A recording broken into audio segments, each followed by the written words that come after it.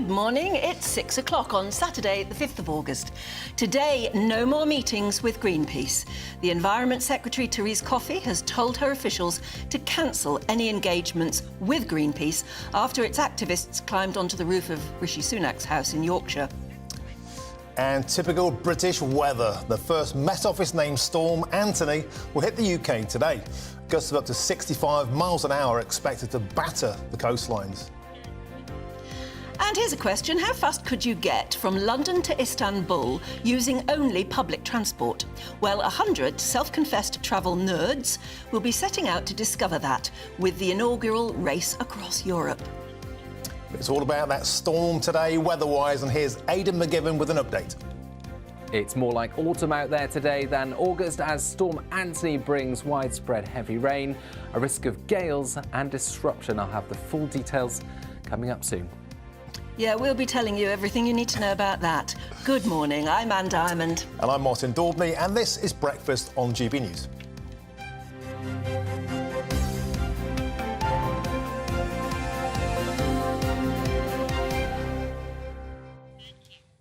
It's going to be a very stormy, very nasty weather-wise this weekend, isn't it? Yeah, where did global warming go? Where is August gone? Yeah, when it's like we're writing it off already. It's gone down the pan, and of course it coincides with the school holidays. My family are in Scotland. Hello, if you're watching, you're probably not. They're going to miss it. I think at first it's going to batter into the south-west coast up that way. But yeah, what would a British summer be without terrible weather? I know. I mean, I've just recently been on holiday, and we had some really bad weather on holiday. Yeah. And then I wasn't in Europe, I was in Canada, and it was fog. You couldn't see to the end of your arm. But I mean that literally. I never thought I'd ever really mean that literally, but it was pretty awful weather. But me and my sisters were on holiday together, and we all thought, never mind, when we get home, there's August and September ahead of us, you know. So we're bound to have some lovely weather stretching out before us when we get home. And it's sort of not happening. And short of the fog, you've brought that weather back with you. So maybe you're the curse hand. But it's looking like it's going to be quite a hoolie. We're going to have to batter down and sort of get ready for it. I think it's going to kick in later on today. We'll have a full update throughout the show, of course. Now, there's something wrong with my mic, so rather than talking to yours, you take it away. I'll pick up. OK, the Environment Secretary has ordered her department to cut all ties with Greenpeace today as the government reacts to the eco-group's invasion of the Prime Minister's home. They draped his house in black sheeting in a protest against his approval of new oil and gas licences in the North Sea. 5 protesters were arrested and later released as North Yorkshire Police opened up an investigation into the affair. Well, seeing how they like it, GB News sent contributor Ben Leo to invade their Islington headquarters as well. But has their latest stunt left them hanging out to dry? Well, let's now speak to political commentator Andy Williams. Good morning to you, Andy. I understand you're in the south of France, so you're having much better weather than we are having here. How significant, Andy, is this? It's a story that's greatly divided the nation. It really got people going on GB News yesterday. The feeling of the invasion of someone's private home, the place where Rishi Sunak's children live. It really got people's shackles up. But this latest development is quite dramatic. The idea that Greenpeace has a place at the top table in central government, now those ties have been severed. How significant is this, do you think, for the charity? Well, I think in some ways Greenpeace have got what they wanted here. I mean, the purpose of these stunts is to create as much press coverage and controversy as possible and to get a conversation going. And while, you know, a lot of people find their tactics distasteful, certainly not to my taste, not to your viewers' tastes, what they're trying to achieve here is to make a statement, and they've certainly done that in getting Therese Coffey, the Environment Secretary, to engage with the terms of their debate. They have raised awareness of their issue. Now, whether or not you think it's right that the government should be engaging with Greenpeace, that's a different question. But as you say, I think your viewers have spoken in terms of their response to the discussion. But it can't be very good, really, can it, if they reflect back on this? They've lost a seat at the table, and surely the whole point of them is to have some influence on what government is looking at and deciding. They've lost that chance now, haven't they, by alienating everybody, by making them angry?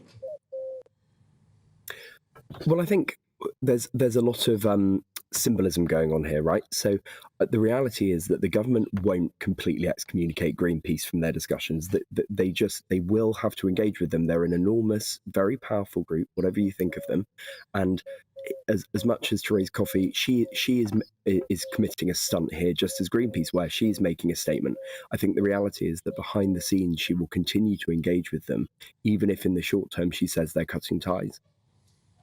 Don't you think, though, the notion, people might be quite surprised that a group like Greenpeace have a seat at the table at all in terms of their ability to lobby government. They're a hugely well-funded charity. It's not public money, of course, it's private donations. But the fact that they are sat at the table trying to influence a policy, clearly they oppose the government on the central premise of more North Sea oil and gas licences. So they find themselves at absolute loggerheads with the government. Do they even deserve a place at the table if they're campaigning for political change, which is completely the opposite of what the government want? I think they do, actually. I think it's really important that the government engages with a wide range of organisations with different voices who come from different perspectives. You know, in my job at Penta, a communications firm, we work with companies, businesses, charities, all sorts of organisations who have a different point of view from government. And it's not right that government should simply engage with businesses and charities who share their exact point of view. So I have to say, whether or not you agree with Greenpeace on this issue and whether or not you think this is the right way of going about raising awareness of your issue, I think it's important that government engages with organisations across the political spectrum and with a different range of views on this particular issue. So I think it's important for democracy that they continue to speak to and have a dialogue with these sorts of organisations, even if they don't agree with them. I think most people watching would agree with their right to protest. It's a very basic right that we all hold dear in Britain. But if you were advising them, would you have said that this stunt was a suitable way to get people talking about their issue? No. Let's take two things first. Are people talking about it? Yes, clearly. By definition, we're talking about it at the top of the hour on GB News. So in that respect, they've done their job of putting it on the agenda. Personally, if I was advising them, I would say you want to be evidence-led. You want to take your argument to the government in a way that is very factual and is persuasive, but also is within democratic norms. So there's always a balance to strike here. Like I say, if I was advising them, I would be going a different way about it. Andy, the key question now, though, is that net zero is pure politics and net zero is big business. We're seeing people like Dale Vincent, from Ecotricity, donating £1.5 million to the Labour Party, with the inference that over the years he's been handed £110 million in government subsidies to put into his company. So there's a feeling that you want something for what you put in. Do you think the next part of this is people are going to start looking at who's funding Greenpeace, who's putting the money into Greenpeace, and what do they want? And do they have a direct lobbying involvement in getting power down as a priority as opposed to North Sea oil? And in that sense, have Greenpeace created a headache for themselves in terms of journalists nosing around about who their donors are? Look, I'm sure that there will be people asking Greenpeace to open up their books, and all sorts of charitable organisations are under pressure to raise awareness of, to be more open about who is funding them. This is a wider conversation about how organisations are funded and transparency, and perhaps it would be better for democracy if we could see who is pumping money into these organisations. What I would say, though, Martin, just to pick up on your point there, is where you say net zero is big business. Yes, it is, and in fact it should be. It should be for the private sector and for organisations who can develop the technological solutions to take us towards net zero and to decarbonise, to continue investing so that we can do things in a greener and cleaner way. And I think that is the route towards a cleaner and better future for the climate. Well, Andy, thanks very much indeed for getting up early to join us, and I hope you enjoy the rest of your day there, I think in France, aren't you? Thank you very much for making time for us. Thank at you. the top of the hour. Thank you. And I was just going to say, I hope you're enjoying the weather in France, but I don't know quite what the weather is like in France at the moment. Depends where you are. Better than it's going to be here by the looks of Well, it. yeah, because the first Met Office named Storm of the Year will hit the UK this weekend, today, with gusts of up to 65 miles an hour expected to batter our coastlines. That speaks weather journalist now Nathan Rao with more on that. This extreme weather that's travelling is going to impact travel and those outdoors. It's the British summer. We're used to bad weather. What's the significance, though, Nath, of this storm actually receiving a name? What's the threshold for getting a name? Right, so this is the first named storm by the UK Met Office for, it's actually the 2022-23 storm season, so it's actually about a year late. But the Met Office named these storms on the impacts they're likely to have. So even though the wind speeds of this storm, Storm Anthony, are expected to be around 75 mile-per-hour gusts on the coasts and 55 mile-per-hour inland. It's not the strongest storm that we've seen. But because of the time of year, the leaves, the trees are all in full leaf and it's holiday season, the schools are off, and where it's going to be hitting, the impact of this storm hitting today is likely to be greater than had the same sort of thing happened later in the year.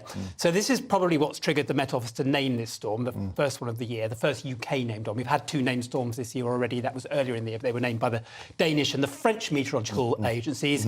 But the impacts today from this storm, pretty wet and windy, so take care if you're out and about, and that's really what the storm warnings are all about. Yeah, and I suppose the impact of it feels greater simply because we're in August now and it shouldn't be happening. And I'm coming in wishing I could bring you sunshine and blue skies, but it's looking grim. I mean, it is pretty early. It's not unheard of to have this sort of weather at this time of year. In fact, in 2014, if you can remember far back, we had Storm Bertha, which was a big one that hit in August. Oh, yes, Big Bertha. Yeah. Big Bertha, yes, in August. Yeah. That was the sort of tail end of a hurricane. This one isn't. But it's slightly early in the season. You know, we're still in the last month of summer, and the autumn storm season usually picks up about September. We've had it starting now before, but it's not the ideal sort of weather that I'd like to be coming and talking to you about on a Saturday morning. And part of the issue, Nathan, of course, has been so ruddy wet for so long. The ground is saturated. It's boggy almost. That's in, right. In lots of places like Northern Ireland, and the southwest. So when it drops, it's got nowhere to go, increasing the risk of flooding. That's right. And in Northern Ireland, there is a rain warning out today. That's all day for up to 2 inches of rain there, and their ground is very wet. The Environment Agency has 18 flood alerts out today. That's mainly across the south and the southwest of England because of this issue of where the heavy rain comes. They're expecting about 2 inches of rain today, so it's not quite the monthly average. But Is it going to be sort of all at once, this rain, or spread across the day? The problem is it comes all at once. The rain warning is throughout the day, but when you get these That's heavy when you get sort of deluges- flash floods. Yeah, that's right. It comes straight down on the ground. Actually, had we had a very, very hot, long, dry summer, it might be a bit worse because when you get the ground is very dry, it doesn't soak in, Compacted. it just washes off. But there are flood alerts out in place today, and it's coastal areas is always a risk. High tides as well at this time of year, so the big winds bringing waves over the coasts. Stay indoors. Yeah, it can be quite frightening seeing a flash flood. Have you ever seen one? Yeah. I mean, just one of those silly... I remember being in Birmingham once and in Gas Street, which was where ATV studios were, and there were... and that goes downhill, and there were cars parked at the top of the hill.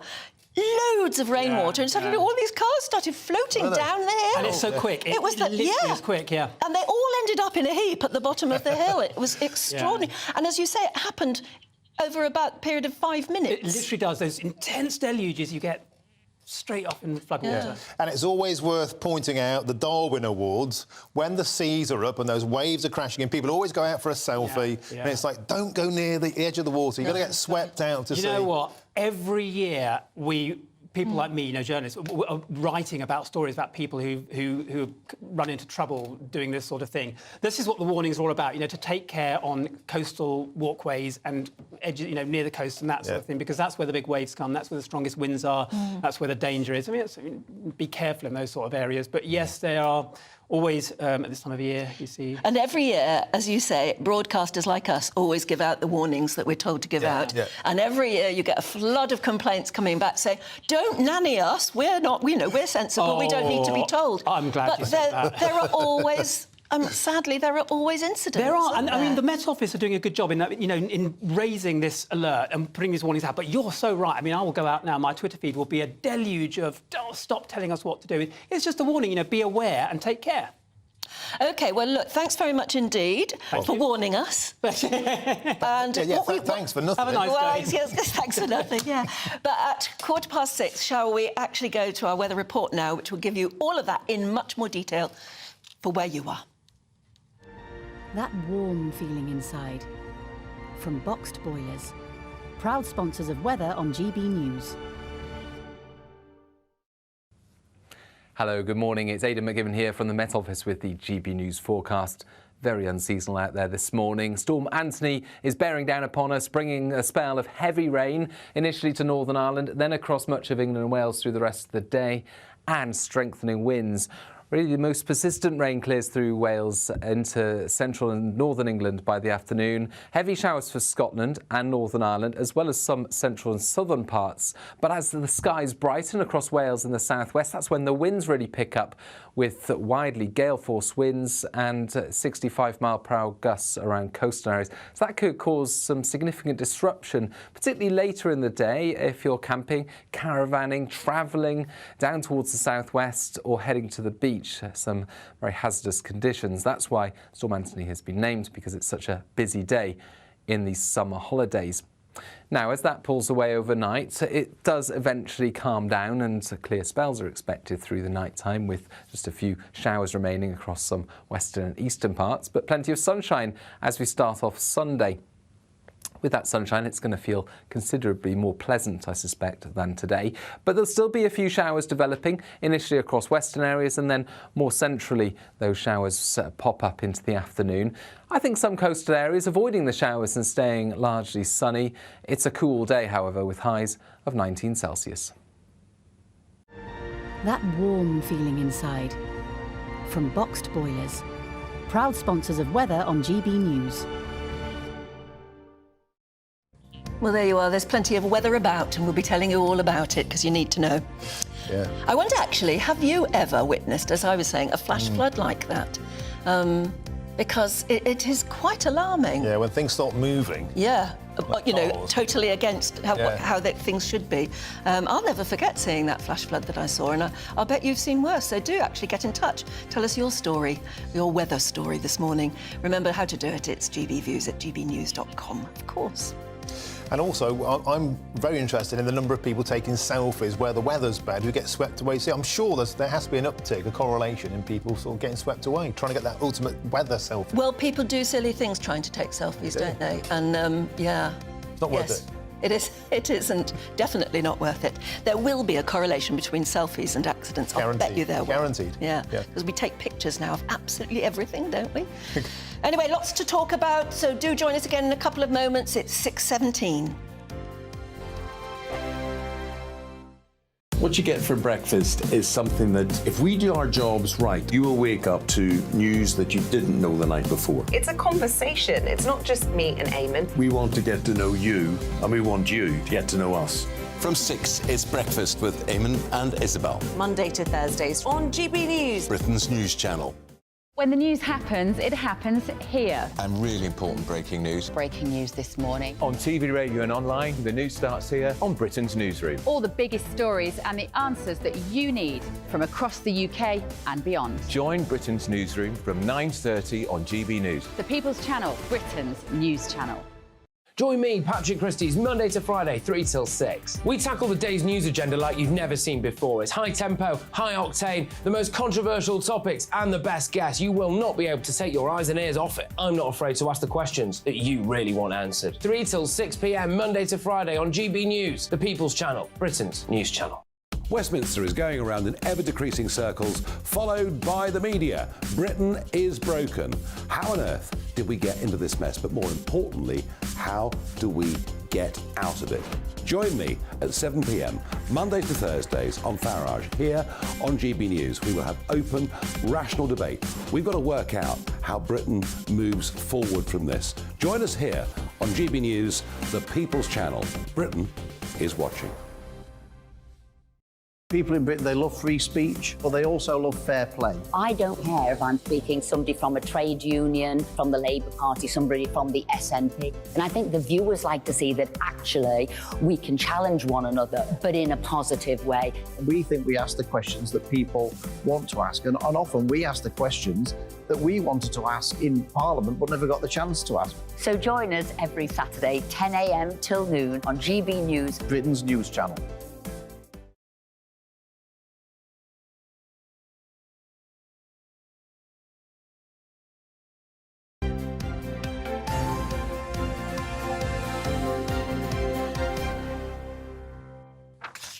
Welcome back. Lovely to be with you this morning. You're watching and listening, of course, as you know, to Breakfast with Anne and Martin. Yeah. Yeah, it's got some very interesting views on the Greenpeace protest again. I mean, Liz says, I've been a Greenpeace supporter all my life. I'm 56, and after this stunt on Rishi's house, I have no respect for them any longer. To scare his family is not right. I know they're on holiday, but his wife and kids will have seen it. They'll know all about it, won't they? Yeah, and there was a lot of fallout about that yesterday. We had Peter Blexley in, who was talking about the trauma that can cause, particularly on children, even though they didn't go into the house. The fact they were on the roof, you know, it's like being burgled, I think. Yeah, it's a real violation. I do think your gut reaction to being burgled is you never really want to go. You don't feel safe in your home again. And a lot of people, of course, want to move home after something like that. And this is the Prime Minister. His property's been identified to potential burglars, even terrorists. And how much of a risk is it now? It's a huge, huge talking point. On the weather, we're also, expecting bad weather today, as we've been hearing. John has got in touch, morning John, and says, we've got a hosepipe ban in Cornwall. Sorry, well, those fruit flies are back again. I suspect there'll be no hosepipe. Well, there probably will be a hosepipe ban for weeks and weeks, even though it's about to there are down. lots of existing hosepipe bans at the moment, aren't there? And we've not got going on summer at all. No. So if we have a hosepipe ban while the rain is falling down on us from the sky, goodness knows what sort of August, September it's going to be. Indeed.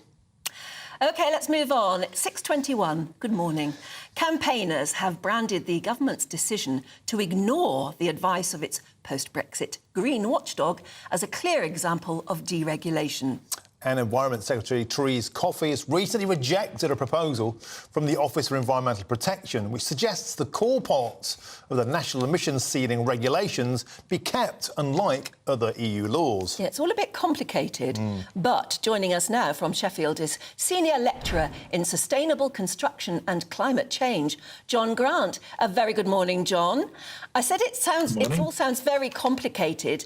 How do you read it at the moment? Is the government just rowing back very gently on its green policies? Simply put, yes. That's what I would say. It's quite complicated. They have an agenda now, and that seems to be clear that they sort of, I think, they see an opportunity. The air quality has been weaponized.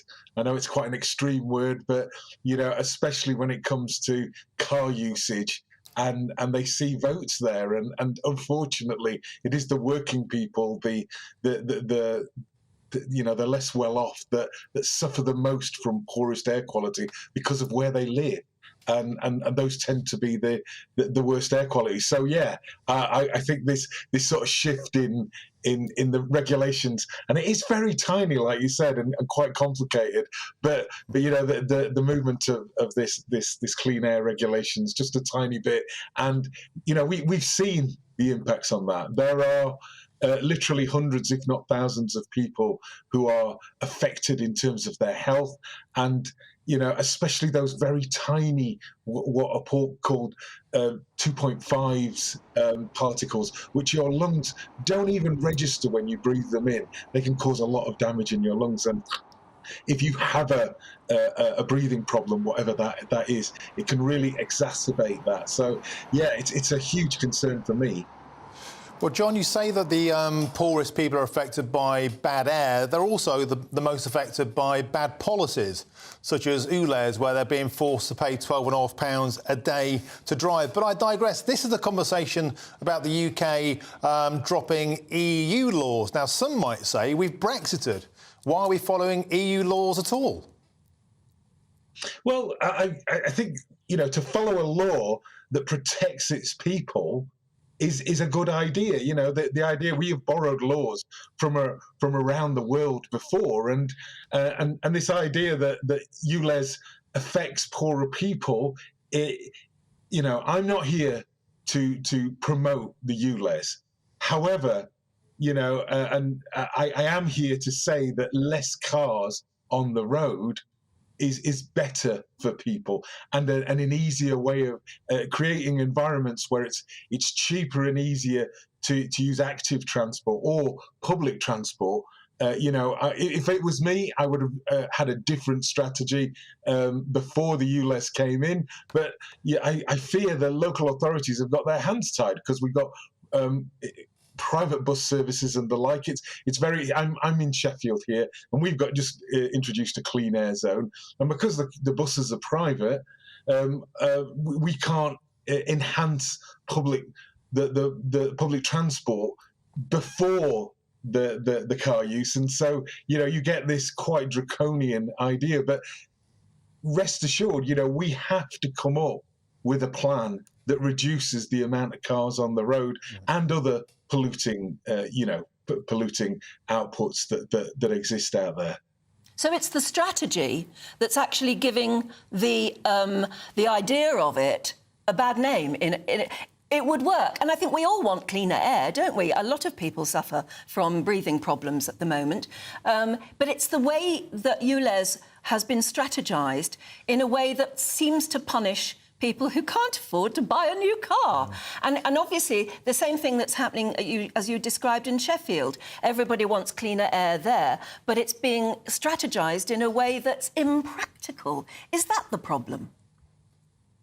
Well, from a personal point of view, if you're going to start telling drivers that it's going to cost money, then you must, in my opinion, uplift the quality of public transport first, with a serious warning to people that at some point in the future that they're going to get a charge for using their vehicles. But what must be shown, and it has been shown in so many pieces of research where you've got these lower car usage zones, that people's lives do improve. And you know, but if you design an environment where you have to have a car, then that's the nightmare. And I know, you know, when it comes to commercial activities, that you know, your white vans are absolutely required. But you know, I was talking to a builder the other day, and they regularly drove their car backwards and forwards to the local DIY store every morning. But now they're being charged coming into Sheffield. They work out what they need at the beginning of the week, get what they need, and so there are less movements. And I wish there was another way other than a big stick to get people to make those kind of changes. And if you've got any ideas about how you could do that without a stick, I'm all ears. You know, I really am. Well, I wonder, John, if we even need it. When we look at the data, the UK has cut emissions by 48% between 1990 and 2021. Adjusted for population, we're actually the 10th biggest polluter in all of the European bloc. Luxembourg is the worst. Germany is far ahead of us. We're on parity with Italy. We're phasing out cars, diesel and petrol 5 years ahead of anybody else in the European Union. And we have the most ambitious net zero targets to 2050 of anybody in the EU bloc. So I'll put my original point to you. Why should we follow EU laws when the UK is already exceeding them? Well, you know, that 48% reduction is a great achievement. However, you know, it should be we should remember that a significant proportion, the majority of that 48%, was closing down our coal-fired power stations, and you don't get to do that twice. So the idea that we're ahead is just because we were quite committed to coal usage, and we withdrew from that. So, you know, that massive reduction in carbon, which is great. I'm not saying it's a bad thing. I'm just saying that, you know, we've got to be careful that isn't government policy that achieved that. That was cold, hard economics. The coal industry is a, you know, not only an environmental disaster, but economically makes no sense. But the other policies, you know, the idea of should we wait until are you saying, do we wait until the rest of the world catches up with us? Or do we sort of lead the way as one of historically the largest carbon emitters and take advantage of many of those economic opportunities when you are first to deliver this kind of policy? You get those industries that come in to take advantage of that. I mean, I'm this carbon capture thing that came in a couple of days ago. It's a very interesting bit of science. There is a lot of money being thrown into it. I'm concerned that the oil and gas industry are going to use that technology as an excuse to carry on rather than pull back. But it's an essential technology, and we've had it since the 70s, but we've been unable to make it work economically. And so being first in there gives us a huge advantage. And that's what we do here in the UK. We invent stuff, and that's our economy. We're a tiny little country. What is it, between 1% and 3%, depending on how you calculate our carbon emissions, and having that opportunity to export our industry and stuff will more than offset the losses, which is a real concern, the losses of jobs that when we move away from the oil and gas industry, and to other things. If we wait until somebody else does it, then that's when our fantastic people in Scotland or whatever from the oil and gas industries will be made unemployed. Much better to begin an industry that promotes tidal and wave as well as wind and solar, and those men and women can pivot their skills to delivering that rather than wait for the rest of the world to do it, because we're great engineers. We've got some opportunities there. Oh, absolutely. I'm totally with you on that. I'm not sure whether Martin agrees, but we'll leave it there for the moment, John. Thank you so much for joining us. You see, I don't see anything wrong in following EU laws if they're good ones.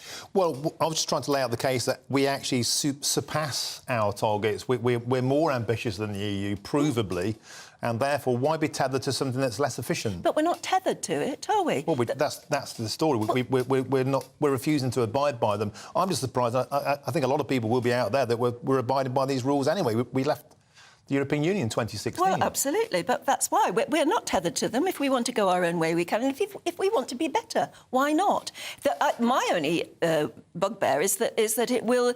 It's the strategy. It's the way it's been brought in is going to bash the wrong people, or it's just too much of a stick, as John said. Yeah, too much of a harsh stick. And I wonder, Anne, how much will be enough for the zealots? Because just but you don't have to be a zealot to want a clean air city. But if it's making working class people, impoverished, colder and hungrier and poorer, which it is because they are the most impacted by things like ULEZ, and the scrappage schemes don't touch the sides. 30 grand for a new van versus 5 grand for a scrappage. That's not going to be enough for a decorator or a plumber. But would you think that way if one of your children had very bad asthma and there was no way you could move out of the city because your job is there, and you're living in other words, in a city which is harming your child simply by the air they're breathing?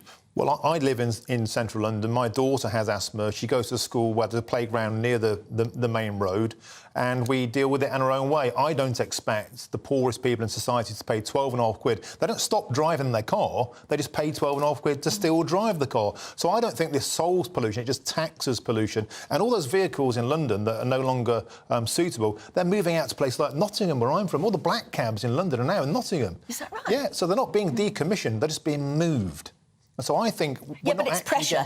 You don't get... Oh, you see, I'm not arguing Greenpeace, but I'm just saying you don't get anywhere if you don't apply a bit of pressure. I think there's too much pressure in this case in ULEZ, and it certainly turned out to be a vote loser or a vote winner in Uxbridge, didn't it? Certainly. People didn't want it because it's just too damn harsh. But it's still got to happen, but maybe more gently. That's all I'm thinking. I just think a bit more carrot, a bit less stick, less punishment to bring people along with you. That's just my opinion. But Sadiq Khan's trying to do that. If you hear him speak, and he's written a book about it, he's just reminding you that the reason ULEZ is there, and it's expanding across the country, is because asthma can be a killer. And if our cities are polluted, then why shouldn't we strive to make them cleaner? Well, there's 500 million reasons that Sadiq Khan likes ULEZ, and it's 500 million quid he takes from motorists every year. OK, we have to move on, don't we? Up next, a look through Saturday's newspapers. This is GB News. The Live Desk with me, Mark Longhurst. And me, Pip Thompson. It's here Monday to Friday on GB News. From midday, we'll bring you the news as it breaks, whenever it's happening and wherever it's happening, from across the UK and around the world. Refreshing, feisty, but with a bit of fun too. If it matters to you, we'll have it covered on TV, radio and online. Join the Live Desk on GB News, the People's Channel, Britain's news channel. So Jubes and Kerr, we tackle the issues of the day with real robust debate, both sides of the fence, battling it out with me in the middle with my forthright opinions and views. And often really interesting things happen because you start with a position and then by the end of the debate you find actually, well, I might not have thought about that one. What we need in this country is 2 new political parties. You should maybe think about doing a 2024 calendar. I'm Michelle Dewberry and I'm keeping you company right through until 7 o'clock this evening. GB News, the People's Channel, Britain's watching. Monday to Thursday, 9 p.m. till 11 p.m. Join me, Dan Wootton. I'll bring you the sharpest takes and hottest debates. Do you not believe in prisons? I don't believe in prisons. I'm completely stunned. I guarantee you there'll be no spin, no bias, no censorship. I actually was personally quite offended by it. And no reason to go to bed. So I guess they've always been quite woke. That's Dan Wootton tonight on TV, radio and online. Monday to Thursday from 9 p.m. till 11 p.m. on GB News. The People's Channel, Britain's news channel. In a world of dull and predictable radio and TV shows. Oh, hi. On Mark Dolan tonight, we've got big guests. We drill into the big stories of the day. The show adds up to a brilliant listening and viewing experience. Mark Dolan Tonight is the most entertaining current affairs show ever, and that's a fact. That's Mark Dolan Tonight, Friday, Saturday and Sunday from 9. Only on GB News, Britain's news channel.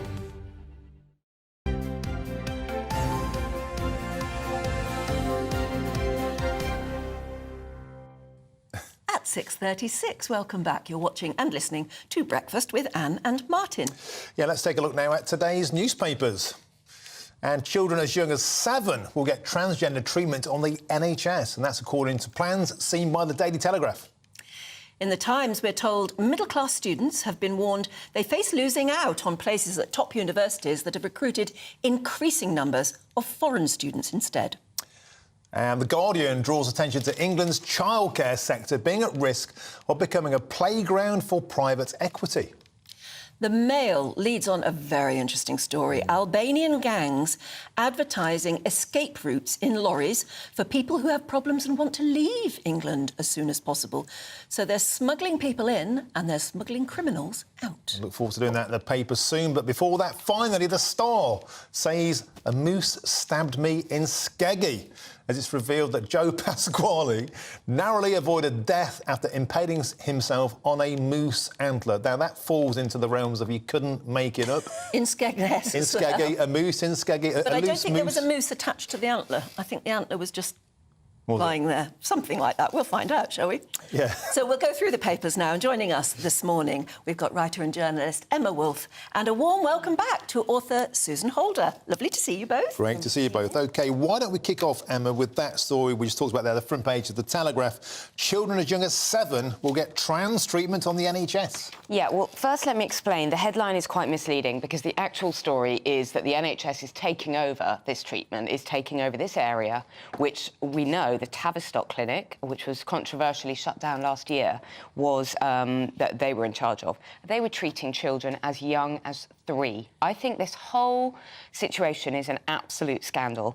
I think that it is absolutely ludicrous that we have children of 3, 4, 5, 6, even 7, even up to 10, saying, you know, mummy, I'm a girl, mummy, I'm a boy, and we are allowing them to go into treatment and to begin things like irreversible treatments, like puberty blockers, you know, like treatments that they will maybe come to regret in later years. Anyway, the NHS are now taking over this area.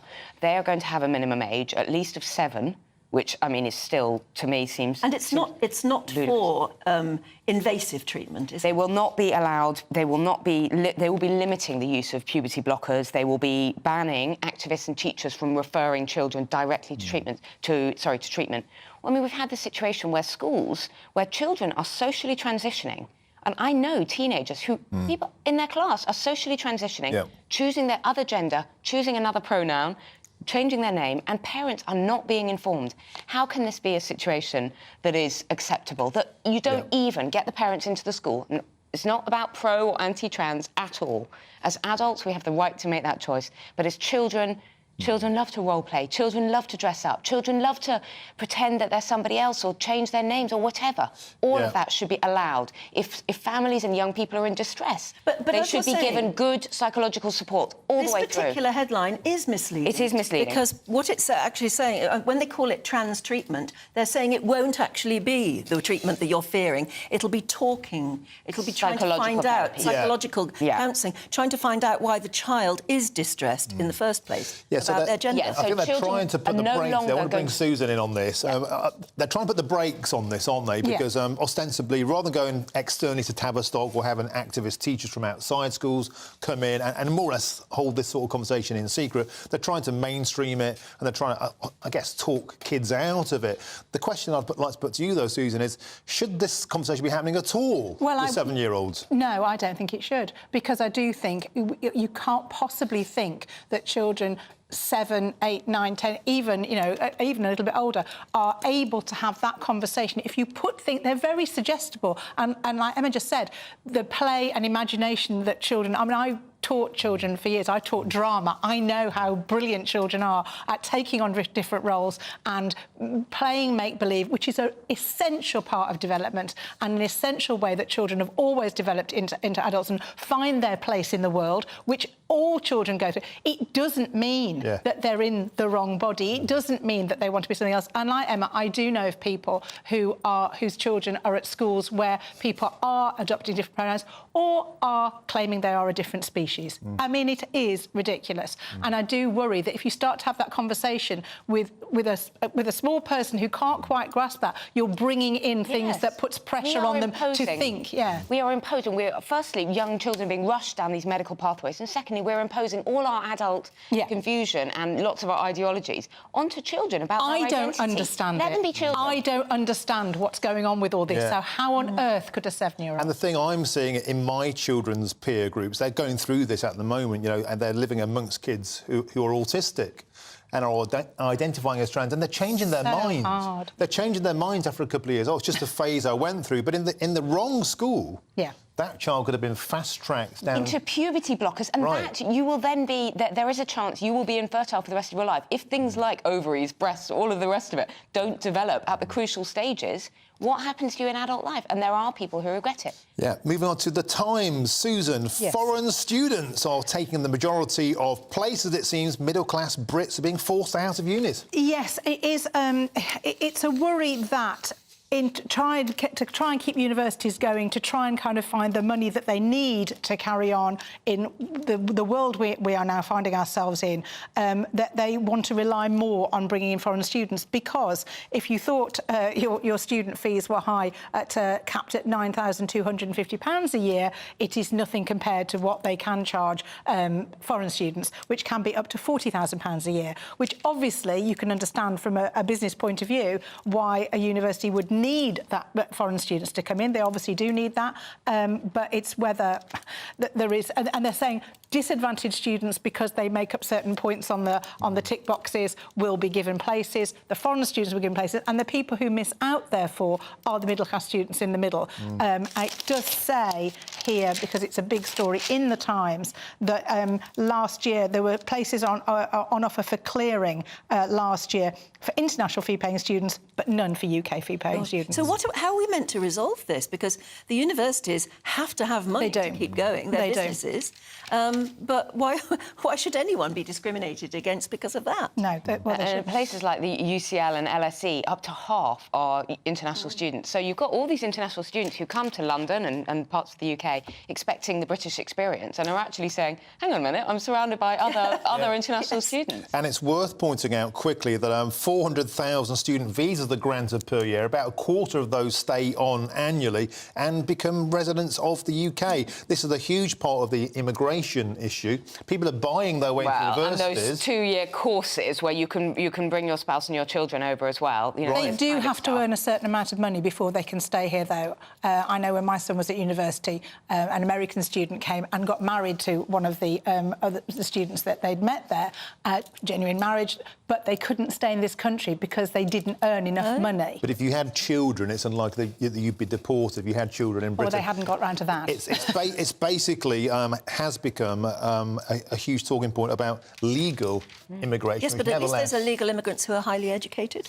Yeah, but they're also bringing lots of dependents in. It just places pressure on things like public housing, just facilities in general. It's just an issue. It's one of the strands of the immigration conversation. Well, talking about immigration, then, Emma, take us on to the Mail's front page, which is quite a dramatic front page, basically talking about Albanian gangs, isn't it, smuggling people in, illegal immigration, and also offering them, taking good money from criminals to actually escape them. This is the most Daily Mail headline I've ever seen in my life. 2,500. People smugglers are cashing in twice by bringing migrants into Britain and helping criminals flee across the Channel. So this is brazen Albanian gangs, and their words, not mine, who are advertising people who have problems and want to leave England as soon as possible. So do you have a problem? Do you need to flee quite quickly? Well, it's a serious issue, actually. Of course it is. Because if but it's a brilliant business model. You've got empty boats, you've brought them over. You've got to give them marks for entrepreneurship there, haven't you, really? I mean, they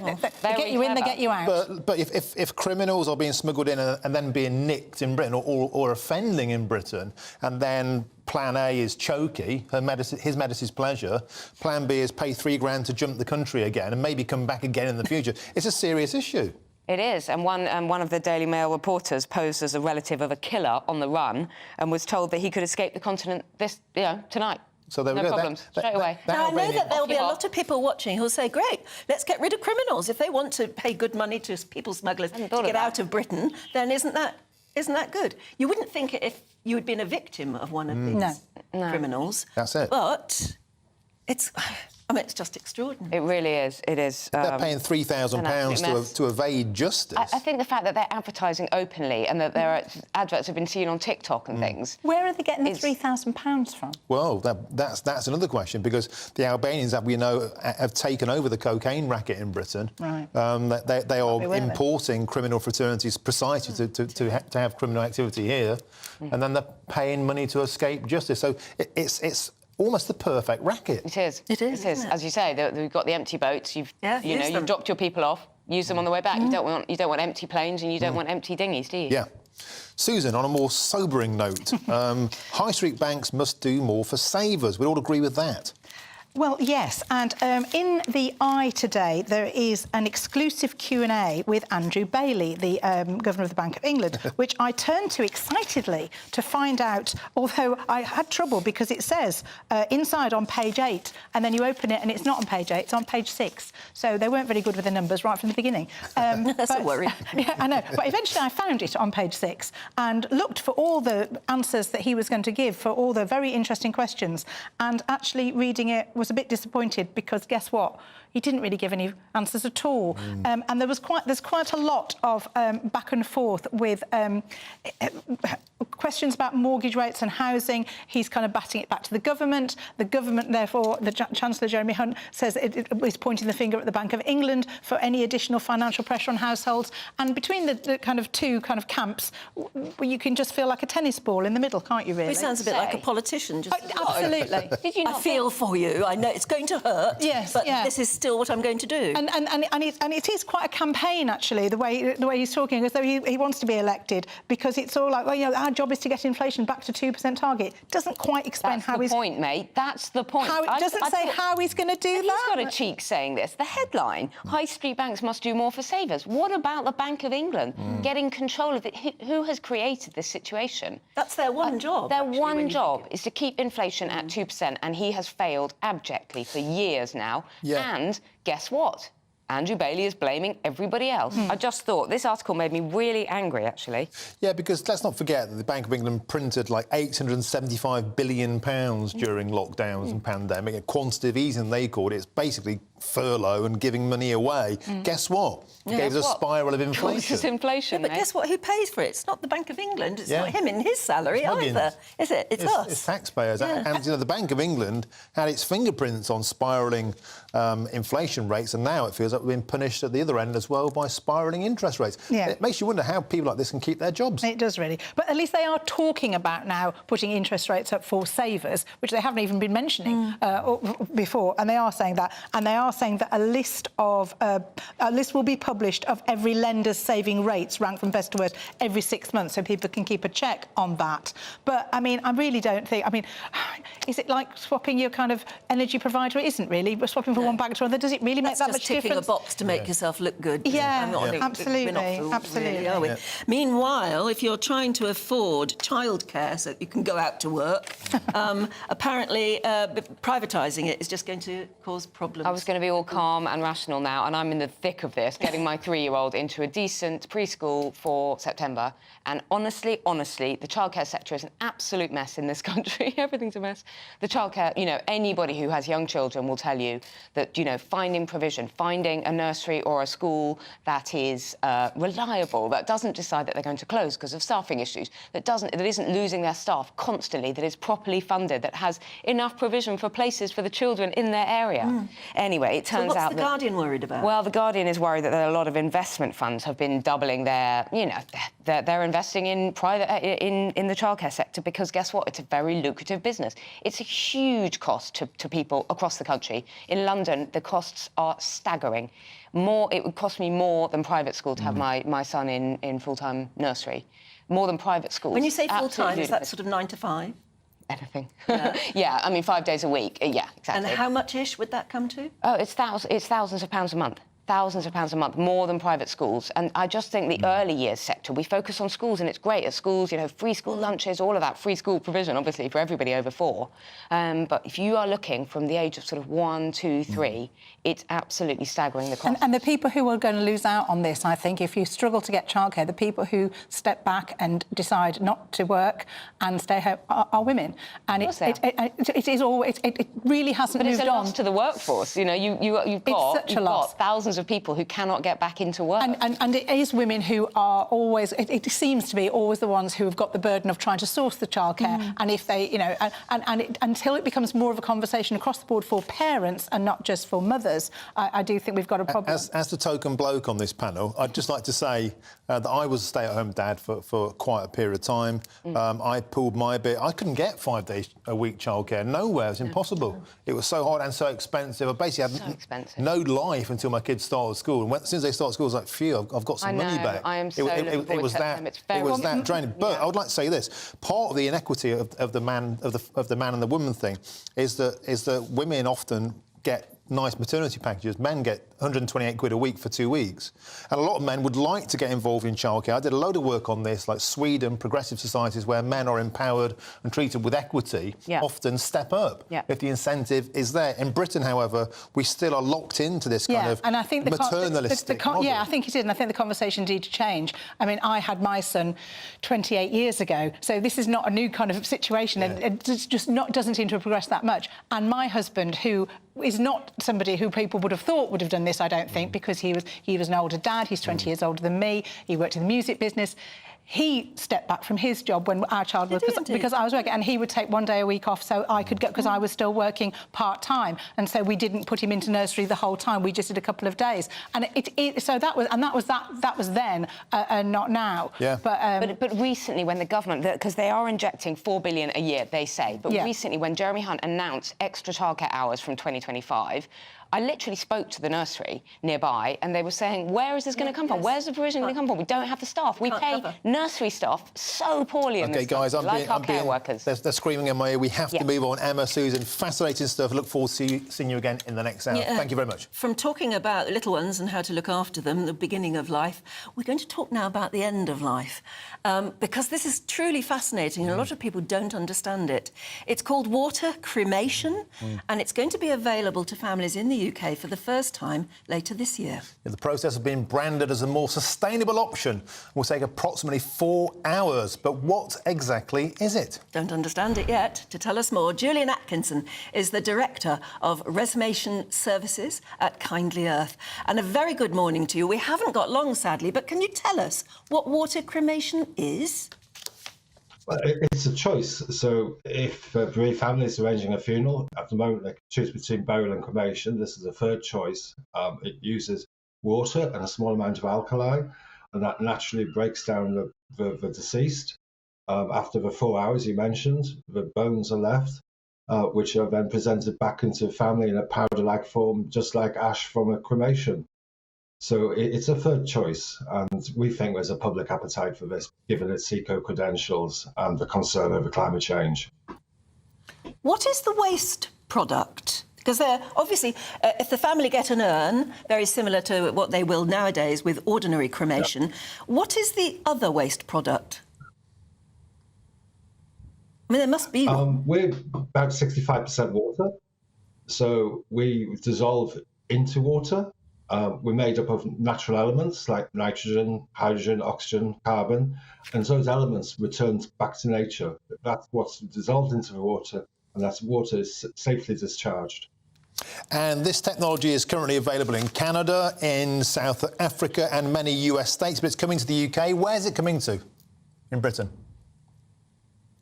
Yeah, we've developed a new centre. We're working with the Funeral Care Co-op.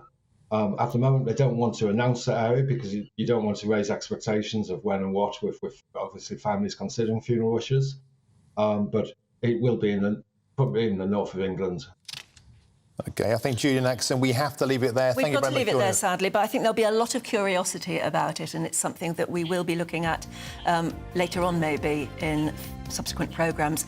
Do stay with us. Lots more to talk about, including the weather. The temperature's rising. Boxed Solar, proud sponsors of weather on GB News. Hello, good morning. It's Aidan McGivern here from the Met Office with the GB News forecast. Very unseasonal out there this morning. Storm Anthony is bearing down upon us, bringing a spell of heavy rain, initially to Northern Ireland, then across much of England and Wales through the rest of the day, and strengthening winds. Really, the most persistent rain clears through Wales into central and northern England by the afternoon. Heavy showers for Scotland and Northern Ireland, as well as some central and southern parts. But as the skies brighten across Wales and the southwest, that's when the winds really pick up, with widely gale-force winds and 65-mile-per-hour gusts around coastal areas. So that could cause some significant disruption, particularly later in the day if you're camping, caravanning, travelling down towards the southwest or heading to the beach. Some very hazardous conditions. That's why Storm Anthony has been named, because it's such a busy day in these summer holidays. Now, as that pulls away overnight, it does eventually calm down, and clear spells are expected through the night time, with just a few showers remaining across some western and eastern parts, but plenty of sunshine as we start off Sunday. With that sunshine, it's going to feel considerably more pleasant, I suspect, than today. But there'll still be a few showers developing, initially across western areas, and then more centrally, those showers pop up into the afternoon. I think some coastal areas avoiding the showers and staying largely sunny. It's a cool day, however, with highs of 19 Celsius. The temperature's rising. Boxed Solar, proud sponsors of weather on GB News.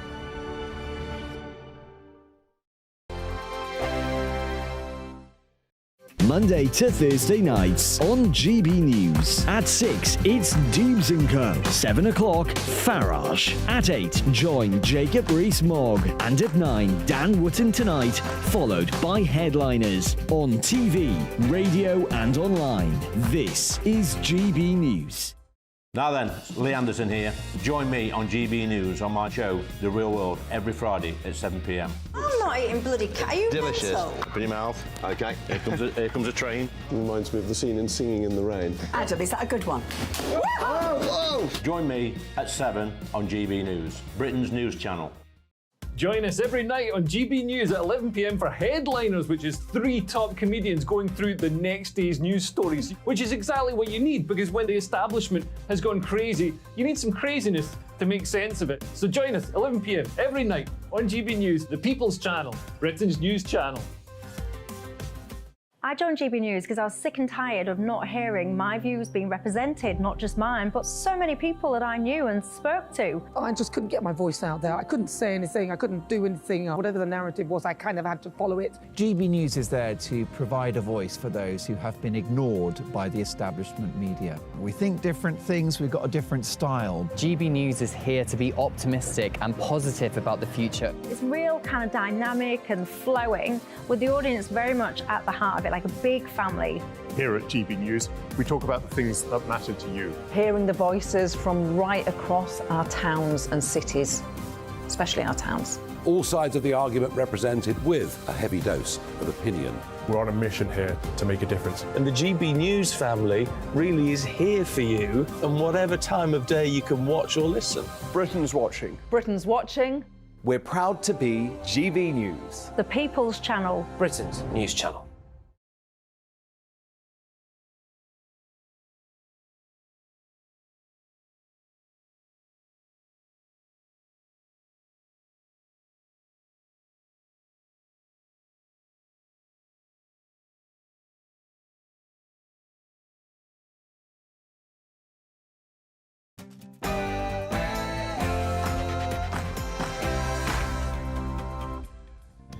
Good morning, it's 7 o'clock on Saturday, the 5th of August.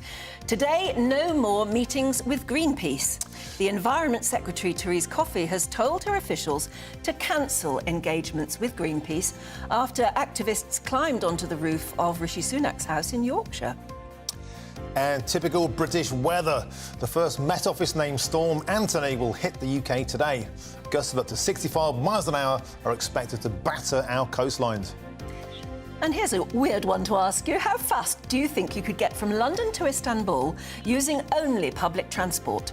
Well, 100 self-confessed travel nerds are going to set out to discover that with the inaugural Race Across Europe.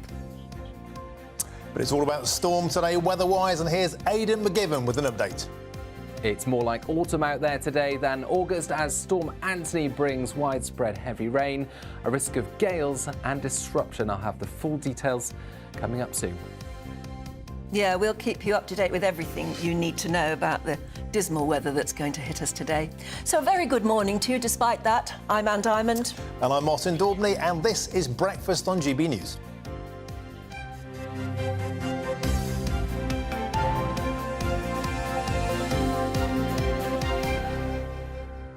Oh, well, I've really upset everybody this morning, haven't I, by showing any sort of empathy with Sadiq Khan and you, Les.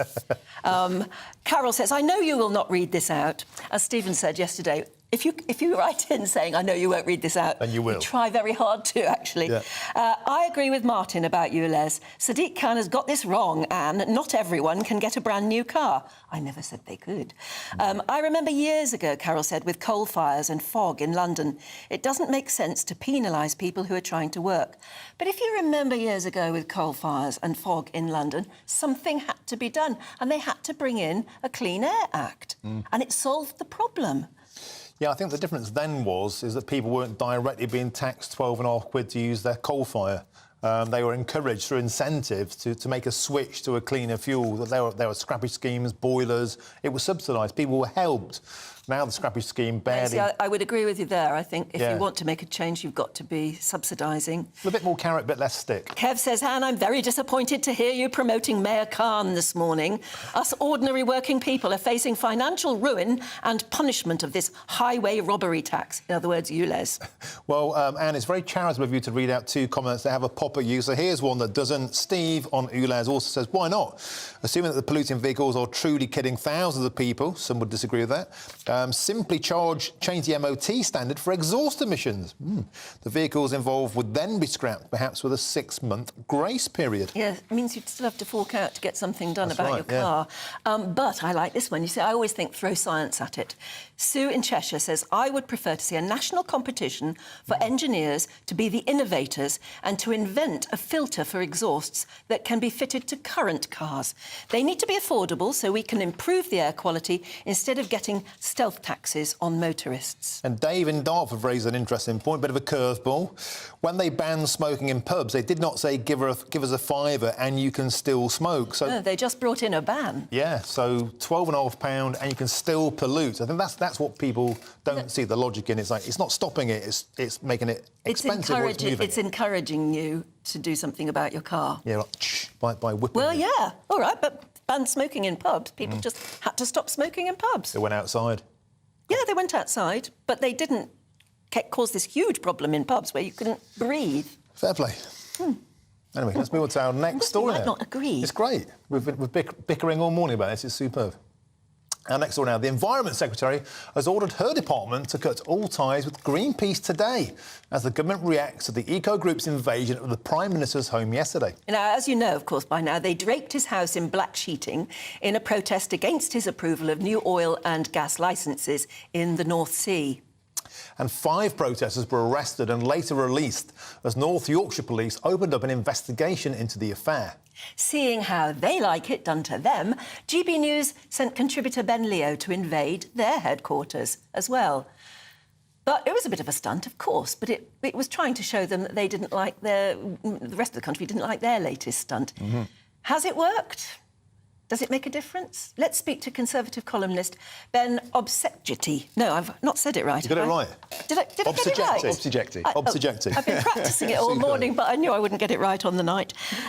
It's interesting, isn't it? What's happened at Greenpeace? Are they suddenly jealous of the way Just Stop Oil has made all the headlines and suddenly become a bit more active? Well, I think there's certainly an element of that. I think Greenpeace, obviously being so well established and having been around now for a few decades, like anybody approaching middle age, their radical teenage years are perhaps behind them slightly. And I think they've been looking at the the platform that organisations like Extinction Rebellion, Just Stop Oil have managed to achieve, and the coverage that they've received, and have looked at that and probably looked at it with a little bit of jealousy. Well, but we were wondering yesterday, it still doesn't mean that they've necessarily got the right sort of publicity, because we haven't been talking about their issues, their concerns. We've been talking about them and the way they've gone about this. And I wonder whether somebody somewhere in Greenpeace isn't just counting the number of likes on Twitter, the number of people who've been just receiving or just been watching the news, rather than getting real positive support. Well, I think this probably goes back to Greenpeace's change of leadership. So October last year, 2 new co-execs came in a joint sharing role, Will McCallum and Ariba Hamid. They have pledged to foster deeper engagement with radical protest groups and have looked to... And Ariba Hamid, in fact, said herself that Greenpeace now potentially looks very tame, and that was something that they needed to look at. So they came in on the 1st of October. You may remember on the 5th of October, the Prime Minister's speech was interrupted at the Conservative Party conference by a Greenpeace activist. That was Greenpeace, was it? In November, they projected a film onto the side of Rishi Sunak's house, the same house in his North Yorkshire constituency, that very much sort of aped the tactics used by donkeys when they project things onto the Houses of Parliament. So targeting individuals is not above them, and they have certainly shown this activity before. So this move is the latest in that change of tactics. I wonder, Ben, if this more anarchic streak, call it a midlife crisis for Greenpeace, has been worth it, because they've lost their place at the top table in central government. DEFRA, the Department for Fishing and Rural Rights, is where they can directly influence policy, particularly on things like drilling sites, things like that. Now they're outside the tent. Is that worth it? I don't think it is. I think they would, given that they are so well established and they are no longer seen as a radical fringe group, I think the ability to influence policy from inside the tent, as you say, is surely going to be worth it more than effectively chasing likes on Twitter and Instagram by performing stunts that alienate the public. And I think you have to spare a thought for those moderate Greenpeace supporters whose life's work has been pushing for greater access to government and greater influence in the environmental space, who now find themselves associated with a fringe protest group, the likes of which are deeply unpopular. So I think the sacrifice that McCallum and Hamid are making by putting Greenpeace on the front foot is probably going to be outweighed hugely by their inability to then lobby a group like DEFRA, who are the very people that they should be working with, in order to extend that influence. Yeah, Therese Coffey has kicked them out of DEFRA meetings, hasn't she? Do you think that's a wise move on her part? I think, given the change of tactics that they've employed, I think we're no longer in the process of liaising with the organisation that had reached that moderate stage and that maturity. I think we're now looking at a group that's going back to performing stunts, and potentially, I don't think they can any longer be trusted. And so liaison with them is always going to have its potential risks. And I wonder, Ben, now if the next battle of the so-called culture war is going to be the Charities Commission, because no doubt they'll be flooded with complaints about what Greenpeace did. And when you look at the Charity Commission's guidelines, it quite clearly states that when you're campaigning, charity trustees must comply not only with charity law, but also civil and criminal laws. Now, we spoke to Peter Blexy yesterday, former Met copper, and he was saying if detectives find any sort of damage at Rishi's house, and that could be a criminal or a civil case, they'd have violated that. And then will there be a battle between central government and the Charities Commission? Because going back to the Nigel Farage Coots story, this mindset seems to have captured big finance. We know a similar mindset has definitely captured the charities sector. Is this going to be now loggerheads between the charity sector all over and central government? I mean, in terms of Greenpeace, I think their ability to garner donations from individuals is certainly going to be impacted by this. I suspect that there are far more individuals who'd be willing to donate to a moderate organisation than a radical one. We've had quite a few messages already from people saying, I've always supported Greenpeace, not going to now. And I think we're talking about the impact of civil and criminal law. Sitting on somebody's roof is undoubtedly illegal.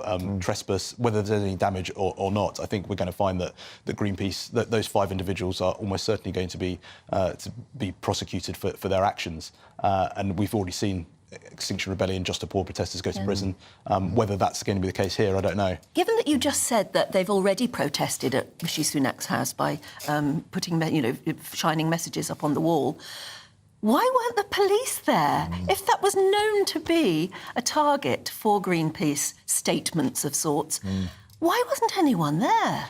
I suspect that this is going to be the aspect of the story that rumbles on for the longest in terms of the internal inquiry as to why there was no police presence at the residence of the Prime Minister. I appreciate that he's on holiday, but at the same time, to have a property that he frequents that has zero protection and effectively anybody can wander up and get onto the roof, it makes you wonder whether anybody has previously been to that property.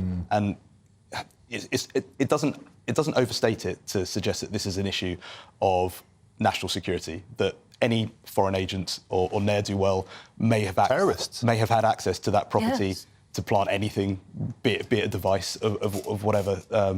So I think that's an important aspect, and the fact that the Royal and VIP Executive Committee, who governs protection for royal residences and VIP residences, is sat on by all of the Chief Constables. I think the North Yorkshire Chief Constable is going to have some explaining to do as to why he doesn't have the resources to protect this in any form whatsoever. It's got to be discussed, hasn't it? It really has. Heads might roll. Heads may well roll. Something's got to be done. It's just not good enough. And you can't help but think of the impact upon Rishi Sunak and his family, his wife and daughters. The kids, and how they're going to feel about the fact that their home can be so easily invaded. Even if they're not there, it still impacts you, doesn't it? Well, I think, the justification from Will McCallum, the director at Greenpeace, was that he wasn't there and therefore this was a proportionate response because effectively it was a victimless crime.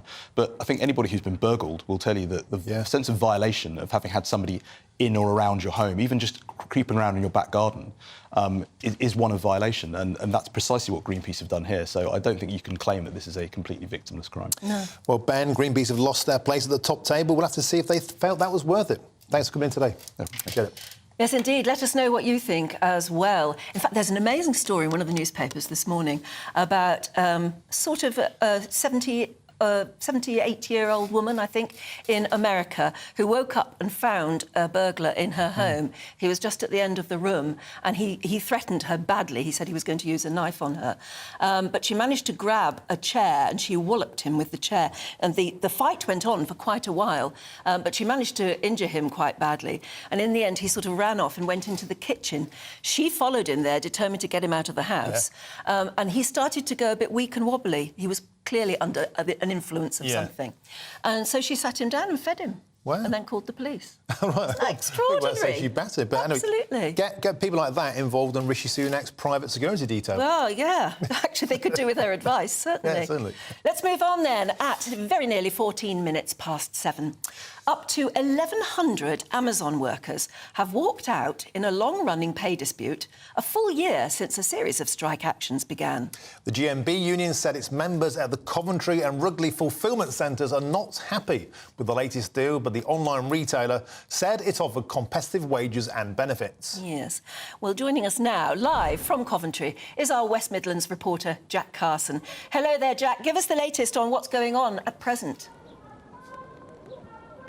Well, it's quite busy this morning. This is very much the active part of the picket line this morning. We're going to have a rally in about 20 minutes' time where you might be able to see the hundreds of people that are behind me currently stopping every car that's trying to get into the Amazon fulfilment centre, telling them about the strike action today, asking if they want to join the picket. You might well hear for over the next couple of minutes a few cheers as they manage to get another car and a few more people to join this picket line this morning. I was here yesterday where there was hundreds that marched of course, in this long-running dispute over pay. It's been going on for months. I first covered the strike here in Coventry back in January. Now, this is a fulfilment centre, so it's not a distribution centre. So Amazon have managed to reassure customers that this strike action isn't going to necessarily disrupt their service and customers wanting packages. It's very much the middle point between. It very much supplies the distribution centres, which of course then distribute those packages to people when they purchase them online. So Amazon trying to reassure customers that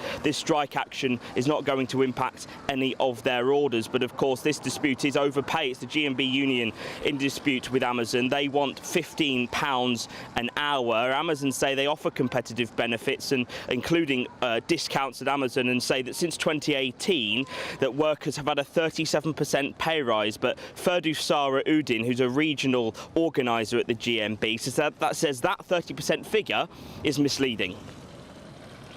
When you talk about percentage, it sounds like a huge amount. They're still between £11 and £12, and this is coming from a company that makes billions.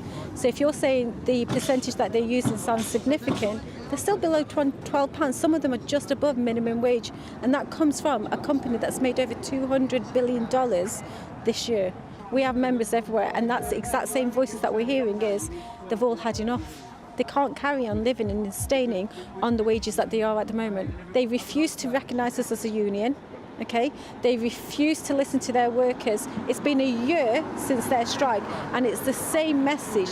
They want better pay. It's as simple as that. They're not asking for the millions. They're asking for a sustainable living wage. Well, Amazon say that they work hard to provide great benefits, a positive work environment, excellent career opportunities. They say they regularly review their pay and ensure that they offer competitive wages and benefits. They say they've had a 10% rise in the last year, but of course it's not just always about pay with these strikes. It's very much also about working conditions. The unions say that the stress and the pressure in terms of coming and working to timescales is one of the things that they want to negotiate with Amazon. But the fact is negotiations aren't underway. There are no negotiations. So when this dispute ends, of course, we don't really know. But the GMB union, very favourable that they think they've got momentum now, because of course yesterday and Thursday we had Rugeley in Staffordshire, that fulfilment centre, also going on strike. The GMB union yesterday telling me that they feel they're gaining some momentum now, and it might not be too long before other centres across the country, workers within Amazon across the country, also decide to down tools and join the picket line in this dispute over pay. OK, Jack, we'll leave it there for the moment in the Midlands. Thank you very much for that. And as you say, it could spread even further. Right, shall we move on? It's 7:17. You'll be wanting to know about the weather that's going to hit us today. A brighter outlook with Boxed Solar. Proud sponsors of weather on GB News. Hello, good morning. It's Aidan McGibbon here from the Met Office with the GB News forecast. Very unseasonal out there this morning. Storm Anthony is bearing down upon us, bringing a spell of heavy rain, initially to Northern Ireland, then across much of England and Wales through the rest of the day, and strengthening winds.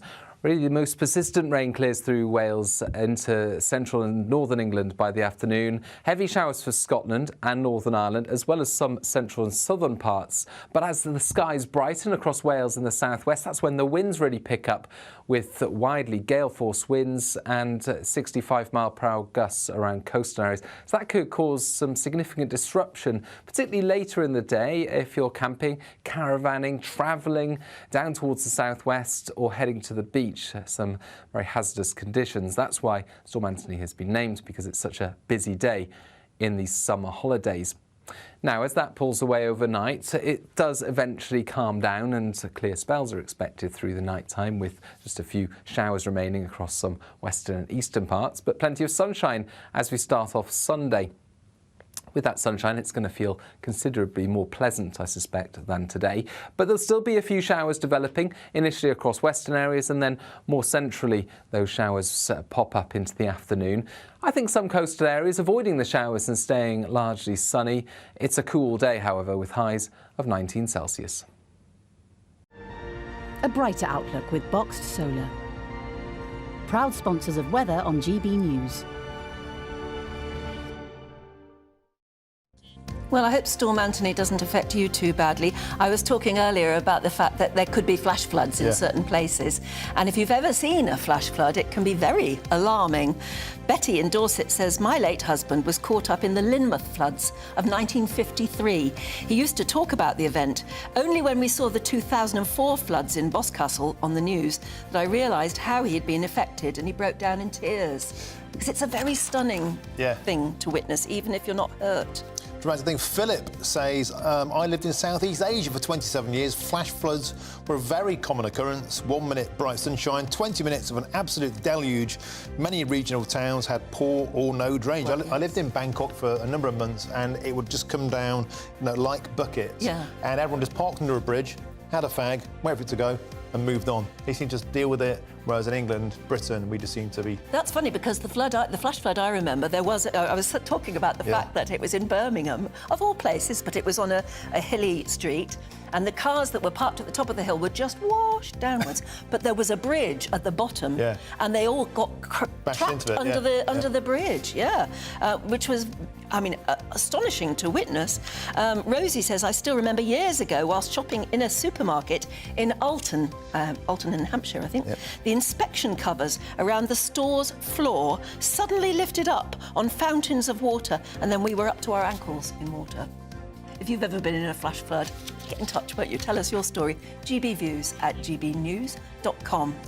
Now, there's a certain person who's been signed up strictly already, and even though she's only just been announced, she is clearly the hot favourite to win, and it would be lovely. Can you guess who she is? Well, we'll be telling you in a couple of moments. What you get for breakfast is something that, if we do our jobs right, you will wake up to news that you didn't know the night before. It's a conversation. It's not just me and Eamon. We want to get to know you, and we want you to get to know us. From 6, it's Breakfast with Eamon and Isabel. Monday to Thursdays on GB News, Britain's news channel. Westminster is going around in ever-decreasing circles, followed by the media. Britain is broken. How on earth did we get into this mess? But more importantly, how do we get out of it? Join me at 7 p.m, Monday to Thursdays on Farage, here on GB News. We will have open, rational debate. We've got to work out how Britain moves forward from this. Join us here on GB News, the People's Channel. Britain is watching. When the news happens, it happens here. And really important breaking news. Breaking news this morning. On TV, radio and online, the news starts here on Britain's Newsroom. All the biggest stories and the answers that you need from across the UK and beyond. Join Britain's Newsroom from 9:30 on GB News. The People's Channel, Britain's news channel. Join me, Patrick Christie's, Monday to Friday, 3 till 6. We tackle the day's news agenda like you've never seen before. It's high tempo, high octane, the most controversial topics and the best guests. You will not be able to take your eyes and ears off it. I'm not afraid to ask the questions that you really want answered. 3 till 6 p.m, Monday to Friday on GB News, the People's Channel, Britain's news channel. People in Britain, they love free speech, but they also love fair play. I don't care if I'm speaking somebody from a trade union, from the Labour Party, somebody from the SNP. And I think the viewers like to see that actually we can challenge one another, but in a positive way. We think we ask the questions that people want to ask, and often we ask the questions that we wanted to ask in Parliament but never got the chance to ask. So join us every Saturday, 10 a.m. till noon on GB News, Britain's news channel. Hi, I'm Dan Wootton. You can watch me live on GB News Monday to Thursday from 9 p.m. And did you know that you can also watch and listen live on our website, gbnews.com? You'll always be up to date on the latest breaking news, as well as enjoying the best stories, opinions and shows. You can even join the debate under our live player as you're watching. So head straight to gbnews.com on TV, radio and online. GB News, Britain's news channel. It's all about family, being in people's living rooms, all the interaction and getting to know who our viewers and listeners are. When I was young, my dad used to say, no, stop arguing. I wanted an outlet that would enable me to give my opinion. People are going through a really hard time right now, and I know that you don't feel like you're being listened to by the establishment. I came to GB News because it's the People's Channel, and I want the audience to have their say on the events of the day. We're dynamic. We do something different. Democracy shows that the wisdom of the nation is in its people. I get to travel to find out what the story is from a personal perspective. The British people aren't fools. We know when we're not being told the full story. We've got to work out how Britain moves forward from this. It's the best country in the world. The establishment had their chance. Now we're here to represent your views. Britain's watching. Britain's watching. Britain's watching. We're proud to be GB News, The People's Channel, Britain's news channel.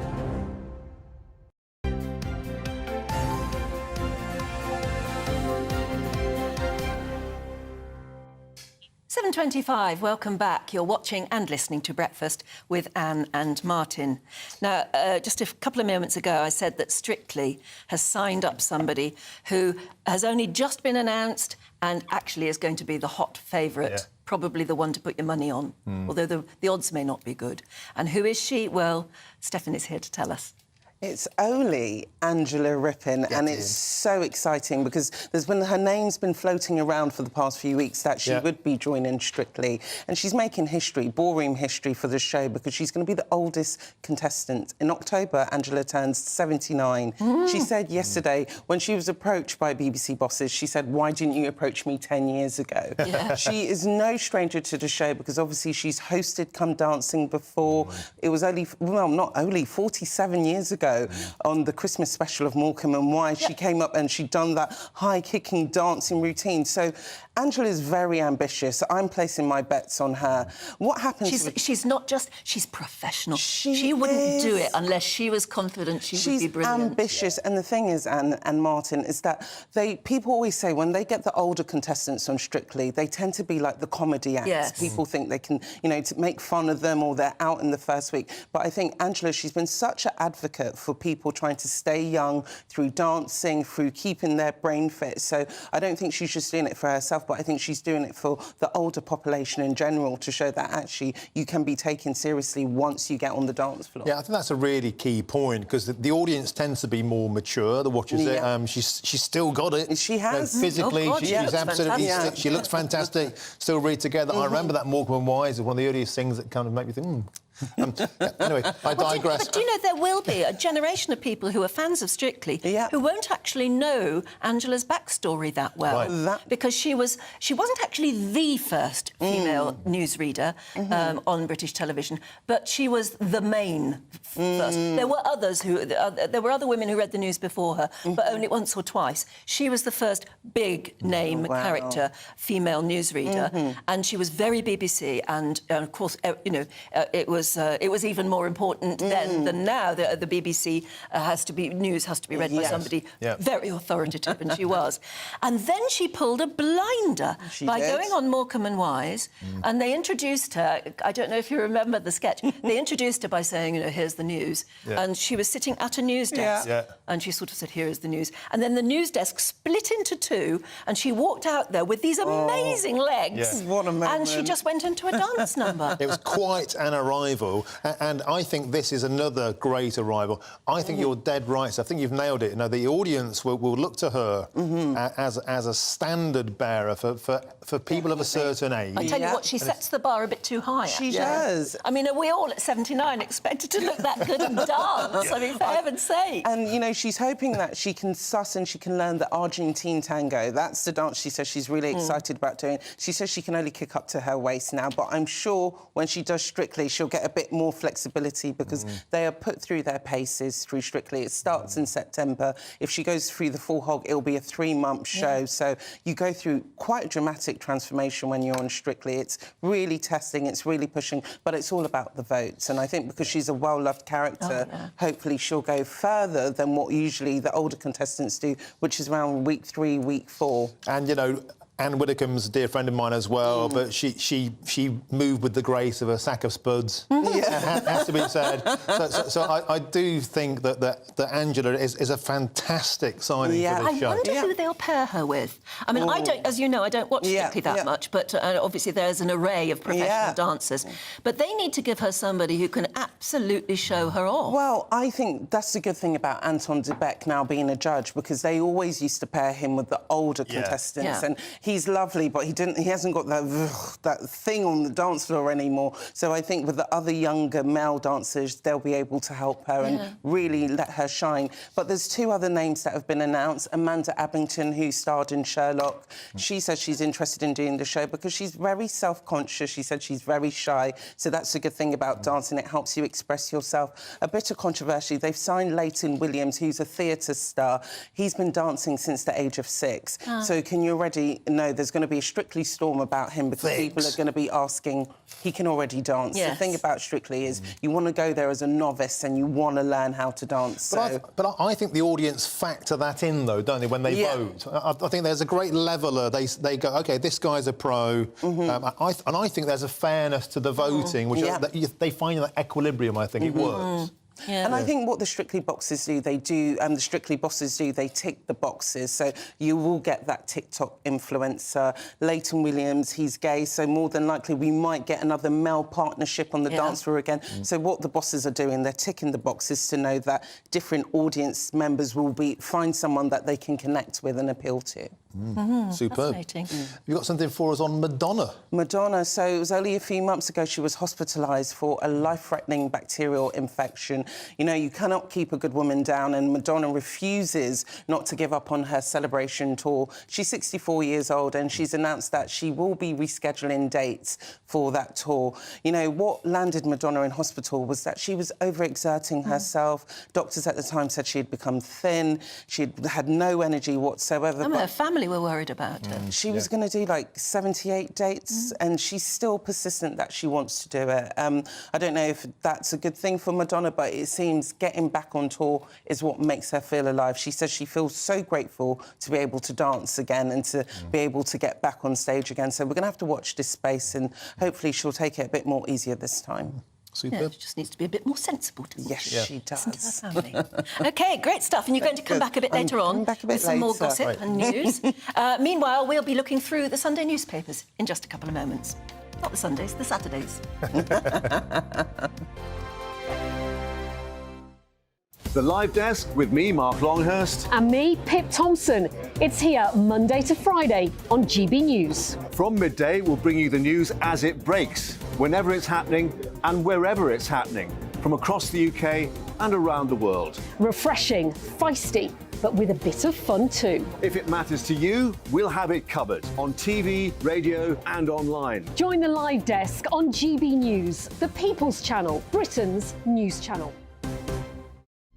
Weeknights on GB News from 6 p.m. You'll always get drama. Please stop, Michelle. I know, yeah. Please stop. Should I just shut up? Romance. You like me, I like you. There you go. There you are. Well, don't tell anybody. We've got Adventure. Etc. That's the whole point. But And action. Sergeant Green, my superstar panel, they're already at it. They're fighting. It's going to be quite a show. Only on GB News, the People's Channel, Britain's news channel. So Jubes and Co, we tackle the issues of the day with real robust debate, both sides of the fence, battling it out with me in the middle with my forthright opinions and views, and often really interesting things happen because you start with a position and then by the end of the debate you find actually, well, I might not have thought about that one. What we need in this country is 2 new political parties. You should maybe think about doing a 2024 calendar.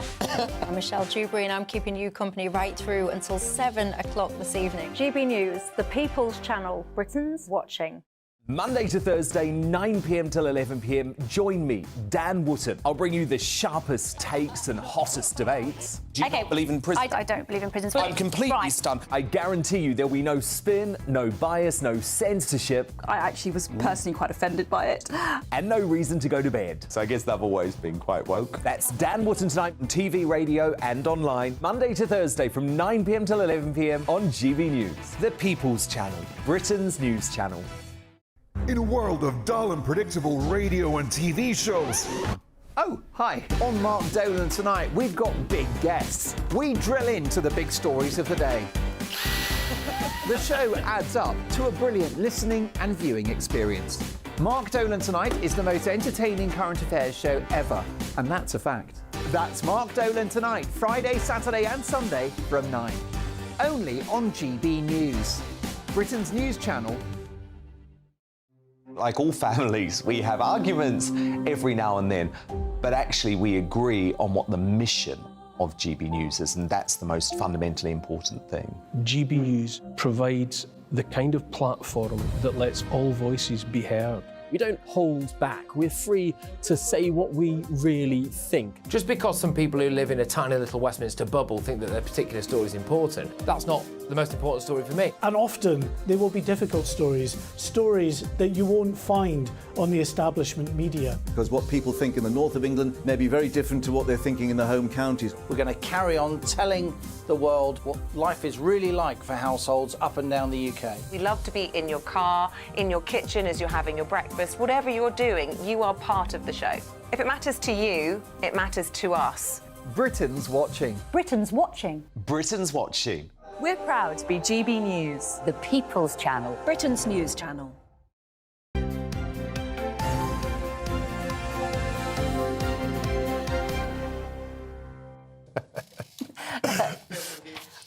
Yes, you're wondering why we're giggling. It's because I did a very straightforward film review there. I went to see Oppenheimer the other day.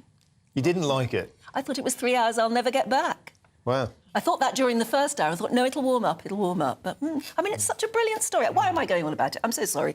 It's 7:35. You're watching and listening to Breakfast with Anne and Martin. Shall we take a look at what's in today's papers? Yeah, and to the Telegraph, children as young as 7 will get transgender treatment on the NHS, and that's according to the front page plans seen by today's Daily Telegraph. In The Times, we're told that middle-class students have been warned that they're going to face losing out on places at top universities because they have recruited increasing numbers of foreign students. And the Mail leads on the extraordinary story that Albanian gangs are advertising escape routes in lorries for people who have problems and want to leave England as soon as possible. The Guardian draws attention to England's childcare sector being at risk of becoming a playground for private equity. And finally, the sensational Daily Star says a moose grabbed me in Skaggy. It's revealed that Joe Pasquale narrowly avoided death after impaling himself on a moose antler, as you do. I wonder how they find these stories? Anyway, it's time to go through the papers now, seriously, with Emma Wolfe and Suzanne Holder. And it's lovely to see you both again today. And we're starting with you, Susan. I always call you Suzanne. It's You can call me anything you like. You can call me anything you like. Call you Suze. Call me Suze. That's what most people do. Right, in the Mail, you're talking about the extraordinary story of David Hunter. Yes. So David Hunter is the man. He was released from prison on Monday after serving 19 months following the mercy killing of his wife, Janice. He's 76 and his wife had blood cancer. They lived in Cyprus, obviously. And it was December 2021 when he, after weeks and weeks of her begging him and if you read it's a heartbreaking article. It really is. He eventually suffocated her and then downed a bottle of brandy and swallowed a cocktail of pills so he could go with her. The one thing I will say before I go on, though, is that he also describes her, and this is what I'm sure he would want everyone to remember, as beautiful, vibrant and full of life.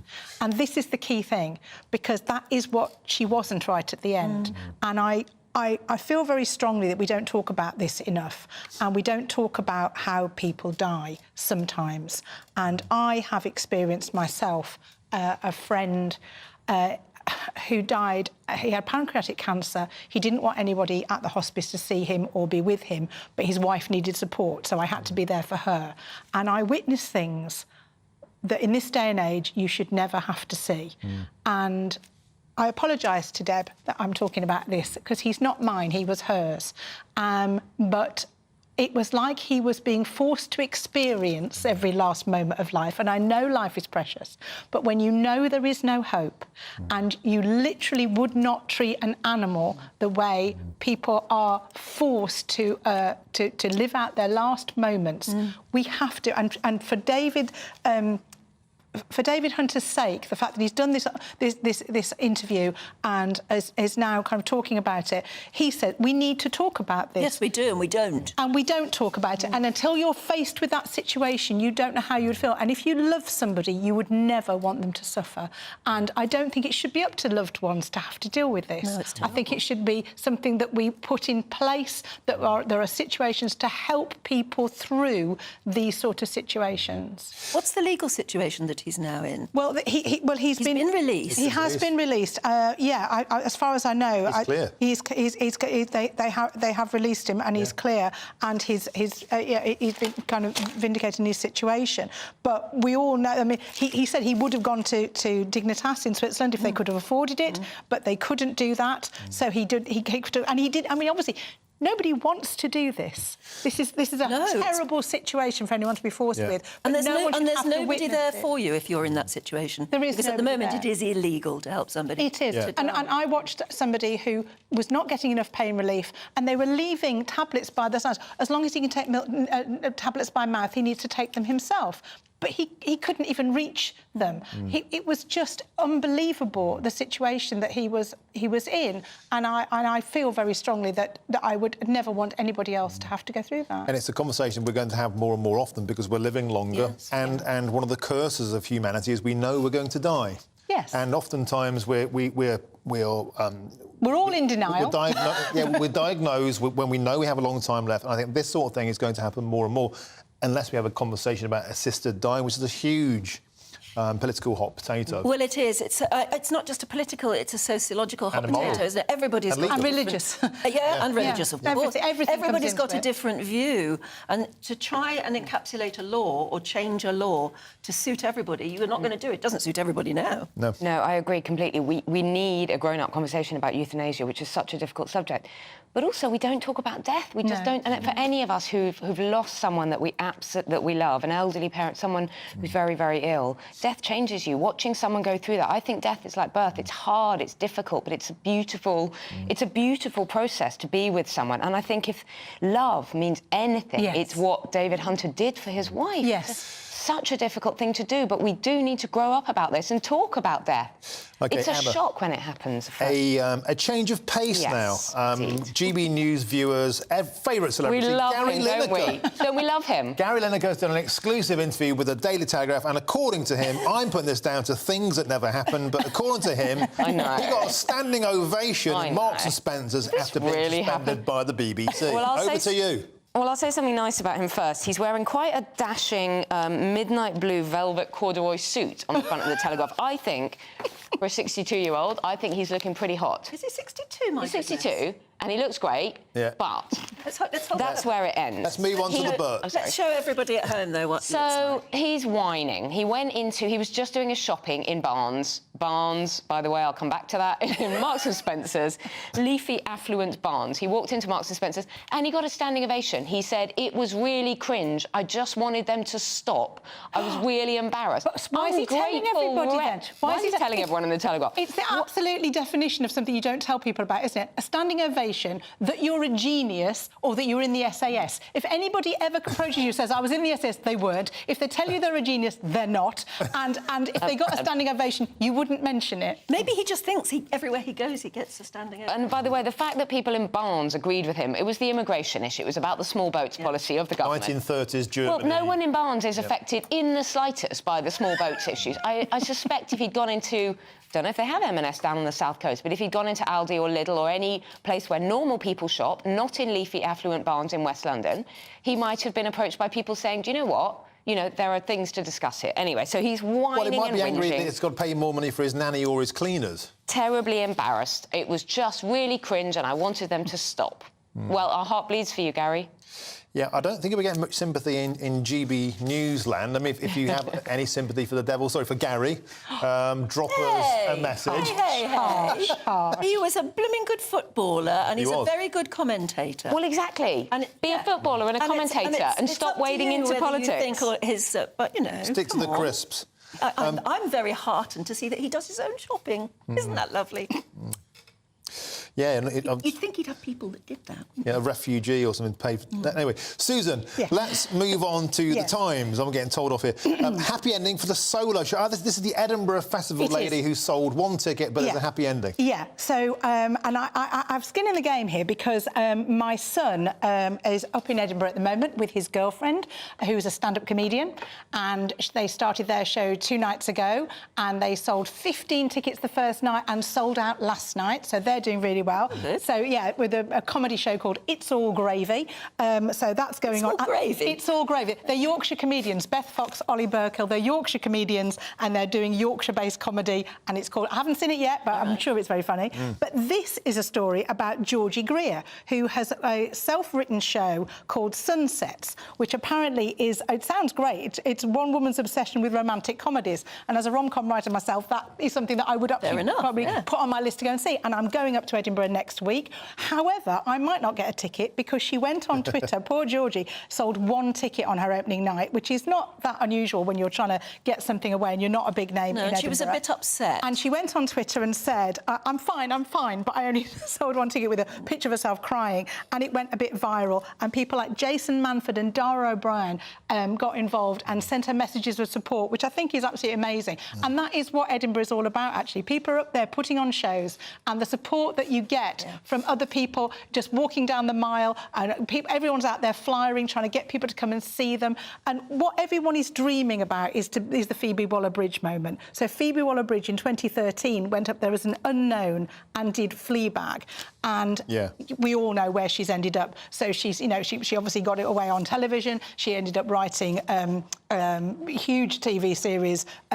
What's it called? Working on Bonds as well. Yeah, and now Bond. What's the big murder show that she wrote? My husband is now screaming at the television. Indiana Jones, isn't she? And she's Indiana Jones. Yeah, so I mean, all of that's kind of great stuff, and that's Killing Eve. Killing Eve, exactly. So. Well done. I know one of it's just not that time of the morning to kind of bring things from the back of your mind.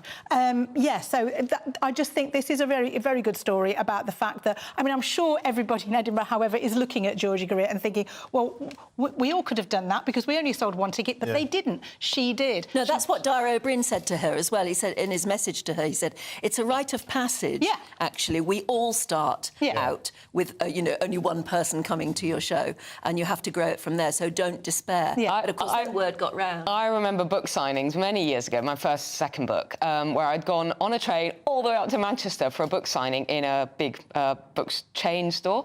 And I think one person turned up and they weren't even coming to the signing, they were just wandering around the bookshop. So all the bookshop staff had kind of sat down and listened to my talk and my signing. No one wanted to buy the book.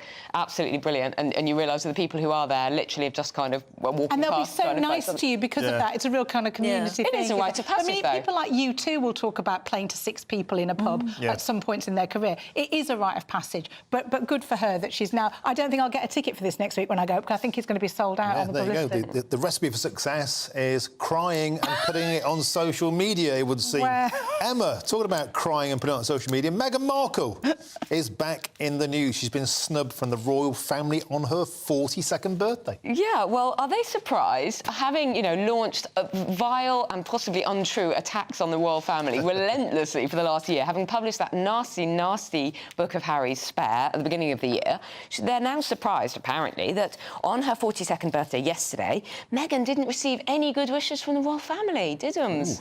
Unsurprisingly. Well, not in public. We don't know if they didn't say... I mean, people always expect everything to be public, don't they? Yeah. That if you don't do it on Twitter, it can't happen, that people don't actually communicate. They think famous people only communicate with each other on social media. I think it's quite unlikely that Kate and Wills were sending private messages. Last year, they did send a public message on Twitter from Kensington Royal. Same thing with Camilla and Charles. They sent a public message. This is seen as the most public sign of the bitter rift between the royals. They also didn't wish Archie and Lilibet happy birthday on their on their social media. They have pointed out, the royal family have pointed out that they don't, that they mark the birthdays of working members of the royal family. And look, if Harry and Meghan, have decided they don't want to be part of the royal family, they've made it very clear they dislike the royal family. They've made all sorts of accusations. Meghan did not attend the coronation of our king. Why is she expecting birthday wishes? Anyway, a lovely photo of her and of Harry. It may not be, but there is a relentless campaign against them in the Daily Mail, isn't it? I mean, honestly, 6, I would say 7, 8 stories a day about how Good, I awful love a they are. Meghan story. I would say the relentless campaign has come from the other side, a relentless campaign against the royal family from Meghan and Harry. Yes, I mean, you can certainly argue that they've been asking for it. They have. Shouldn't be surprised that they get it. We managed to get Meghan Markle and Gary Lineker into this paper review. It's almost like, all of our GB News bingo. Yeah, Sadiq Khan we had earlier, we were ticking all the boxes today. I'm going to have to be put in the position of defending them, and I can't bear that either. Good luck with Can't bear that either. So, Emma and Susan, thank you so much for the moment. Tremendous, we'll move on. thank As we were talking, actually, that the Edinburgh Fringe is on at the moment, so everything's in real swing in Edinburgh. It's wonderful when it's like that. It's fantastic atmosphere. There are lots and lots of plays every night in front of the Edinburgh Castle as well. Yeah, and this year more than 800 international participants bring Americana, Carnivale and the electropipes to the Royal Edinburgh Military Tattoo. Electropipes. Avoiding the twirling bayonets and the flame-spitting demons, Scotland reporter Tony Maguire brings us this report. This August, legends, myths and folklore from around the world coalesce on the esplanade of Edinburgh Castle in an explosion of colour, music and dance, saying nothing of alp horns, steel drums and fire. This can only be the Royal Edinburgh Military Tattoo, and this year's show is Stories. Let the story begin. This year's military bands hail from far and wide, from the USA and Trinidad and Tobago to Norway, Switzerland, and of course our homegrown Scottish talent. Tattoo Chief Executive Major General Buster Howes tries to put his finger on exactly what makes this annual occasion such a spectacle.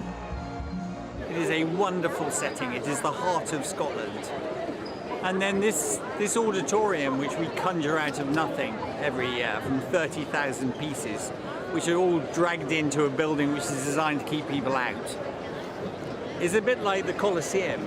It's very steep, it's very intimate. You're not going to come to this event if you don't like it. And if you do like it, it puts the hair on the back of your neck up. Look a little closer and the elaborate formations, choreography and multimedia tell another story. To elevate their performance, the dedication and precision of the 800+ international cast is responsible for drawing the audience in close. Chief Operating Officer Lieutenant Colonel Jason Barrett pays tribute to the emotional investment made by this cast from around the world. The feedback we get from them is, and for many, and this may sound like an exaggerated way to put this, but these are the words they use, that it's the best thing they've ever done in their life, the most memorable thing they've done in their life, life-changing experience. These are things that are fed back to us because they come here and they're exhausted because of the work they've got to put in at the start of it. By the time they leave, though, they have friends for life, and a lot of tears are shed when it's over. The best stories happen to those with the skills to tell them, and this is one yarn we'll all be spinning for some time to come. A show unlike any other playing in Edinburgh this summer, the Royal Edinburgh Military Tattoo will surprise and delight audiences from now until the end of August. Tony Maguire, GB News. Oh, it'll be brilliant. I do hope the weather stays good for you, though. I really do. We've been talking about ULEZ.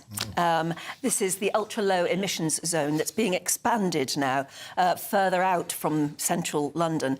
And, of course, it caused a bit of an upturn in events at the Uxbridge by-election, because the Tories managed to hold on to that seat by opposing ULEZ. That's right.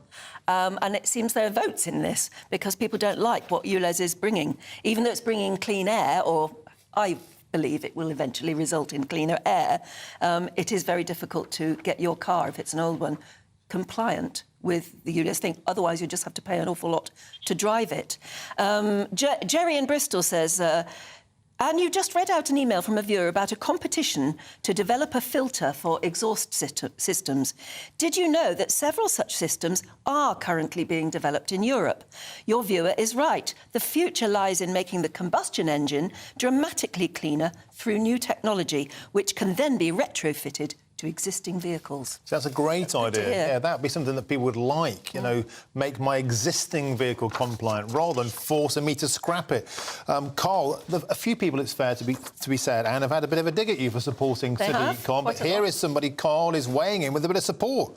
I have to write in to show you my support, Anne. It seems suddenly the entire world is driving old cars. Petrol cars first registered with the DVLA after 2005. Diesel cars first 2015 are mostly compatible with ULEZ. How on earth do your viewers suddenly all need to change their cars? And we talked about the Clean Air Act following all the terrible fog and smoke in London. And Val says we did actually have to pay when the Clean Air Act was introduced. Burning of coal was banned and we had to use anthracite, which was much more expensive. Having experienced the smog, it was a good thing to have better air quality. But I do totally disagree with the way ULEZ is being expanded. Yep, is it coming to where you live, and are you worried about it? Get in touch. gbviews@gbnews.com. We've got lots more to talk about, including the weather that you really do need to know about. Looks like things are heating up. Boxed boilers, proud sponsors of weather on GB News. Hello, good morning. It's Aidan McGibbon here from the Met Office with the GB News forecast. Very unseasonal out there this morning. Storm Anthony is bearing down upon us, bringing a spell of heavy rain, initially to Northern Ireland, then across much of England and Wales through the rest of the day, and strengthening winds. Really, the most persistent rain clears through Wales into central and northern England by the afternoon. Heavy showers for Scotland and Northern Ireland, as well as some central and southern parts. But as the skies brighten across Wales and the southwest, that's when the winds really pick up, with widely gale-force winds and 65-mile-per-hour gusts around coastal areas. So that could cause some significant disruption, particularly later in the day if you're camping, caravanning, travelling down towards the southwest or heading to the beach. Some very hazardous conditions. That's why Storm Anthony has been named, because it's such a busy day in these summer holidays. Now, as that pulls away overnight, it does eventually calm down and clear spells are expected through the night time, with just a few showers remaining across some western and eastern parts, but plenty of sunshine as we start off Sunday. With that sunshine, it's going to feel considerably more pleasant, I suspect, than today. But there'll still be a few showers developing, initially across western areas, and then more centrally, those showers pop up into the afternoon. I think some coastal areas avoiding the showers and staying largely sunny. It's a cool day, however, with highs of 19 Celsius. Looks like things are heating up. Boxed boilers, proud sponsors of weather on GB News.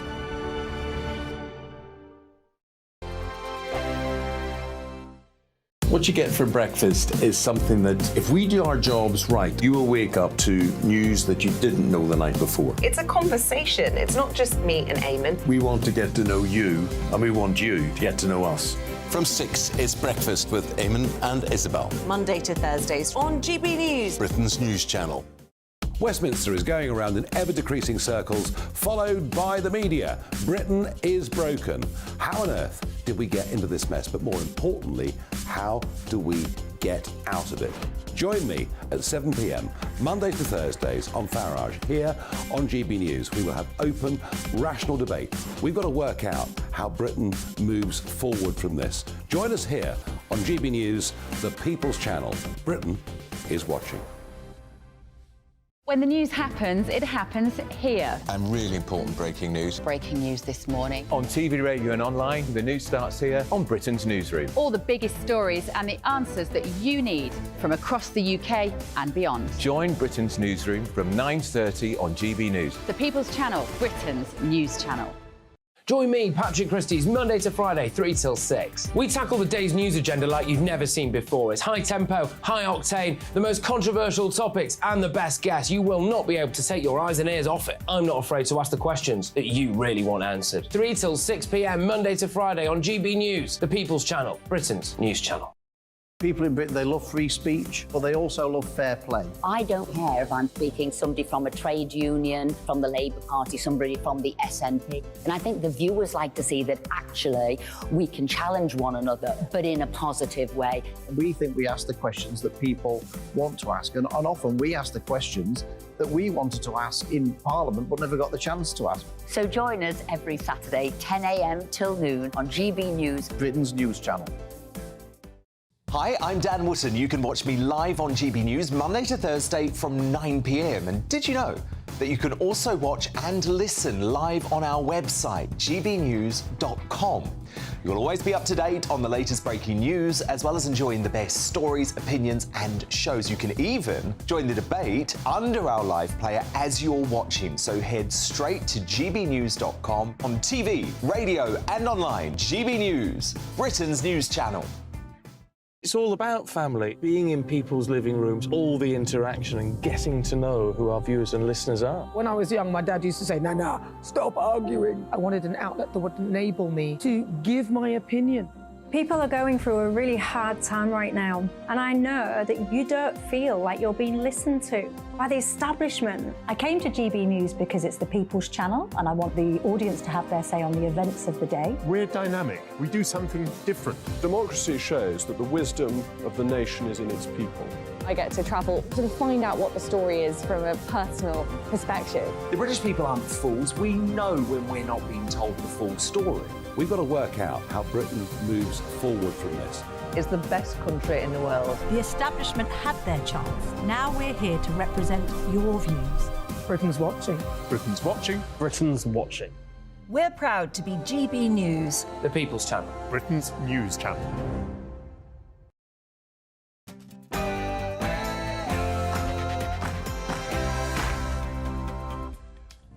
Good morning, it's 8 o'clock on Saturday, the 5th of August. Today, no more meetings with Greenpeace, thank you very much. The Environment Secretary, Therese Coffey, has told her officials to cancel engagements with Greenpeace after its activists climbed onto the roof of Rishi Sunak's house in Yorkshire. And typical British weather, because the first Met Office named storm Anthony will hit the UK today. Gusts of up to 65 miles an hour are expected to batter British coastlines. And how fast do you think you could get from London to Istanbul using only public transport? 100 self-confessed travel nerds will be setting out to discover that very conundrum with the inaugural Race Across Europe. And it's all about the storm today, weather-wise, and here's Aidan McGivern with an update. It's more like autumn out there today than August as Storm Anthony brings widespread heavy rain, a risk of gales and disruption. I'll have the full details coming up soon. Yes, we'll bring you up to date with everything you need to know wherever you live today. I'm Anne Diamond. And I'm Martin Daubney, and this is Breakfast on GB News.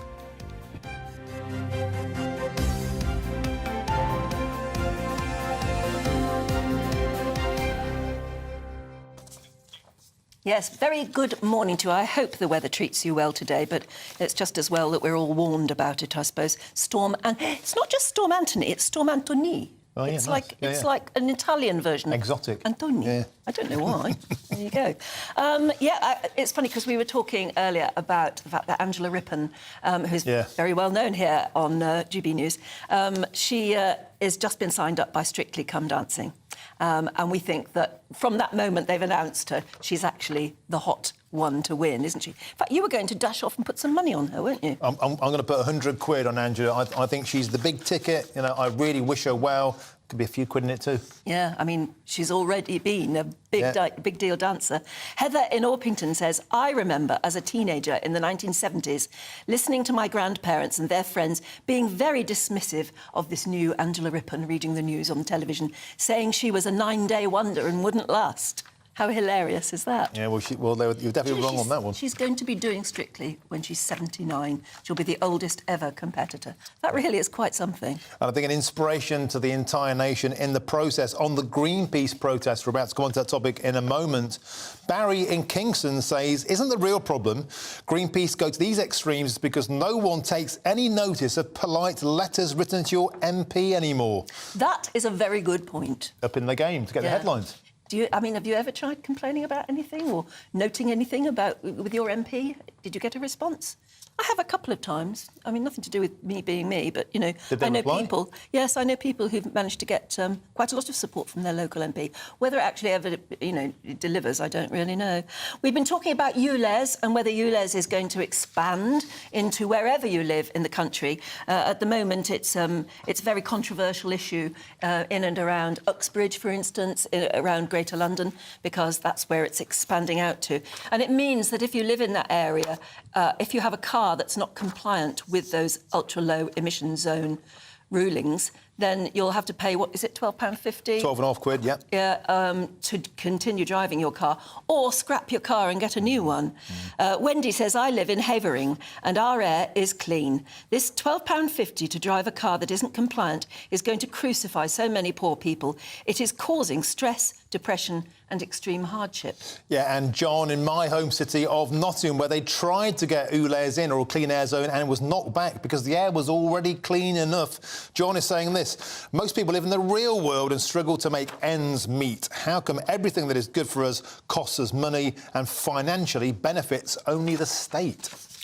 That's interesting you said about Nottingham. And they've managed to knock it back, even though it was considered. It was proposed by the local authority and an independent study showed actually they don't need it. And on that basis, Nottingham Council dropped it. So a bit of people power. But they might need it soon, because earlier you said that all of the black cabs in London that aren't compliant are being shipped up to Nottingham. That is happening, yeah. So the kind of demobbed cabs in London are just being sold off to other cities and towns and are appearing there. So it's not actually removing them, it's just moving them. And it's not just happening in Britain. Elaine in France, I don't know where in France, she says here every car is going to be issued a sticker by the French equivalent of DVLA with a colour and number-coded system. It costs around €5. Your car will be ranked from 1 to 5, 5 being the most polluted ones. When you drive through cities with restrictions, there'll be signs showing cars under which ranks can enter. And if your car is not under the required rank, or if you forgot the sticker, you're going to be fined about €68. See, I think that is absolute Big Brother nonsense. That is basically shaming you about your car, nicking you via cameras. I mean, it prohibits your movement. It adds costs to the poorest. I think it's a terrifying way of where we're heading. It's in the pursuit of clean air. Can that be wrong? Or more tax. Or clean air. More tax. Why see the downside of it? There has to be an upside if the air is cleaner. Well, if your pocket is emptier, then I think a lot of people have an issue with that. That's the balancing act. At the moment, I just don't think we've got the balancing act right. I think it's too punitive. There's too much stick, not enough carrot, not enough incentivisation, but too much penalty. Well, it's one of those issues, isn't it? It's one of those green issues. And I suppose you could say the next one is as well, or was it? And that's Greenpeace. Yeah, because the Environment Secretary has ordered her department to cut all ties with Greenpeace today as the government reacts to the eco-group's invasion of the Prime Minister's home. Yes, you'll know by now they draped his house in black sheeting in a protest against his approval of new oil and gas licences in the North Sea. And 5 protesters were arrested and later released as North Yorkshire Police opened up an investigation into the affair. Well, seeing how they would like to be invaded, GB News sent Ben Leo in to their headquarters as well. He just walked in and said, I didn't have to be invited, you didn't have to be invited into Rishi Sunak's house to invade it. But you have to ask, has Greenpeace's latest stunt left them hanging out to dry? And let's speak now to the leader of the Climate Party, Ed Gemmell, who joins us in the studio. Ed, so a dramatic stunt. Here we are talking about it, but it seems to have backfired. Therese Coffey has kicked them out of their chance to be at the top table of DEFRA, where they could presumably influence climate policy. Was the stunt worth it? Well, I think the stunt was worth it from the point of view of Greenpeace. I'm not saying that I would do it. That's a very different thing. That's why we have a political party to take action. But I think it got them into the newspapers. It got your reporter to come up to their HQ. It certainly created a stir. XR's been out the news for the last 6 months because they've gone quiet. They're not doing these stunts anymore. So it's clearly created the kind of action that they wanted to, in just the same way that your own reporter going in created a stir when he went into the offices. Therese Coffey's reaction to it, though, is utterly pathetic. I mean, absolutely ridiculous. Throwing her toys out the pram.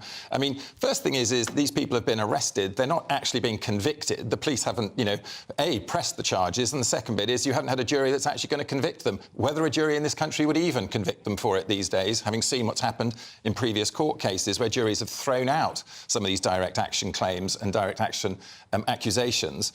But the next bit about it is does Therese Coffey cancel meetings with Shell and BP if they do something wrong? Does she cancel meetings with the water companies when over 300,000 times they pump effluent into our rivers? No, she doesn't. Ridiculous. What she does is she sees as a problem, engages more and tries to fix the problem. That's what she should be doing here, seeing that there's a big problem, let's see how we can fix it. Yeah, but well, I was going to say, probably what you were going to say is that they invaded the Prime Minister's private residence. It's and you've admitted that probably you wouldn't have wanted them to do that. Sure. It was just a step too far, wasn't it? It wasn't serious debating.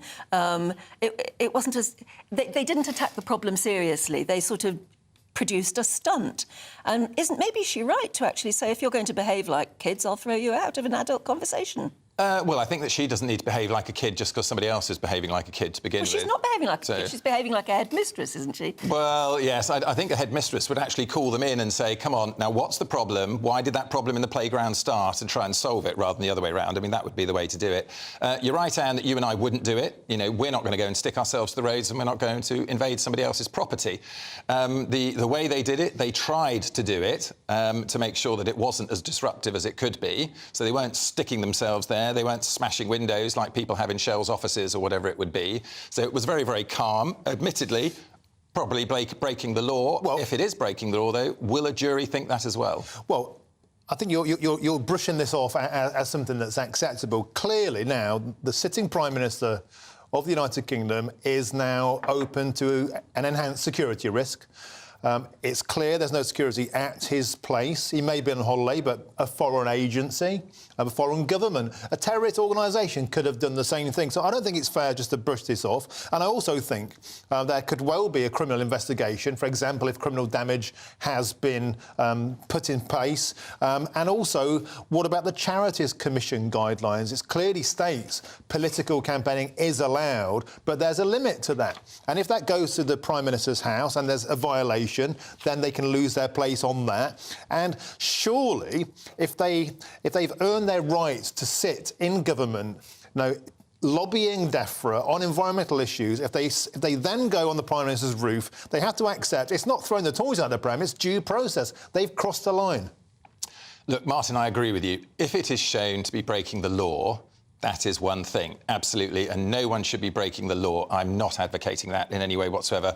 For goodness sake, we've started a whole political party in order to take this action in exactly the right way, play within the current system, and give people the opportunity to vote when it comes to the elections. If I climbed on your roof, presumably you think I was breaking the law. You'd be annoyed about it. Oh, no, absolutely. No, I mean, so what's the difference? No, I didn't say there wasn't any difference. I mean, I was agreeing with you on the fact of breaking the law. That's up to the police to bring charges. It then goes to a court to decide if the law was actually broken, and then it goes to jurors. Now, I'm not here trying to say what it might happen if it goes to jurors. Jurors having quite a number of cases now, said that people are guilty when they have clearly broken the law by the letter of the law, and they have then let them off. And we don't know the reasoning why, because it's happened behind the scenes. We can only suppose that they see the arguments that this is an important enough issue that they have decided that that is acceptable. I am not telling you I accept it now. I'm just saying we have due process now, which will find out if they have broken the law. What do you think of the way of what they did? I mean, you're trying to get a similar message across that there needs to be action and that the green process needs to be followed by whatever government we have in a couple of years' time. How do you deal with that? How do you actually get them to sit up and listen to you if you're not going to go and sort of glue yourself to the motorway? Right. Well, I mean, number one thing is everybody's got to take action. I mean, look, we've started a political party in order to take action. So the Climate Party was in the by-elections, so we stood in 2 of the by-elections to make our point. We were never going to win in a first by-election after we just got started. We're going to stand in the climate election that's coming. I mean, this is the last election for climate that's coming, where Britain can take significant action to affect what's happening. So we'll be standing, making that case in the coming election, and that's what I would recommend people to do. I do agree with Barry from Kingston earlier on, as you spoke about it. Writing to your MP a polite letter about these things is pretty likely to get absolutely nowhere. I have written a number of those polite letters, and I've seen the ones that others have got, and you get a fairly standard trite response. Not from all. There are some exceptionally good MPs out there on both sides of the fence, Conservatives and Labour, who take this extremely seriously and come out saying the right things. There are many who are frightened of the toxicity of this debate, aren't there? Yes. I mean, Uxbridge showed that. Well, we can go into Uxbridge because I was there as a candidate and really could give you some ins and outs on it. But the toxicity thing I find absolutely... it's laughable. I mean, when we look at the stats, 84% of the UK is worried about climate change and wants action. 52% saying that this is an Ipsos Mori poll. 52% saying that we should have more action, that the net zero 2050 is not strong enough. Yeah, but there's only about 10% who disagree with that 11. They don't disagree, but they may not disagree with your message, but they're saying, we can't afford it, we have no money, I've got an old car, I can't replace it. And that's a key point. So people agree with the concept, but they weren't consulted on the cost. 85% of British households have gas boilers. If you're saying you must have a heat pump, they're saying that in Scotland, or the SNP is saying you have to have a heat pump to be able to sell your house. Draconian measures like that, with a tangible impact on people's pockets and purses, that's when it starts to turn sour. You have to confess. You absolutely have to support people. There is no question on all of this. You support the vulnerable and you make sure that it works for people. I think, though, let's look at this a very slightly different way. The top 2 issues at the moment for voters are cost of living and NHS. Right. How are we going to solve the cost of living crisis in NHS? Well, the big way is to make a lot of money through industry. Get industry onshored into the UK, get jobs going, get money flowing into the UK, so you can have the tax receipts and you can start investing in these things. Drill for shale. Hang on. Loads start of investing in things. No, that's a regressive policy, because it's very, very clear now. We've got 150 countries in the world have set net zero targets or are setting them. You know, 80 or 90% of the world's GDP is currently committed towards net zero. Now, I'm not going to do the argument as to whether that's right or not. That's a different thing. But that is the direction of travel. This is the new industrial revolution. And if we want to make money and have jobs in the UK that will pay for the NHS, pay for the police, support people in a cost of living crisis, allow energy subsidies, do all the things we want it to do, bring inflation down, we've got to have that clean industrial revolution here. And we can lead it. We can bring forward those targets, as most of the population want us to do. 52% want the targets coming forward. It's not a toxic debate. The majority of voters want us to bring those targets forward, lead this industrial revolution, and when we do it, not only will we have the clean air, for instance, that we've been talking about, but we'll have money in the UK to invest in all of our public services. What about the short term, though? I mean, at the moment, as you rightly said, people are feeling the pinch so badly. Even those who believe in green issues are pulling back from them because they just are scared. I don't think they are pulling going back, actually, honestly. That's been whipped up by ULEZ, by the Conservatives, by the... Well, they've given the chance to vote against it, and they voted against it. No, right initially when that started, I mean, I was out on the streets. For 3 weeks, people were talking about police and crime. It was the #1 issue. The Conservatives hit the door, allegedly, with 17 leaflets, one every 2 days, and Labour was doing the same. They won the by-election on a single issue. That was clever politics, and they gave people a binary choice. And when that was presented to them, Ed, they voted against ULEZ. No, they voted against the way ULEZ is being done. Yes. They didn't vote against the principle. And in fact, talking on the street to probably 1,000 people, we got almost no one saying, I'd like dirtier air and more pollution. They want clean air. Did anybody say they would lesser happily pay pollution. 12.5 quid to drive their car, though? They didn't, and that's why we wrote and we said to Sadiq Khan, look, let's start with £2.50. Let's bring it in over 5 years. Let's do it in a graded one so people can get used to it. You don't see the spike in prices of cars that are compliant and the drop in your own car prices. You then say, actually, what we do is take the whole money, that 100 to 300 million that is supposed to be being raised. 500 million. Oh, 500. I'd heard 100 to 300 was what was being reported. Right. Take all of that money and reapply it to look after the vulnerable and the small businesses and to expand the scrappage scheme and take care of everybody. And look, not just those in London. I mean, I'm a councillor in Buckinghamshire. Our residents are being affected as well. So all of that money should be applied to all those people who are going to suffer because of it and look after them. You still get clean air and you still reduce the pollution. I should know this, so pardon me. How many votes did you get? I mean, how much support did that message get? To that message get in Uxbridge. Anne, now, OK, I can count them all on one hand, so absolutely. But to be honest, when you go into an election, when you have 3.5 weeks, it's your first ever election, and you've got...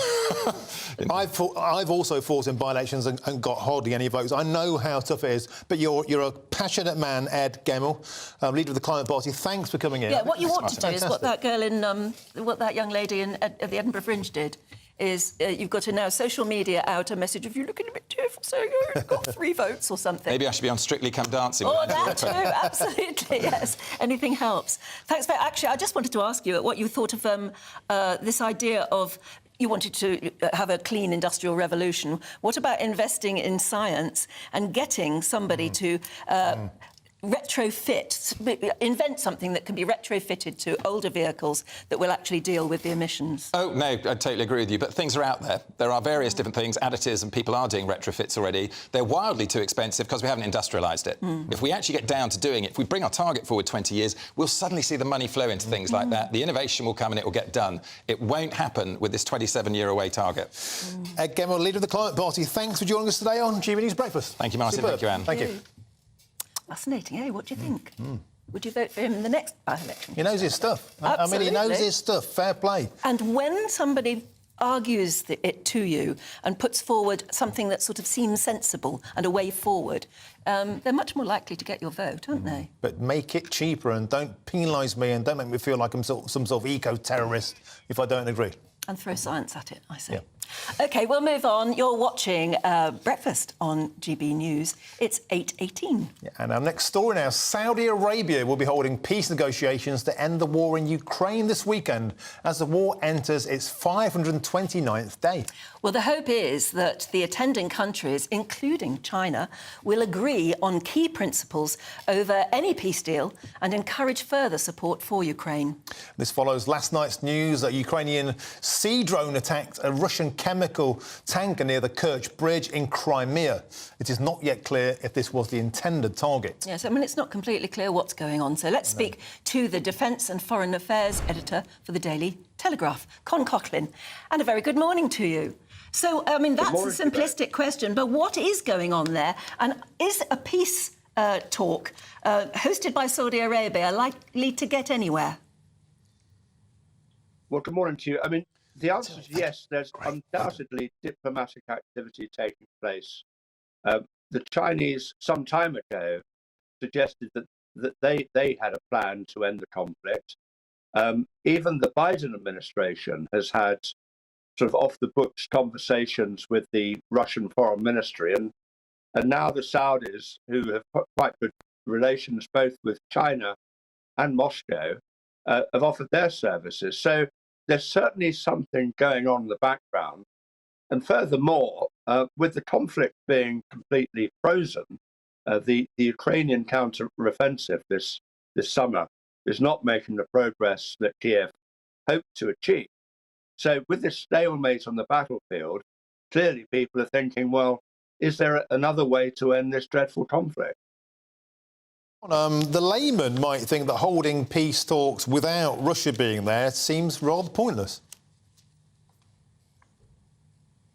Well, quite. But I mean, as I said, I think the Russians are interested. Sergei Lavrov, the Russian foreign minister, had some meetings in New York earlier this year with some fairly senior American officials with the blessing of the Biden administration. So the Russians are interested. Putin said in the last few days that he would look at any peace deal that came his way.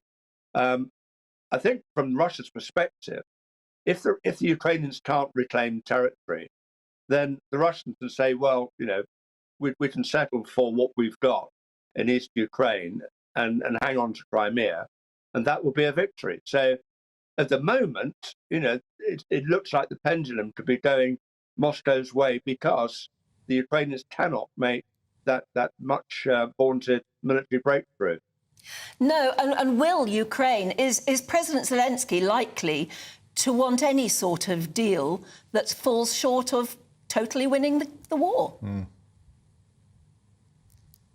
Well, that's the big question, because Zelensky and his supporters have said, you know, we are not going to do any deal until we've recovered all of the Ukrainian territory.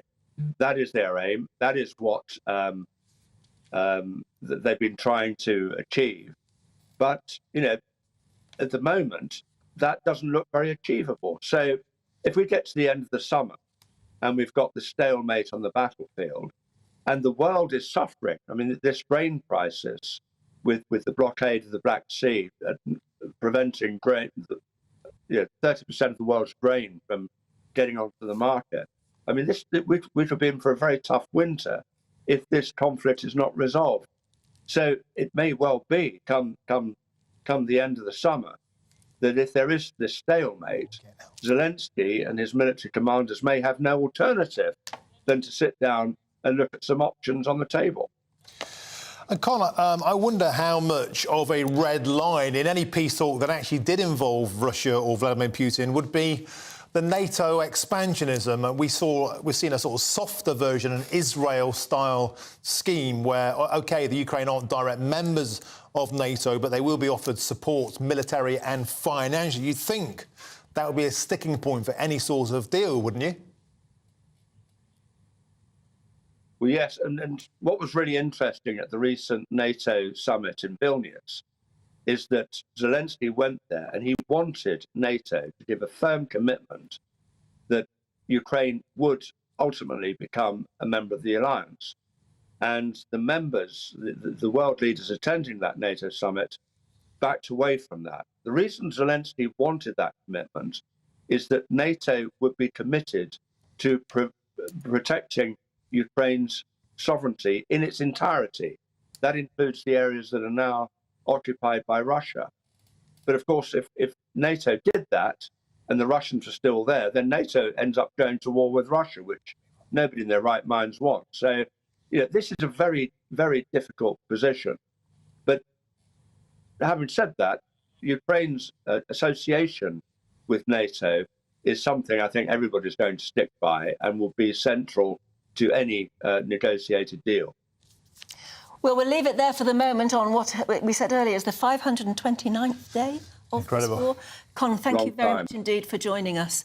And wherever you live throughout Britain at the moment, you may well be facing a very wet and windy day because today is the day of Storm Anthony. You'll want to know more. Here's the weather. That warm feeling inside.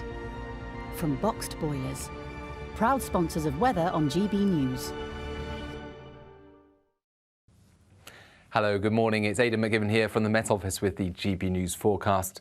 Very unseasonal out there this morning. Storm Anthony is bearing down upon us, bringing a spell of heavy rain, initially to Northern Ireland, then across much of England and Wales through the rest of the day, and strengthening winds. Really, the most persistent rain clears through Wales into central and northern England by the afternoon. Heavy showers for Scotland and Northern Ireland, as well as some central and southern parts. But as the skies brighten across Wales and the southwest, that's when the winds really pick up, with widely gale-force winds and 65-mile-per-hour gusts around coastal areas. So that could cause some significant disruption, particularly later in the day if you're camping, caravanning, travelling down towards the southwest or heading to the beach. Some very hazardous conditions. That's why Storm Anthony has been named, because it's such a busy day in these summer holidays. Now, as that pulls away overnight, it does eventually calm down, and clear spells are expected through the night time, with just a few showers remaining across some western and eastern parts, but plenty of sunshine as we start off Sunday. With that sunshine, it's going to feel considerably more pleasant, I suspect, than today. But there'll still be a few showers developing, initially across western areas, and then more centrally, those showers pop up into the afternoon. I think some coastal areas avoiding the showers and staying largely sunny. It's a cool day, however, with highs of 19 Celsius. That warm feeling inside. From Boxed Boilers, proud sponsors of weather on GB News. Well, I hope it's not too awful for you today, wherever you're watching. Actually, do let us know where you're watching us from. I mean, are you still in bed? Are you contemplating an interesting Saturday? What are you up to? We love to hear what you're up to and where in the world you might be watching us from. Get in touch, won't you? gbviews@gbnews.com. Yeah, and next, Aidan McGee will be here with all the sports news. This is GB News, Britain's news channel. The Live Desk with me, Mark Longhurst. And me, Pip Thompson. It's here Monday to Friday on GB News. From midday, we'll bring you the news as it breaks, whenever it's happening and wherever it's happening, from across the UK and around the world. Refreshing, feisty, but with a bit of fun too. If it matters to you, we'll have it covered on TV, radio and online. Join the Live Desk on GB News, the People's Channel, Britain's news channel. Weeknights on GB News from 6 p.m. You'll always get drama. Please stop, Michelle. I know, yeah. Please stop. Should I just shut up? Romance. You like me, I like you. There you go. There you are. Well, don't tell anybody. Adventure. Etc. That's the whole point. And action. Sergeant Reed, my superstar panel, they're already at it. They're fighting. It's going to be quite a show. Only on GB News, the People's Channel, Britain's news channel. So Jubes and Co, we tackle the issues of the day with real robust debate, both sides of the fence, battling it out with me in the middle with my forthright opinions and views. And often really interesting things happen because you start with a position and then by the end of the debate you find actually, well, I might not have thought about that one. What we need in this country is 2 new political parties. You should maybe think about doing a 2024 calendar. I'm Michelle Dewberry and I'm keeping you company right through until 7 o'clock this evening. GB News, the People's Channel, Britain's watching. Monday to Thursday, 9 p.m. till 11 p.m. Join me, Dan Wootton. I'll bring you the sharpest takes and hottest debates. Do you not believe in prison? I don't believe in prisons. I'm completely stunned. I guarantee you there'll be no spin, no bias, no censorship. I actually was personally quite offended by it. And no reason to go to bed. So I guess they've always been quite woke. That's Dan Wootton tonight on TV, radio and online. Monday to Thursday from 9 p.m. till 11 p.m. on GB News. The People's Channel, Britain's news channel.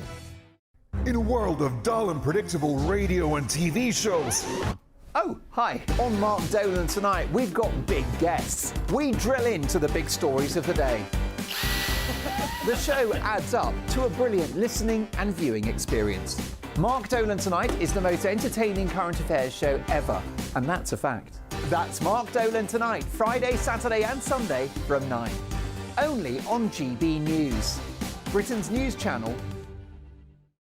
Like all families, we have arguments every now and then, but actually we agree on what the mission of GB News is, and that's the most fundamentally important thing. GB News provides the kind of platform that lets all voices be heard. We don't hold back. We're free to say what we really think. Just because some people who live in a tiny little Westminster bubble think that their particular story is important, that's not the most important story for me. And often there will be difficult stories, stories that you won't find on the establishment media. Because what people think in the north of England may be very different to what they're thinking in the home counties. We're going to carry on telling the the world what life is really like for households up and down the UK. We love to be in your car, in your kitchen as you're having your breakfast. Whatever you're doing, you are part of the show. If it matters to you, it matters to us. Britain's watching. Britain's watching. Britain's watching. We're proud to be GB News, The People's Channel. Britain's news channel.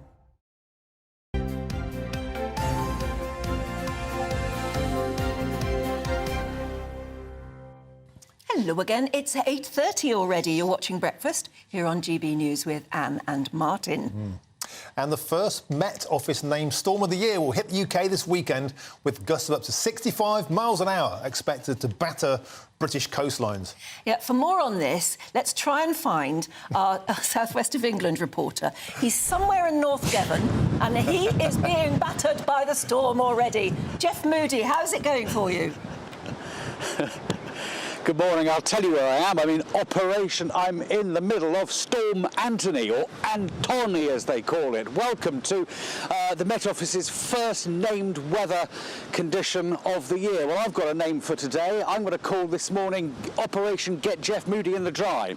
It's just starting to rain, so the rain's not too bad, but that wind is really beginning to pick up, and that's really the problem down here in the southwest, where the Met Office is saying that we're expecting winds of around 65 miles an hour. The usual warnings are out in force for people to be very careful when they're driving. The RAC has said to really slow down on the roads, but the main warning that the Met Office is giving this morning is for flying debris on beaches. They're saying if you come down to the beach, and there are people out on the beach, there's quite a few people walking their dogs at the moment, trying to make the most of it before that rain really kicks in, but the Met Office is saying do be very careful for flying debris. So I think there's a danger of being hit on the head by a deck chair. But the Met Office is also saying there's a weather warning in Northern Ireland too. That's mainly for rain, when they're expecting up to 60 millimetres of rain throughout the course of the day. Well, I'll be down here on Instow Beach in North Devon throughout the day to give you regular updates on how wet and windy it is and how wet I'm getting. But for now, I'm going to go and find some coffee. Honestly, this is August. I can't believe it. That beach should be, laden with people getting ready for a lovely sunny day out. Yeah, and I think instead you've got Jeff Moody and a very wet dog walker who walked past you. Yeah, we need to issue a warning for a low-flying Jeff Moody by the looks of it. I think he's about to take off. Jeff, go and have a cup of tea, mate. Thanks very much. It is a bit warmer here in the studio. Only a bit, actually, because the AC is so fierce. I like but Aidan McGee is here with all the sports news now. A ray of sunshine. Yes. Yeah. Oh, lovely. Yeah, your own publicist there. So, here we go, Aidan. The ongoing saga around Harry Kane. This has been going on forever. Is he going to Bayern Munich, or will Daniel Levy just never let him leave Tottenham?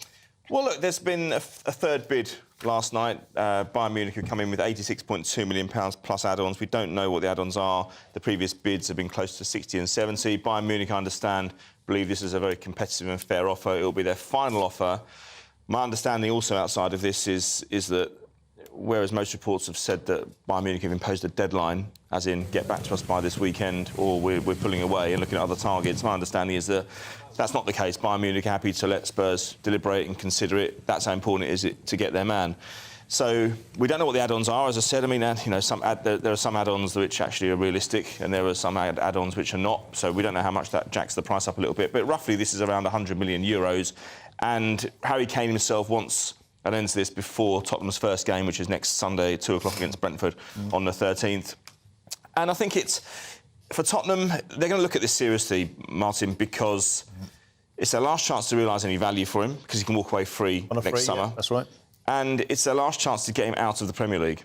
Now, that's important because they don't want to sell to a rival. It's a lot more embarrassing and a lot more difficult for Tottenham to handle if they sell him to an English club and then he goes back to Tottenham in October or November or whatever and scores a hat-trick and rubs their nose in it. If he's in Germany, he can't do that.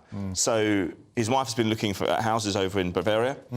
So I think... Dead giveaway, that, isn't it? Yeah, I know, it is a little bit. But no, it happens quite a lot, actually. You'd be amazed how often players look at houses. Or sometimes it's rumours, I've spotted so-and-so looking at houses and stuff. It turns out to be absolute nonsense. But well, I suppose if your husband is considering a move to a country you don't know anything about, one of the things that's going to lure you the best, I suppose, is just looking at the sort of house we could afford, darling. Location's so important in transfers, Anne, as well, because, I mean, I knew somebody who managed Fulham many years ago, Chris Coleman. He said everyone in the Premier League pays pays well now. We're in that era where everyone's got good money. It doesn't matter if you're in Wigan or Portsmouth or Sunderland. So it comes down to location. You said the fact that we were in London, we weren't even the best players, but London definitely made a big difference, especially to foreign players. And I think to Harry Kane going to Germany, being someone as prestigious like Munich will make a difference. OK, Women's World Cup still going on, and Spain have walloped Switzerland. Yeah, just finished in the last 20 minutes, this one. They've beaten Switzerland 5-1. This is ominous for England, actually, because I don't see too many threats to what England can do over there. I mean, they've had... Germany went out yesterday, as we know. Brazil are also out.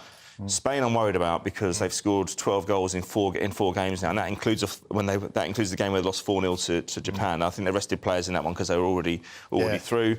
But England in action on Monday, of course, against Nigeria. They shouldn't have any inferiority complex. England are the European champions, but I just worry that Spain just keep knocking goals in. And we're into the second round now, of course, so that means that Spain are through. They're probably going to face the Netherlands in the semi-finals, and they're having a look through to the final. But it will depend on England whether they can get Kira Walsh back.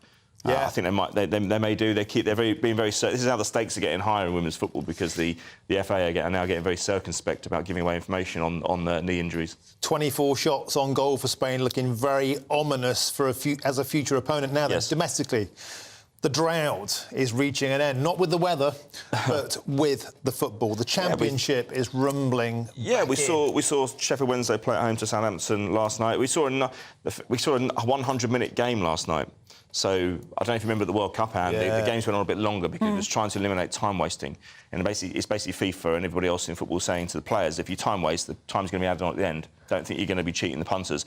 There was an analysis done recently where punters are paying for their tickets, but if you actually look at the time the ball's spent in play in a 90-minute game, it's only about 62, 63 minutes. Really? Yeah. So they're saying, you know, if you're going to time waste now, it's going to be added on at the end. So Southampton took the lead with 4 minutes to go last night to make it 2-1. But you're not home and hosed by then. You used to be. Or this time last year, you think, well, you know, you've only got to ride out added time. Fergie time is now all the time. Well, yeah. I mean, you know, they were worried. Southampton fans were worried they might miss their train going back down to the south. But they won 2-1 anyway. I'm going to Watford today to watch QPR.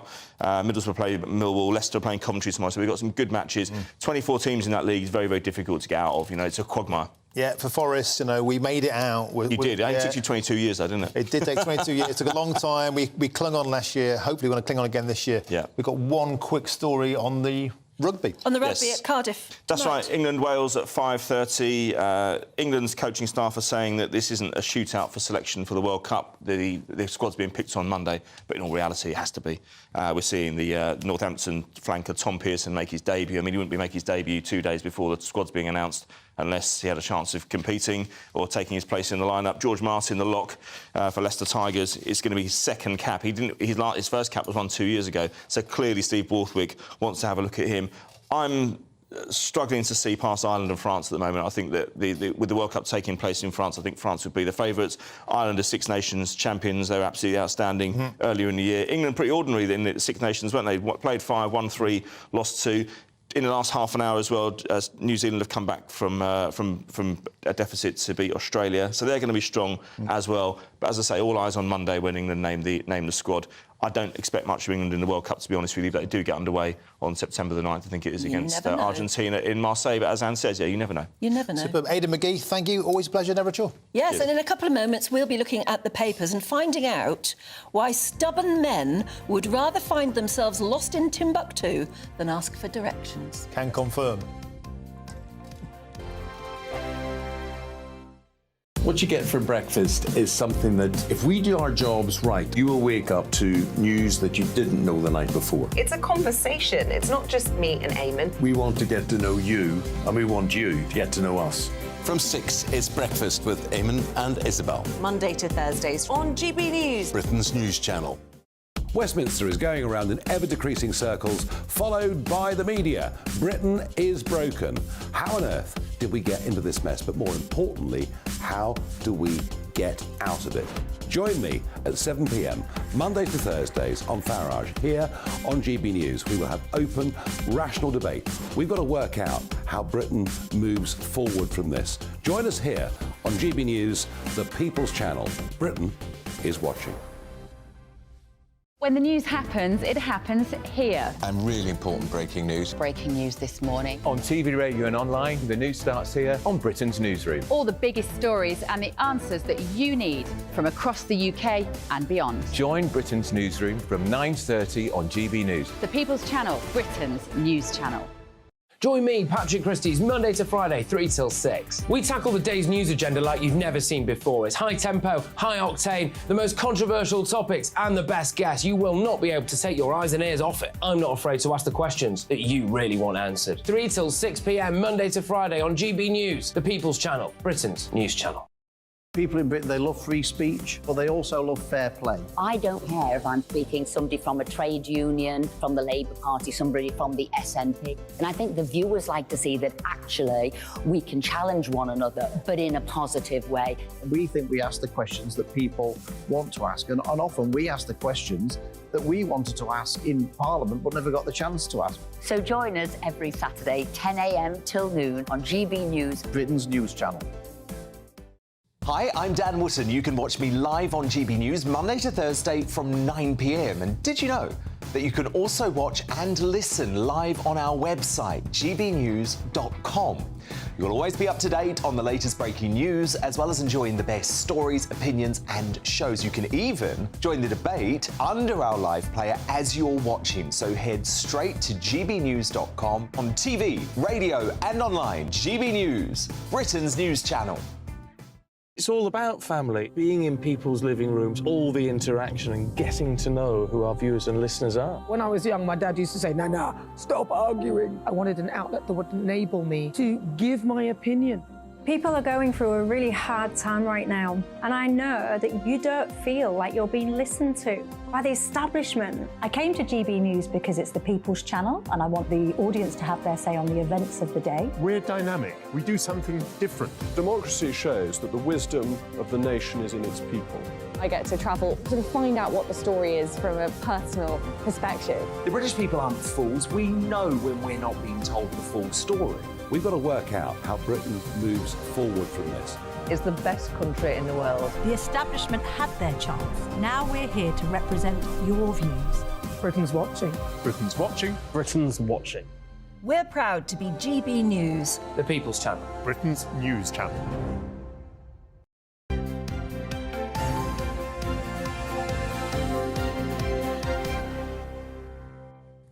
Welcome back. I was wondering a few minutes ago where you're watching us from. Thank you for getting in touch. This is brilliant. Jackie says, good morning. I'm watching from Whitworth in Rossendale.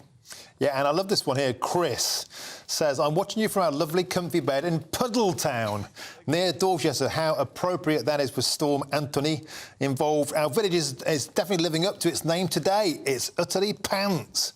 But I'm loving the show, though. Smile emoji. Chris, thanks, mate. And Philip says, hello from windy Malta. I'm watching online before I start work. Love Malta.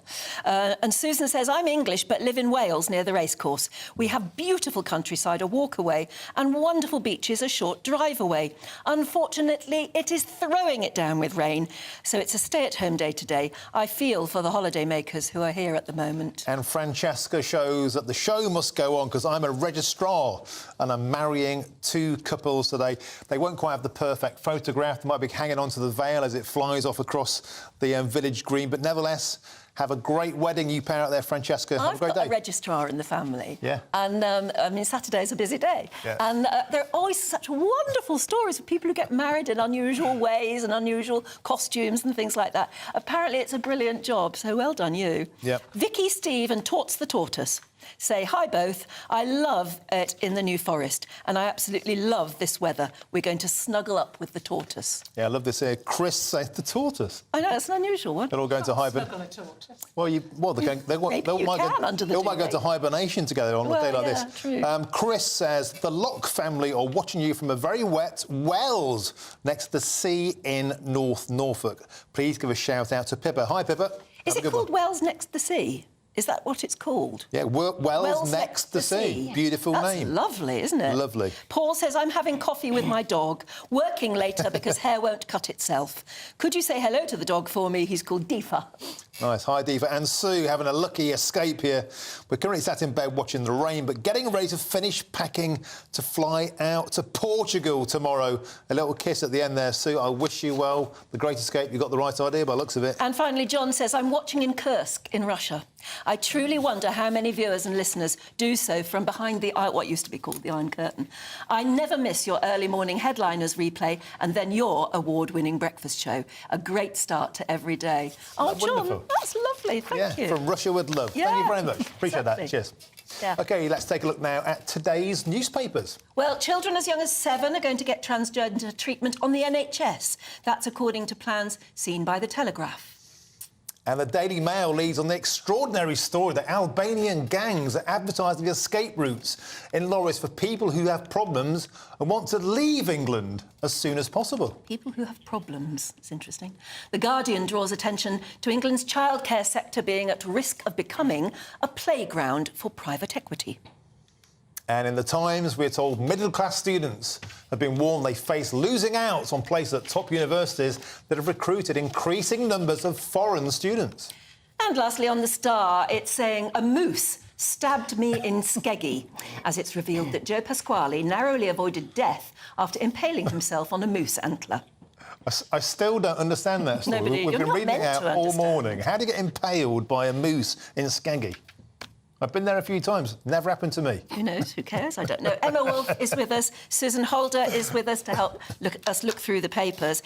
And Suze, stubborn men would rather find themselves lost in Timbuktu than ask for directions. Well, yeah, now, Martin, this is the first time we've ever met. Yes. And I can tell from the strategically placed fan over there that is blowing our paperwork Yeah. that you're a man who likes the wind in their hair. I can I do. imagine you in Yeah. an open-top car cruising. Yeah. My question to you is, how good is your sense of direction?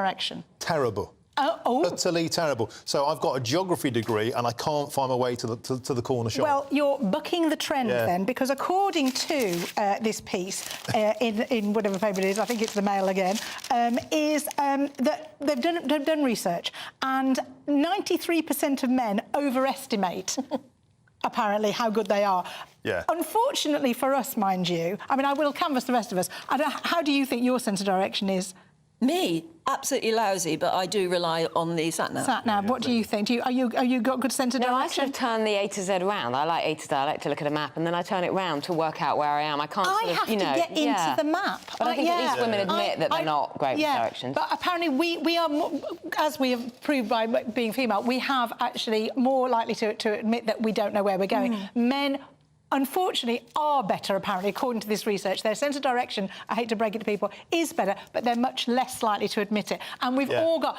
It's a dad thing, isn't it? My dad would never... My mum would spend the whole journey anywhere going, just stop and ask, just stop and ask. And my dad like, no, we know we're going. And the one time he did stop and ask, we got kind of a comedy response that I won't share because it won't make any sense. It's our family kind of comedy joke. But we've been telling that joke for 50 years. And I think it's because it's the only time we ever stopped to ask for direction. I can also confirm that it's similar with, like, the instructions for like, flat-pack furniture. Yeah, absolutely. I take it as a sense of failure as a man to even look at them. And that means it takes 5 times longer than it should. Yeah, but then you assemble something really critical, like a bed, and you've got... There's always something left missing. over. I think you've got things left over. That's worrying. Where are they meant to be? And they're extras that they put in for you that you're not meant to use them Is all. that right? I'm sure of that. I hope so. Meanwhile, Emma, you've been looking at what is and what is not comfort food. Well, this is... Consumers this summer are very, very depressed by the weather. This is a weather story, and I love a weather story, and I'm going to use an appropriately sad voice because we've had such a dreadful July and August so far.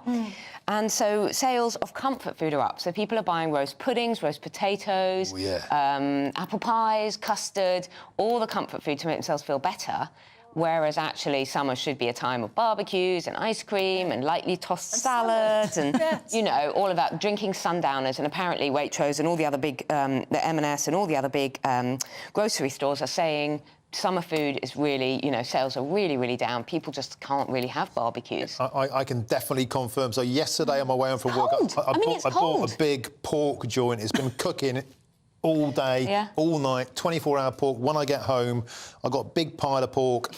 No salad for me. Don't know about you, Suze. How was the This is not salad weather. I had soup and crumpets for my tea last night. That's an autumn meal, isn't it? is. That's an Yes. autumn meal, but that's like tomato soup and cheesy crumpets. Oh, I that mean, I sounds shouldn't be having that in August, But it's though, cold, should I? and the evenings are actually dark and quite chilly as well. I mean, you know, you're eyeing the kind of heating and thinking, shall I put it on? Can't put it on in August. It's not at all seasonal for us. Different in Europe. No, and the worst thing is that there doesn't seem to be any light on the horizon yet. No. Anyway, so, all right. Suze, tell us about Total Wipeout. Right, this will cheer you up, or horrify you in equal measure. So, does everyone remember the show Total Wipeout? Is that with the boxing gloves that knocks you off? Yeah, it's the got assault those course? the big red balls you have to bounce across. Yeah, yeah, it's yeah. like it's a knockouty kind of a style Yes. thing. I think it was filmed somewhere like Argentina, because obviously they couldn't rely on the weather here, Yeah. presumably, because you never can. Well, it's getting a reboot, according to the story, on page 3 of The Sun, it has to be said. Yeah. It's a naked reboot. They're going to be doing it with contestants naked. I don't quite understand this drive for having every show done in a naked format. I did a lecture at a media college not long ago and asked some of the students to put forward some of their ideas, and almost everyone had a naked element. Yeah. And I just think with Naked Attraction and all those kind of shows, I don't know, have you got one on GB News yet, a naked show? It's coming. I don't even say it out loud. Yeah, don't give them some an idea. weird idea. I've done that before. I've made jokes in production meetings, and those shows have been made. Yeah. And I was only ever joking. Yeah, you should never joke. Don't get me wrong, Suze. I like a bit of nudity. But on a show like this... In the correct place. On a show like this, where you get knocked off of things by giant boxing gloves coming out of walls and whacking you, that's no time to be nude. It isn't. No, it isn't at all. And I mean, and the camera angles are going to be very awkward for the people leaping about in all different... Yeah, no, it doesn't bear thinking about. Who's going to televise it? Well, apparently it's Talkback Thames are thinking of developing it. It doesn't actually say where it's going to be broadcast. There's no kind of... It was a BBC show. I don't know. But, I mean, Naked Attraction, they'll do a celebrity Naked Attraction. There you go. A celebrity Naked Attraction. You could put yourself up for that if you wanted. That's something that apparently is coming. But I'm not quite sure what the obsession is with rebooting shows in that format. But I think it'd probably catch on. I think people would watch it at least out of you'd catch interest. yourself on something, yes, but I'm not sure what. It'd be very late night on one of those channels that you only get that you know about. Emma, tell us about what Grant Shapps has been saying about tax cuts. So this is the Net Zero Secretary, Energy Security and Net Zero Secretary. He's now doing his bit for Rishi Sunak. He's saying... tax cuts are absolutely in the Conservatives' DNA. It's absolutely what the Prime Minister wants to be doing. He stood for election as leader on the basis of cutting taxes. It's in his Prime Minister's heart as well as his soul, all of this stuff. But guess what? We'll do it when we've got the economy sorted out. We'll do it when inflation is under control. We'll do it when we can. So it's a kind of absolutely empty... I mean, you know, all of their ideas really on the economy have been pretty empty thus far. He says, we will set Britain on the path to lower taxes, which isn't much of a promise. Not very exciting, is it? The tax burden under the Conservatives is on course to be the highest since the 1950s, and this is what their response is. When we can, we'll cut taxes. It's in our heart and soul, but not in our diary. Yeah, it's actually one of the least tantalising pledges I've ever heard in politics. politics. It's very empty. It's in almost our net DNA. zero, isn't it? It's deep But there. if you're the it's buried. Conservatives' Net Zero Secretary at the moment, it's a bit of a duff job, isn't it? Well, all of them. He probably doesn't know what to say to anybody. Yeah. You can imagine him at a cabinet meeting. They probably say, "And Grant, what have you got to say?" And he sort of goes, and they go, "OK." Well, And the other move on part to is something else. energy security, and he hasn't got that either. No. And there's no money in the kitty, so they can't really promise to cut taxes. Love to be a fly on the wall at a cabinet meeting at the moment. Oh, God, But I mean, the more serious point is that they have promised to cut income tax, what is it, from 20 pence to 16 pence by 2030.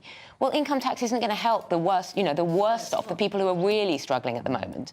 And anyway, 2030, a lot of people are struggling right now, and it's 2023. So I just think lots of hot air from anyone in 2030 doesn't sort of seem very relevant at the moment. It doesn't really. The way we're when we're talking about this winter, you know, this winter, the fuel bills, all of that. We've gone from naked TV shows to tax cuts, which kind of killed the mood a bit. Let's move on to Susan. Yes. Let's get back to something a little bit more zesty here. Snappers snap over wedding TikTokers. What's this about? So apparently there is a new trend, and it's not that surprising when you think about it, that people getting married as well as, or sometimes instead of, but as well as having a photographer, they have an Instagrammer, influencer, social media content director who comes to make all the things that they want to put on TikTok or on their social media. Now, you see, you roll your eyes. Sounds but ghastly. It is that, if that's what the young people would It's like. what they want, yes. And if that's what they do.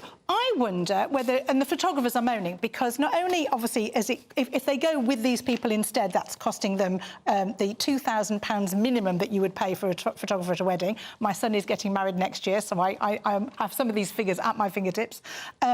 But maybe they don't have the photographer at all, which is obviously going to upset them. But also, if they have both of them there, these people are getting in the way of the photographers and directing operations and are being in the shot. So you can see a conflict. A clever photographer would make it do it themselves, wouldn't they? They'd say, we also offer a social media platform. That's a good point. Yeah, that is a good point. You would have to diversify, wouldn't you? Because people are on social media, and if you're putting everything, if you're putting what you had for lunch on social media, presumably when you get married, you want a couple of nice photographs as well. And I think it's all about Instagram photos. Now, Emma, quickly, I must allow you to have a quick dig. Oh, very quick, because I know LTN's, the dreaded low traffic neighbourhoods. I live in one. 56 million quid in 2 years. Well, I know Ulo's has been getting a huge response from viewers, hasn't it? You know, people really across the country, not just London.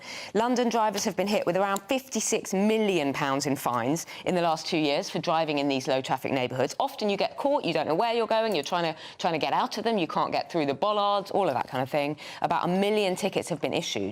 And obviously, Rishi Sunak's been coming out recently saying, I back drivers. So I think the driving situation is a real mess. Take them away. You're in your car for longer. It's destroying shops and livelihoods in certain areas. Increasing traffic and congestion. It's increasing congestion on other roads. And on the roads where they're not meant to be, aggressively, you see vans and cars aggressively three-point turning to get away because they've suddenly come up with a roadblock. Get rid of those flower pots. Susan Holder, Emma Wolfe, a fantastic mix of common sense, fun, feistiness and some really moving anecdotes earlier on about your friend. Thanks for sharing that. Fantastic news review. Thank you very much. Do stay with us. We've got another hour of fun for you, but actually also very vital information, particularly about Storm Anthony. The Live Desk with me, Mark Longhurst. And me, Pip Thompson. It's here Monday to Friday on GB News. From midday, we'll bring you the news as it breaks, whenever it's happening and wherever it's happening, from across the UK and around the world. Refreshing, feisty, but with a bit of fun too. If it matters to you, we'll have it covered on TV, radio and online. Join the Live Desk on GB News, the People's Channel, Britain's news channel. Weeknights on GB News from 6 p.m. You'll always get drama. Please stop, Michelle. I know, yeah. Please stop. Should I just shut up? Romance. You like me, I like you. There you go. There you are. Well, don't tell anybody. Adventure. Etc. That's the whole point. But and action. Sergeant, we're being greeted by superstar panel. They're already at it. They're fighting. It's going to be quite a show. Only on GB News, the People's Channel, Britain's news channel. So Jubes and Kerr, we tackle the issues of the day with real, robust debate, both sides of the fence, battling it out with me in the middle with my forthright opinions and views. And often really interesting things happen because you start with a position and then by the end of the debate you find actually, well, I might not have thought about that one. What we need in this country is 2 new political parties. You should maybe think about doing a 2024 calendar. I'm Michelle Dewberry and I'm keeping you company right through until 7 o'clock this evening. GB News, the People's Channel, Britain's watching. Monday to Thursday, 9 p.m. till 11 p.m. Join me, Dan Wootton. I'll bring you the sharpest takes and hottest debates. Do you not believe in prison? I don't believe in prisons. I'm completely stunned. I guarantee you there'll be no spin, no bias, no censorship. I actually was personally quite offended by it. And no reason to go to bed. So I guess they've always been quite woke. That's Dan Wootton tonight on TV, radio and online. Monday to Thursday from 9 p.m. till 11 p.m. on GB News. The People's Channel, Britain's news channel.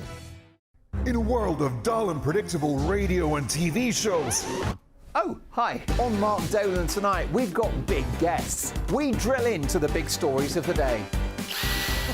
The show adds up to a brilliant listening and viewing experience. Mark Dolan Tonight is the most entertaining current affairs show ever, and that's a fact. That's Mark Dolan Tonight, Friday, Saturday and Sunday from 9. Only on GB News, Britain's news channel. Like all families, we have arguments every now and then, but actually we agree on what the mission of GB News is, and that's the most fundamentally important thing. GB News provides the kind of platform that lets all voices be heard. We don't hold back. We're free to say what we really think. Just because some people who live in a tiny little Westminster bubble think that their particular story is important, that's not the most important story for me. And often they will be difficult stories, stories that you won't find on the establishment media. Because what people think in the north of England may be very different to what they're thinking in the home counties. We're going to carry on telling the world what life is really like for households up and down the UK. We love to be in your car, in your kitchen as you're having your breakfast. Whatever you're doing, you are part of the show. If it matters to you, it matters to us. Britain's watching. Britain's watching. Britain's watching. We're proud to be GB News, The People's Channel. Britain's news channel.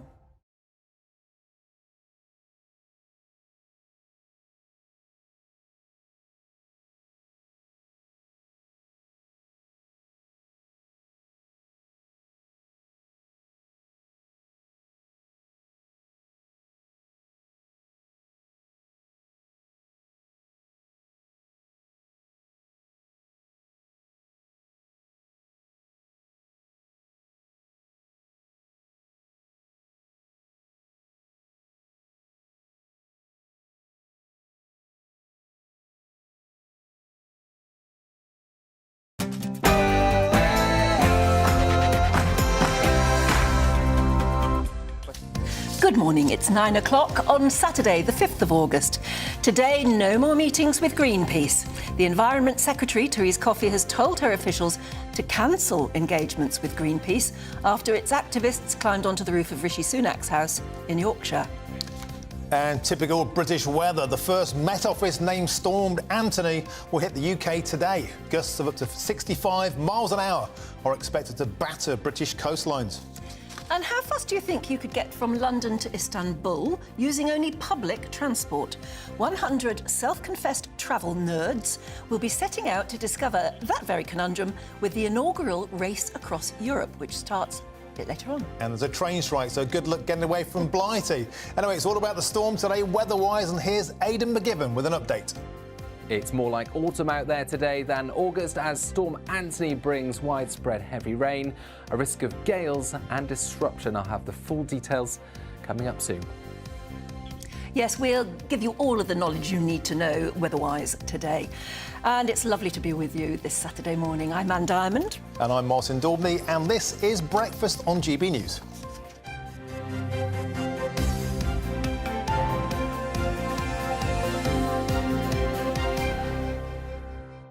We've been wondering where you are while you're watching us this morning, and wow. Suzanne and Nigel, morning to both of you. We are taking our 2-year-old cockapoo, Chester, for his gun dog training test this morning with the Alicia Obedience Dog Training at Belhus Woods in Hornchurch. He's a good little boy, but wish us luck. And it's amazing, it's August and people seem to be having duvet days watching the show today, and it's not just in Blighty. Dave says, I'm watching from Vienna and it's pouring with rain here as well. But I'm usually watching at home from Devon. Well, Devon looks bad. Jeff Moody's on the beach down there. He almost took off a minute ago. Joe says, today my husband and I have a date afternoon. We live in sunny Spain. We have been like ships passing in the night due to work commitments. Today the phones will be switched off. We'll find a pleasant seaside restaurant, eat nice food and drink some lovely wine. We love watching you on GB News. Fantastic. And Sue, Leslie, Esme and Clark rubbing in here. We're watching from Northern Cyprus. Another beautiful morning here. Yeah, all right, mate. Yeah. Yep. Good for you. Mark, Kyle and Jack the dog in Turkey say, we watch GB News on and off all day. We even have the radio on going to bed.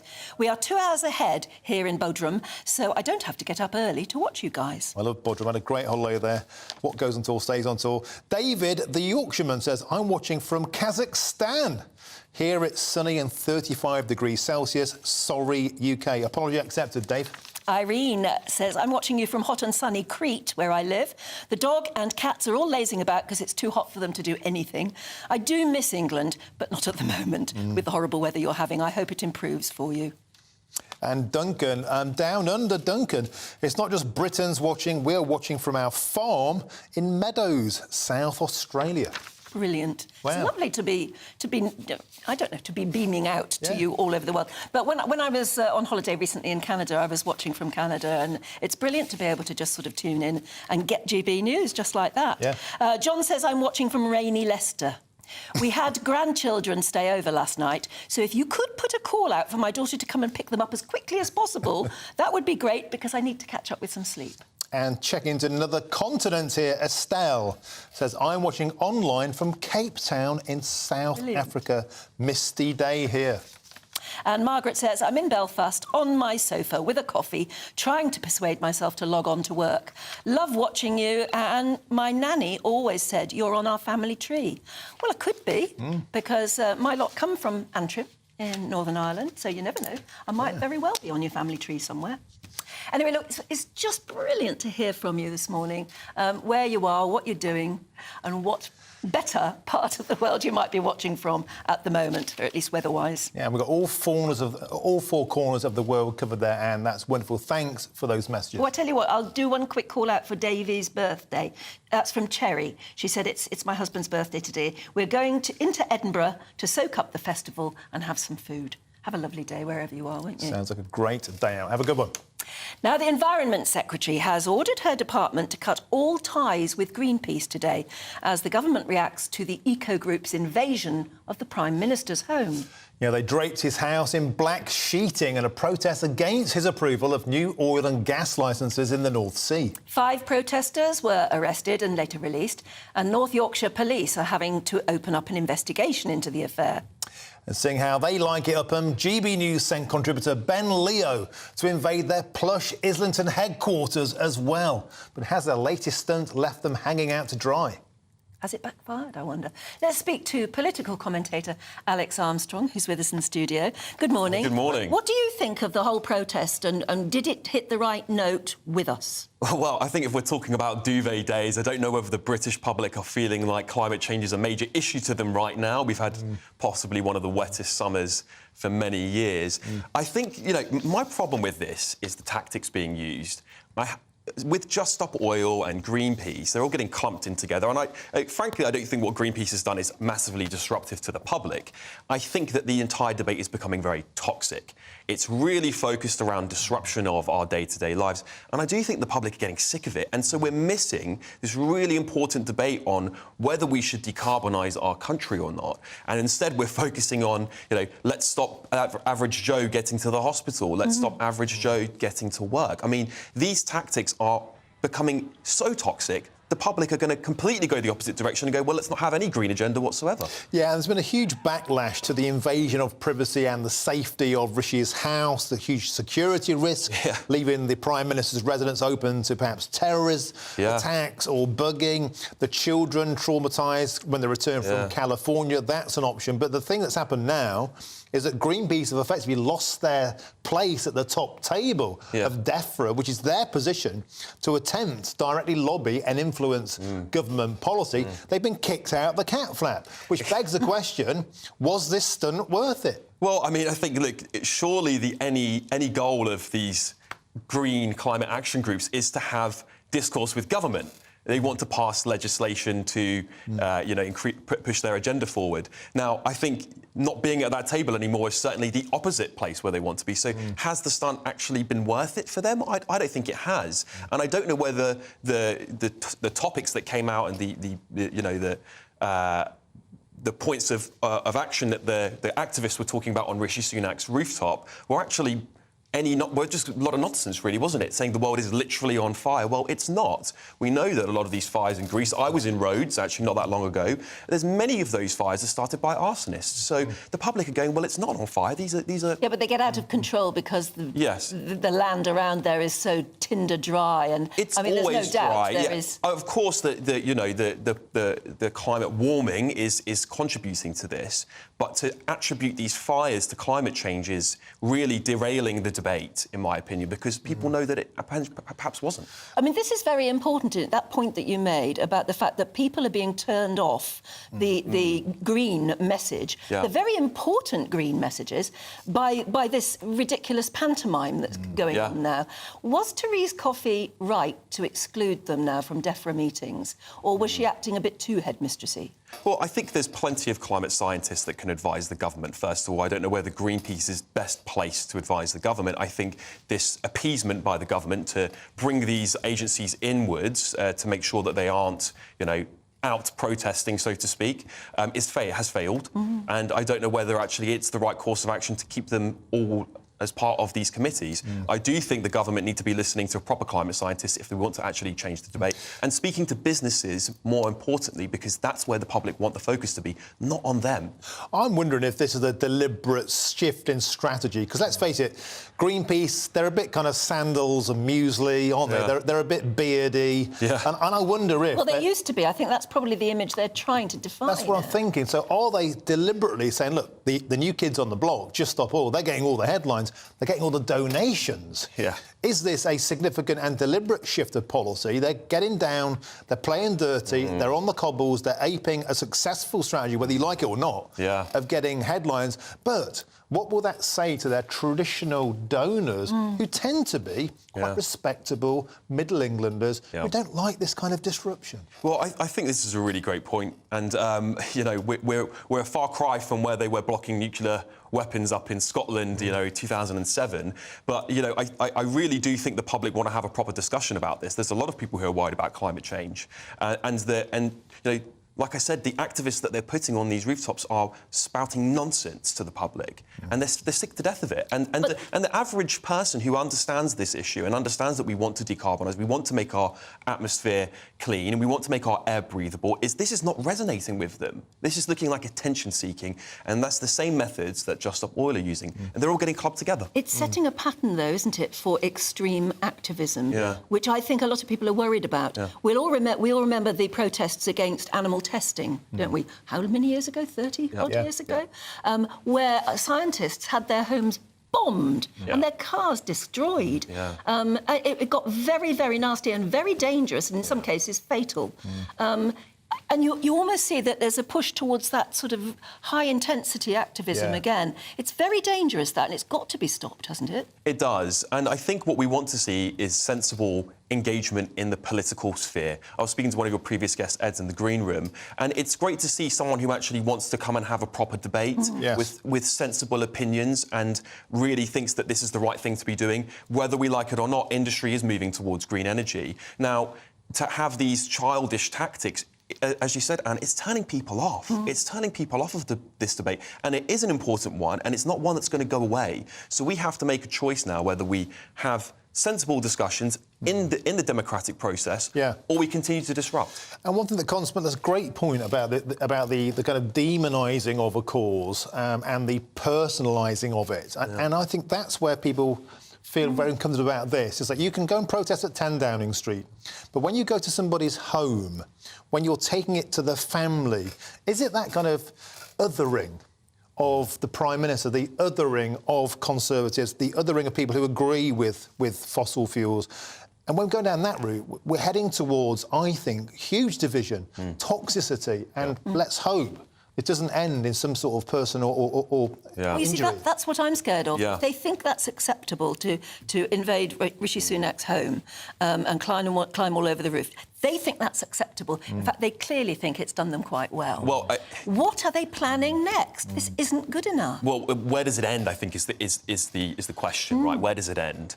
And, you know, look, I will say, when politicians stand in Parliament, particularly if you're the Prime Minister, you are going to be open to protest. It hasn't hurt anybody. However, it is a major security breach. The police have got a lot of questions to answer about this, and the Home Secretary does as well. But, you know, frankly, we shouldn't be doing things like this. We shouldn't be invading people's personal property. I don't think the public necessarily care too much that it was on Rishi Sunak's house. I just think that they care about the message that's coming out, which isn't one that is very productive. OK, Alex Armstrong, thanks for that. But I think people do care about Well, I was just going to say that. Actually, our viewers seem to be very, very affronted that they took it there. Everybody admits that protest is a fundamental right of ours, but they took it to his house. And that seemed to be wrong with so many people this morning. Thank you, Alex. Thank you. Thank you. Right, it's 13 minutes past 9. Let's move on. It's lovely to be with you today, and it's still lovely to hear where you're watching us from. But right now, up to 1,100 Amazon workers have walked out in a long-running pay dispute, a full year since a series of strike actions began. Yeah, the GMB union said its members at the Coventry and Rugley fulfilment centres are not happy with the latest deal, but the online retailer said it offered competitive wages and benefits. Well, joining us now, live from Coventry, is our West Midlands reporter, Jack Carson. Oh dear, the weather's obviously started up there as well in Coventry. Our sympathies. But what is going on? If we could see the factory, or at least the centre behind you with the people, what is going on up there in Coventry? Well, the picket line finished just about an hour ago after they were trying to get people driving into work this morning to join them in this strike today. There was a big queue up the road in this industrial estate here, blocking up the lorries. The police were here trying to coordinate traffic and keep things peaceful, which they did. But of course, this dispute has been going on, like you say, for 12 months now. A strike here at Amazon, the fulfilment centre here in Coventry. The workers have been walking out since January. It's all over a dispute over pay. £15 an hour is what the G&B union are calling for, and they are gaining momentum. That's the word that they've been saying to me. Momentum's the big one, because of course this week we've also had Rugeley in Staffordshire out on strike as well. Since January, it's very much just been this fulfilment centre in Coventry that has been out on strike, but they're feeling now, as another fulfilment centre comes out on strike, and with their members within other distribution centres, other Amazon workplaces across the country, they say that it might not be too long before we see more of a national walkout over this issue. Now, Amazon say that they offer good benefits as well as employee discounts, private medical insurance, and that they regularly review their pay. They say since 2018 that they've risen pay for their workers up by 37%, but Sarah Udin, who is the regional organiser for the NGMB and was here on the picket line this morning, told me that 30% figure is misleading. When you talk about percentage, it sounds like a huge amount. They're still between £11 and £12, and this is coming from a company that makes billions. So if you're saying the percentage that they're using sounds significant, they're still below £12. Some of them are just above minimum wage, and that comes from a company that's made over $200 billion this year. We have members everywhere, and that's the exact same voices that we're hearing is they've all had enough. They can't carry on living and sustaining on the wages that they are at the moment. They refuse to recognise us as a union, okay? They refuse to listen to their workers. It's been a year since their strike, and it's the same message. They want better pay. It's as simple as that. They're not asking for the millions. They're asking for a sustainable living wage. Politics. Yeah, so Amazon keen to stress that this is a fulfilment centre and therefore won't disrupt customers' orders or packages too much. It's not a distribution centre. This essentially services and provides the products into those distribution centres where, of course, they then get sent out to customers. So Amazon keen to stress that this industrial action won't affect orders. There wasn't a rally this morning, but most likely due to the weather today. But again, they're going to reconvene around 5 o'clock this evening for a bigger turnout, more of a rally, to, of course, try and drum up support for those people that are going to come on to the night shift later and see if any more people can join this picket line in this long-running dispute. OK, thanks very much indeed, Jack. You could go off and get a nice warming cup of soup. I think you deserve it, because you are obviously in the middle of what the storm is doing to Coventry, and it is coming all over the UK today. It's Storm Anthony, which is going to have gusts of up to 65 miles an hour. It's going to really batter the coastlands, but obviously, clearly, its effects are coming right inland as well as at Coventry. Yeah, and for more on this, let's cross now to North Devon, where we're joined by GB News South West of England reporter Jeff Moody. Jeff, have you taken off yet?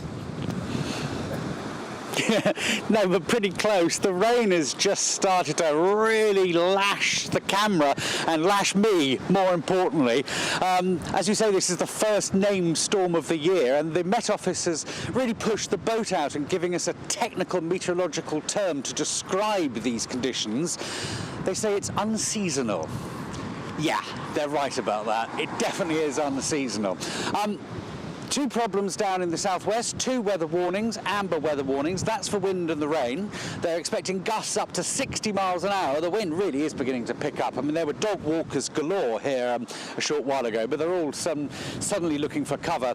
And then in Northern Ireland, there's the yellow weather warning for up to 65 millimetres of rain. The RAC has been out saying be very careful on the roads, make sure you drive very slowly.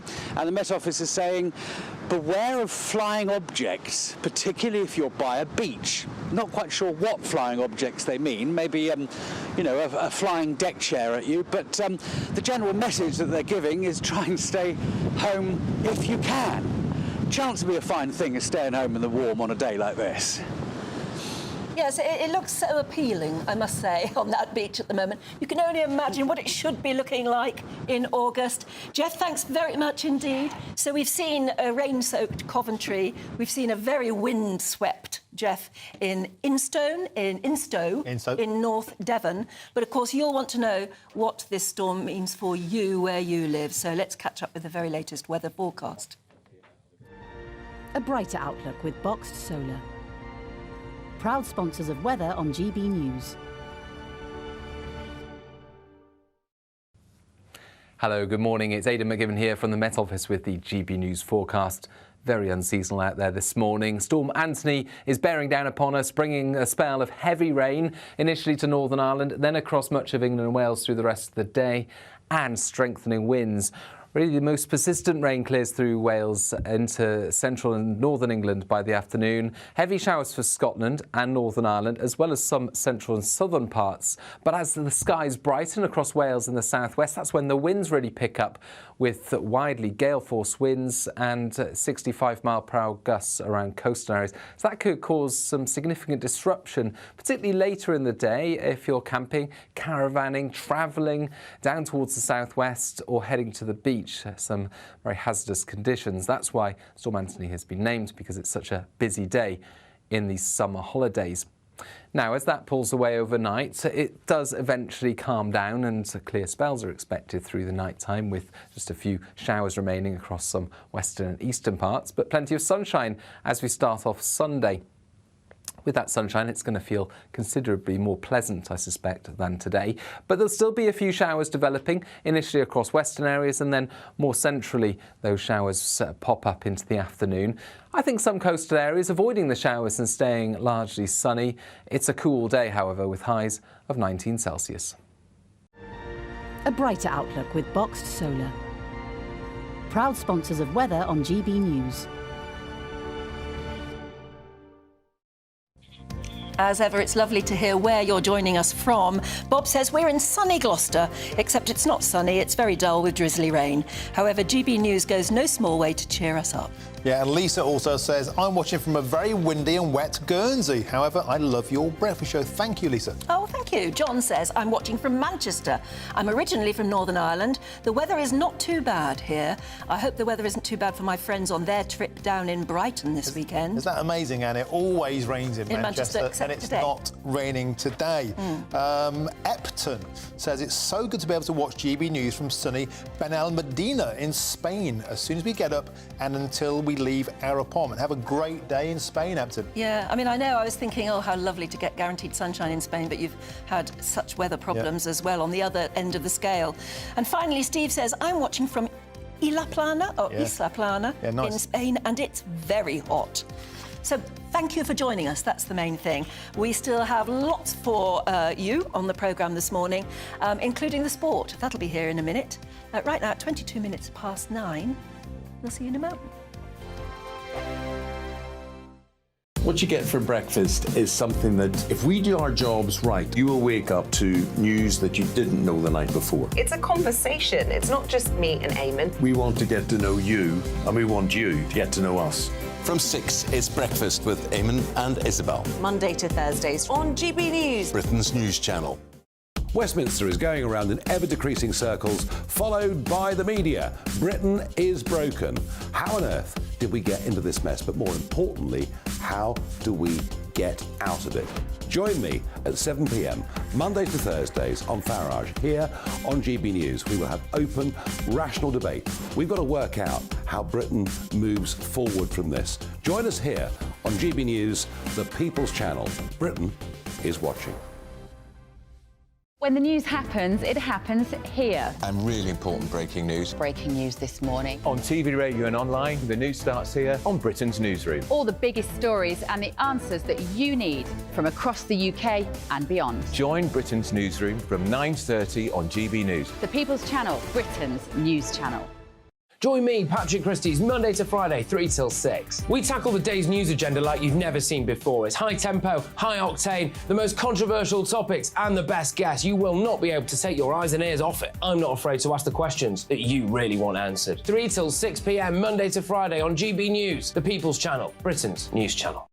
People in Britain, they love free speech, but they also love fair play. I don't care if I'm speaking somebody from a trade union, from the Labour Party, somebody from the SNP. And I think the viewers like to see that actually we can challenge one another, but in a positive way. We think we ask the questions that people want to ask, and often we ask the questions that we wanted to ask in Parliament but never got the chance to ask. So join us every Saturday, 10 a.m. till noon on GB News, Britain's news channel. Hi, I'm Dan Wootton. You can watch me live on GB News Monday to Thursday from 9 p.m. And did you know that you can also watch and listen live on our website, gbnews.com? You'll always be up to date on the latest breaking news, as well as enjoying the best stories, opinions and shows. You can even join the debate under our live player as you're watching. So head straight to gbnews.com on TV, radio and online. GB News, Britain's news channel. It's all about family, being in people's living rooms, all the interaction and getting to know who our viewers and listeners are. When I was young, my dad used to say, "Nana, stop arguing." I wanted an outlet that would enable me to give my opinion. People are going through a really hard time right now, and I know that you don't feel like you're being listened to by the establishment. I came to GB News because it's the People's Channel, and I want the audience to have their say on the events of the day. We're dynamic. We do something different. Democracy shows that the wisdom of the nation is in its people. I get to travel to find out what the story is from a personal perspective. The British people aren't fools. We know when we're not being told the full story. We've got to work out how Britain moves forward from this. It's the best country in the world. The establishment had their chance. Now we're here to represent your views. Britain's watching. Britain's watching. Britain's watching. We're proud to be GB News, The People's Channel, Britain's news channel.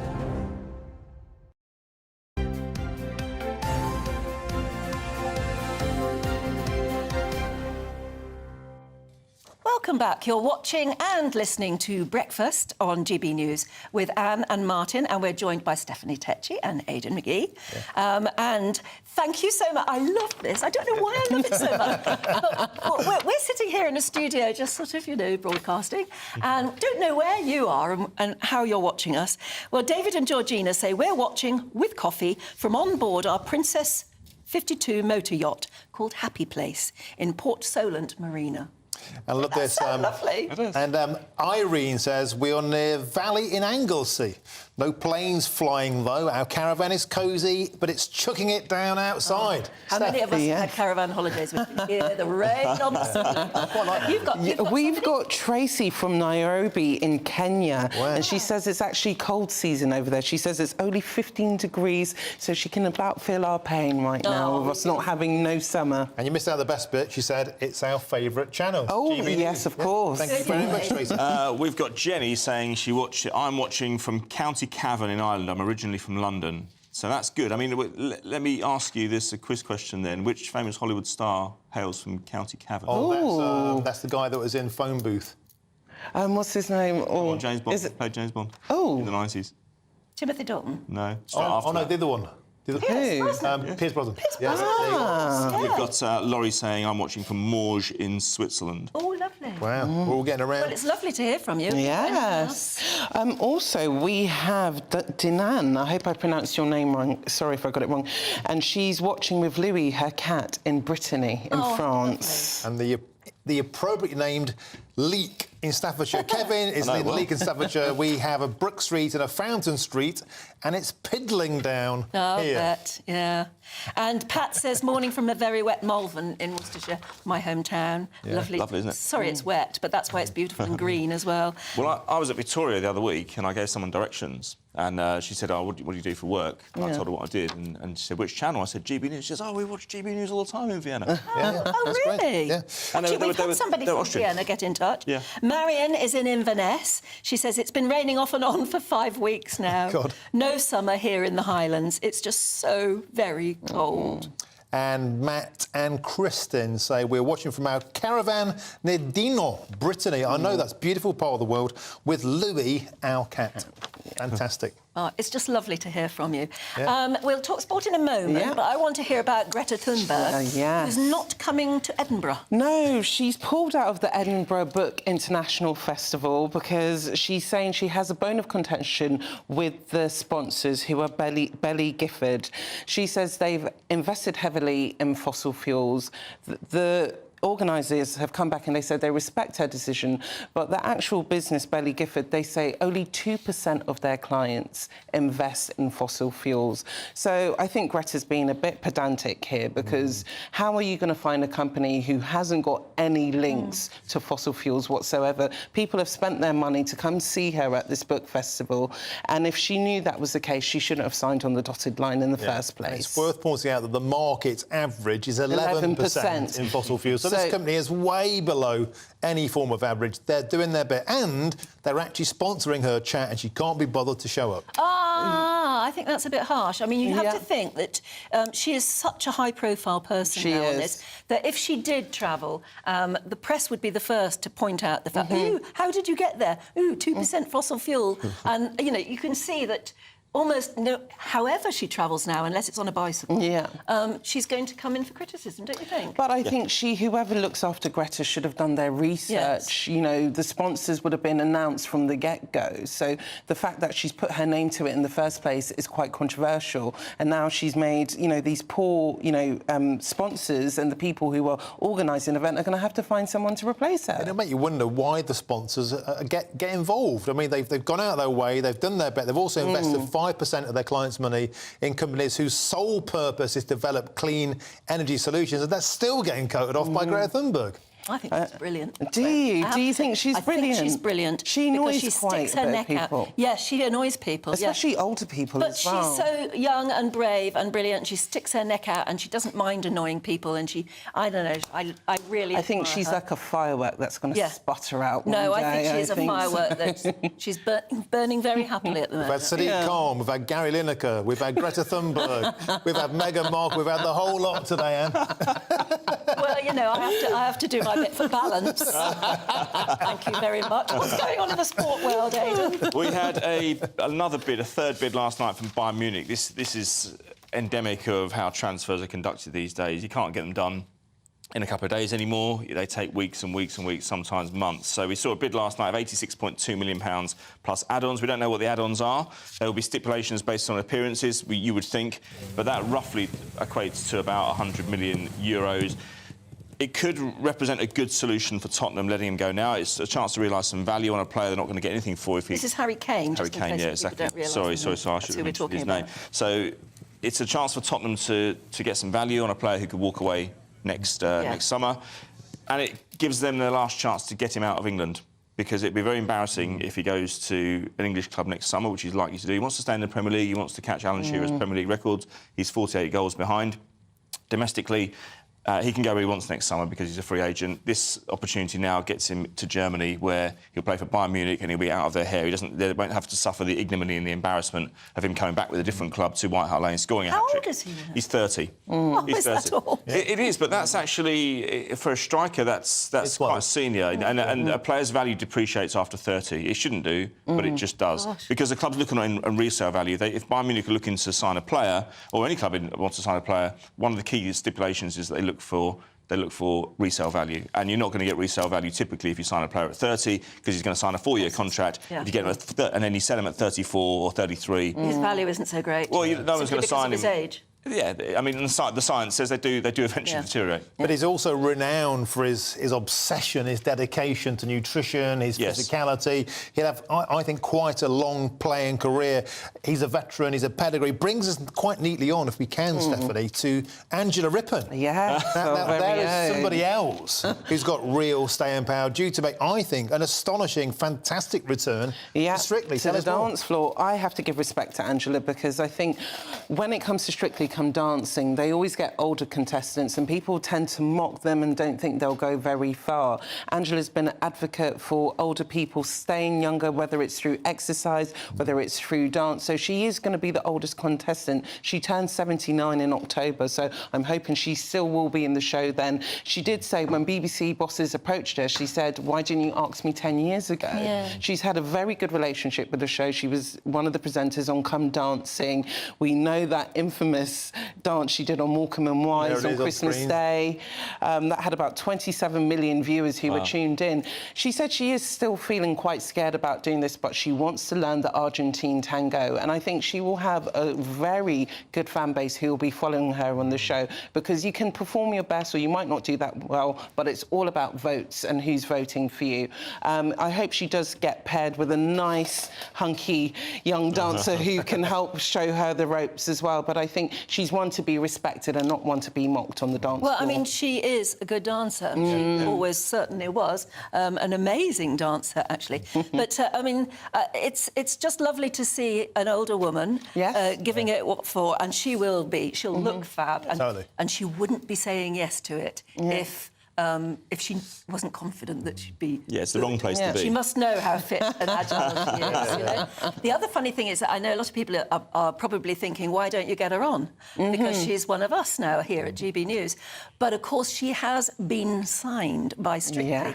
And they take over your life when you sign for Strictly. Right? You can't appear anywhere else. Well, they will have very strict rules and regulations They'll have their about contract. where she can be. Oh, there she is with Stephen. She's on screen now, Stephen. Yeah. But, no, usually when you see people sign for Strictly, they are not allowed to say anything for months. For a very long time. For weeks, the newspapers have been saying Angela Rippon's going to be on Strictly, so it must have been really hard for her not to confirm it. But, you know, once you put your name on the dotted line, you do become Strictly property for, like, the next 3 months or so. You do. And I think she should just become a firm national favourite. She already is. But I think she's doing the fox right out there on behalf of every senior citizen. I think it's an inspirational, fantastic, and it really warms your cockles. And there's definitely, I mean, anyone older watching now will remember why she is such a big deal, because she wasn't actually the first lady newsreader on television in Britain, but she was the first big name. You know, she was the first name who became big.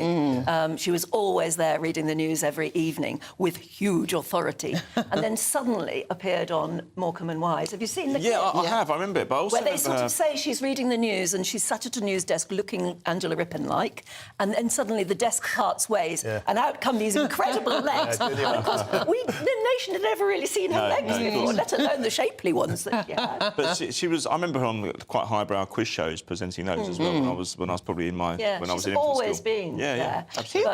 He was the first lady newsreader. Sorry? He was the first lady newsreader. With somebody whose name I literally don't know. I need to Google.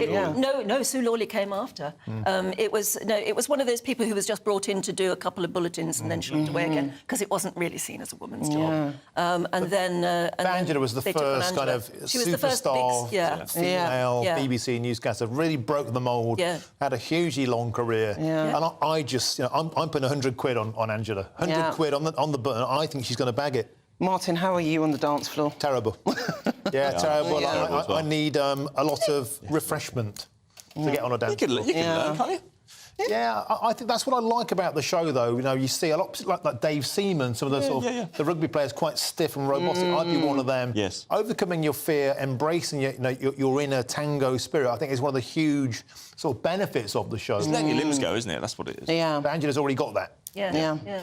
She's already ahead of the some game. people are better dancers anyway than others. Some people have got it. What was it they said about Judy Murray? Yes. That she'd waltzed her way around the dance floor like an ironing board. Oh. If somebody says that about your dancing after weeks of coaching, perhaps that can knock your confidence.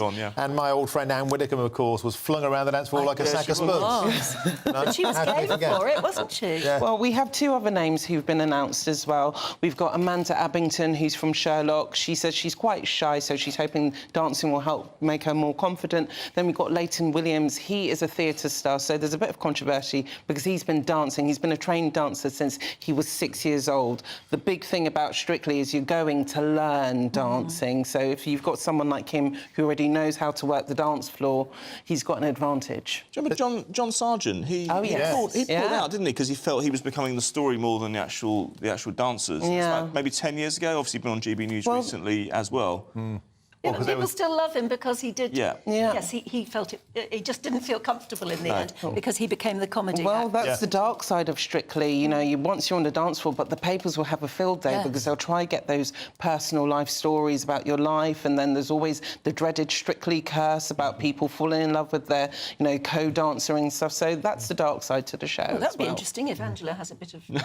Gets a nice toy boy. Yeah, absolutely.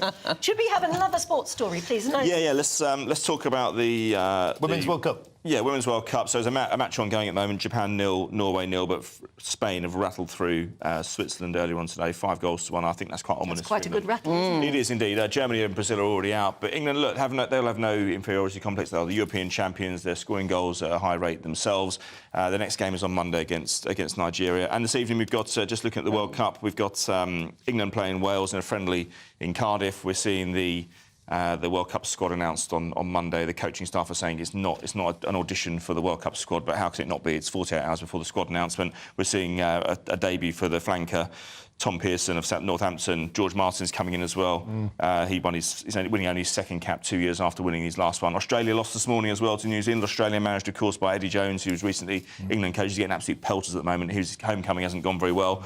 But I can't see past Ireland and France for this World Cup, and I think France possibly more so because it's in France. And England kick off against Australia on September the 9th, I think it is, against Argentina in Marseille.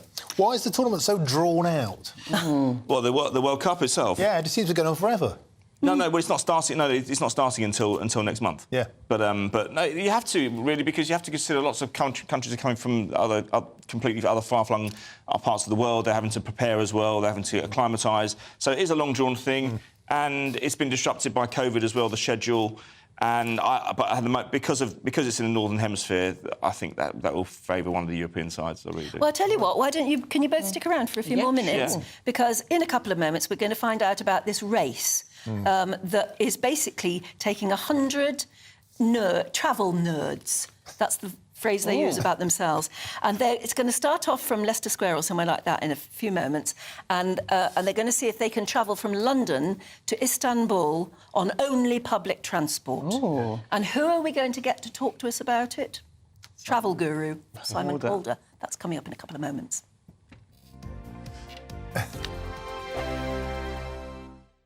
The Live Desk with me, Mark Longhurst. And me, Pip Thompson.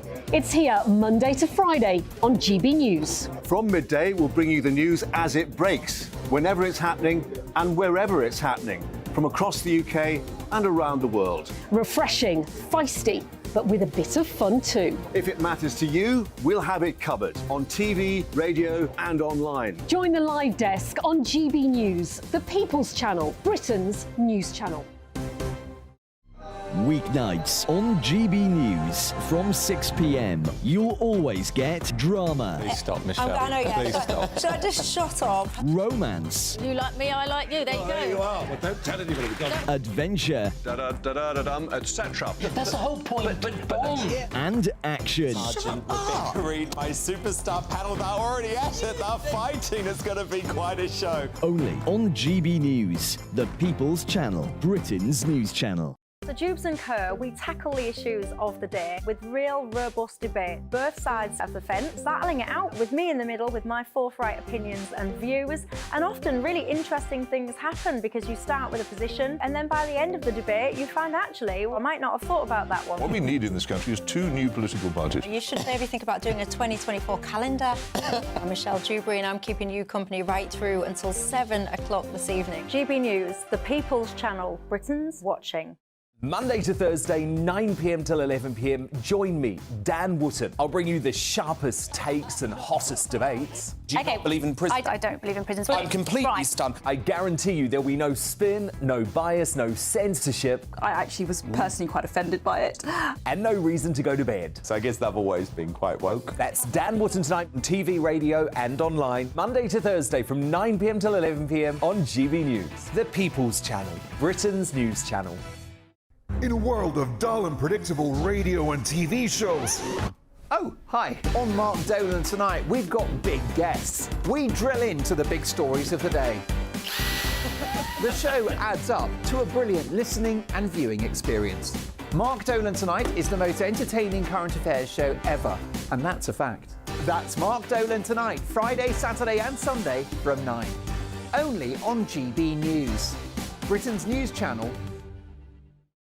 Like all families, we have arguments every now and then, but actually we agree on what the mission of GB News is, and that's the most fundamentally important thing. GB News provides the kind of platform that lets all voices be heard. We don't hold back. We're free to say what we really think. Just because some people who live in a tiny little Westminster bubble think that their particular story is important, that's not the most important story for me. And often there will be difficult stories, stories that you won't find on the establishment media. Because what people think in the north of England may be very different to what they're thinking in the home counties. We're going to carry on telling the world what life is really like for households up and down the UK. We love to be in your car, in your kitchen as you're having your breakfast. Whatever you're doing, you are part of the show.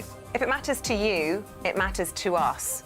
Britain's watching. Britain's watching. Britain's watching. We're proud to be GB News. The People's Channel. Britain's news channel.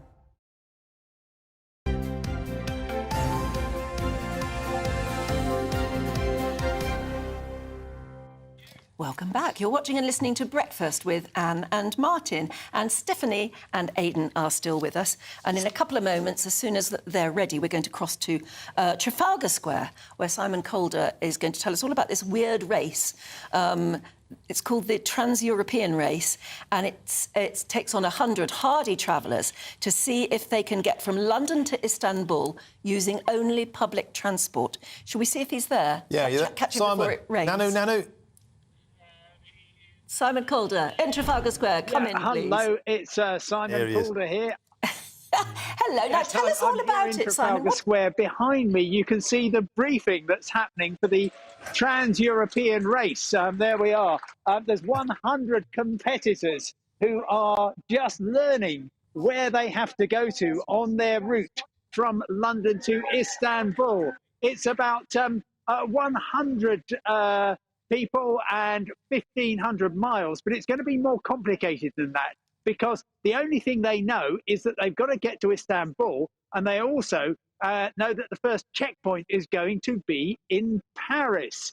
However, they are also going to have to get to a number of other checkpoints along the way, lots of them booked on Eurostar. The train will be leaving in about 11:30 today, and they will be racing against the clock to try to get to Turkey's largest city. The deadline is next Saturday, and there's a couple of prizes. One is for just being the first person there. Another one is actually for going to the most countries along the way. So there'll be people popping into Liechtenstein and Andorra and possibly places like that.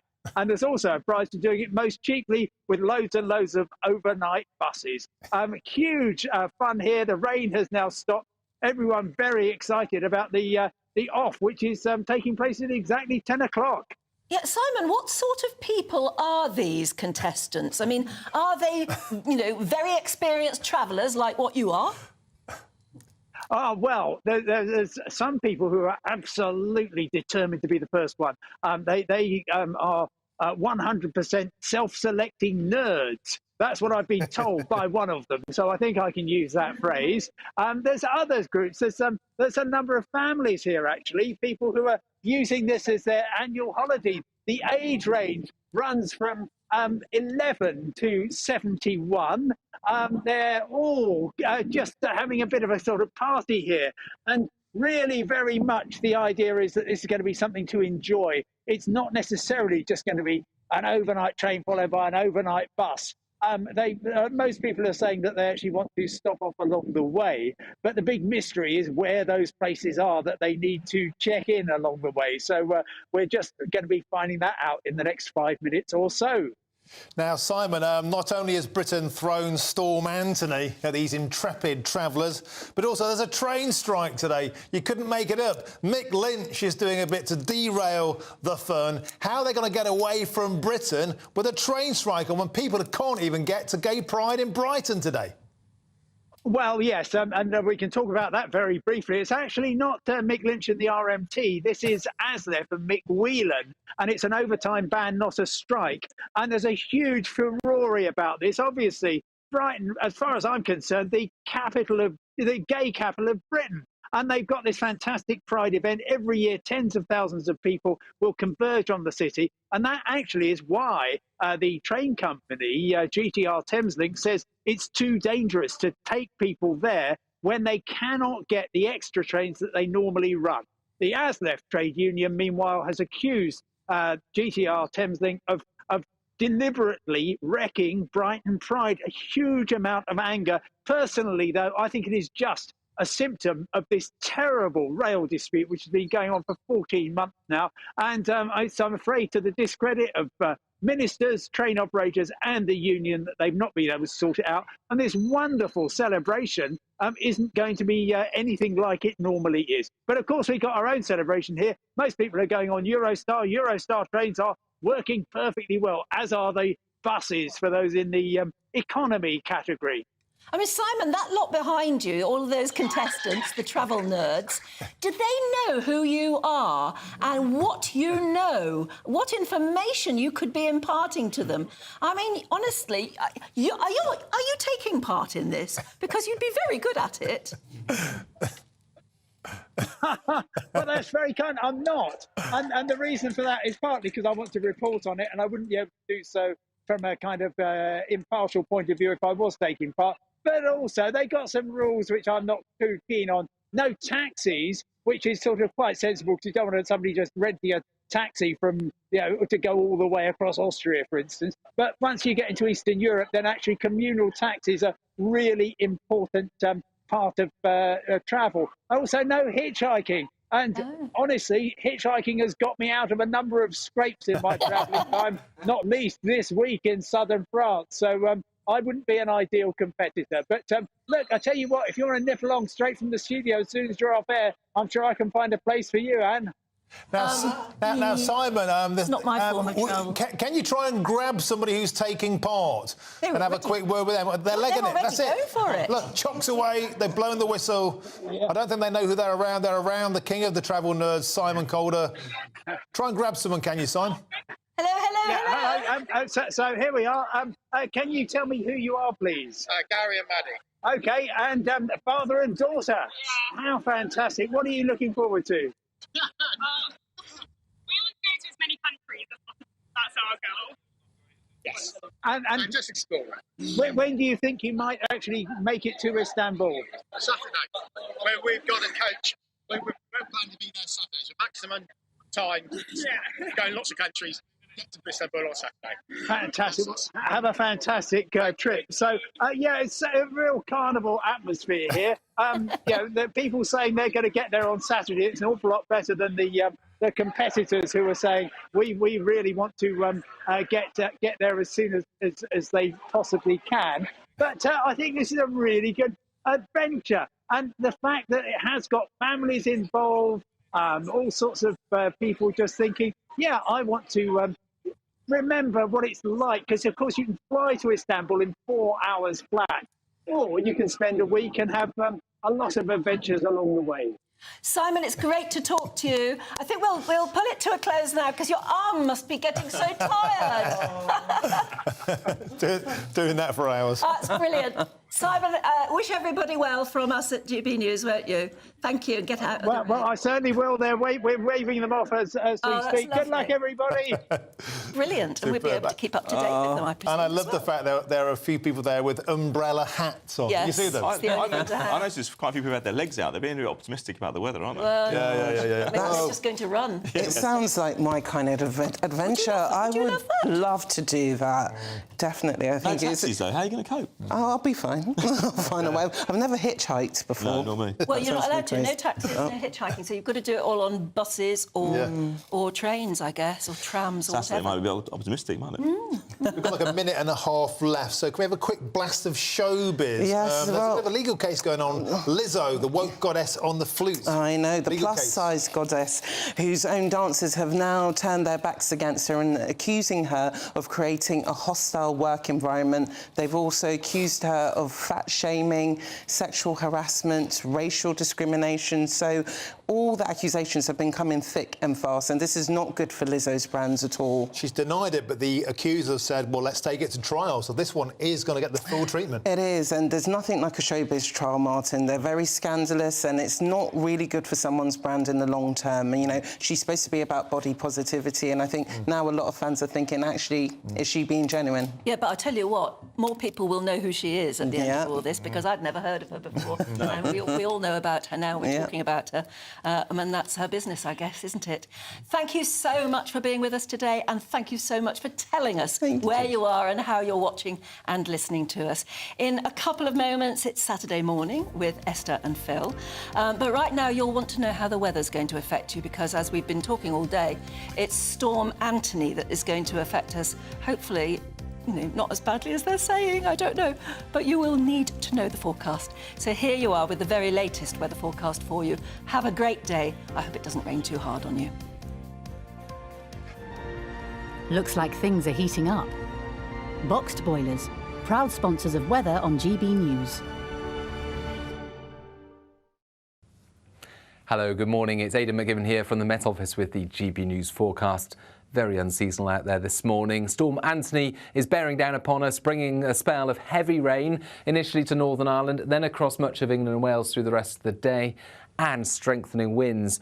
Really, the most persistent rain clears through Wales into central and north.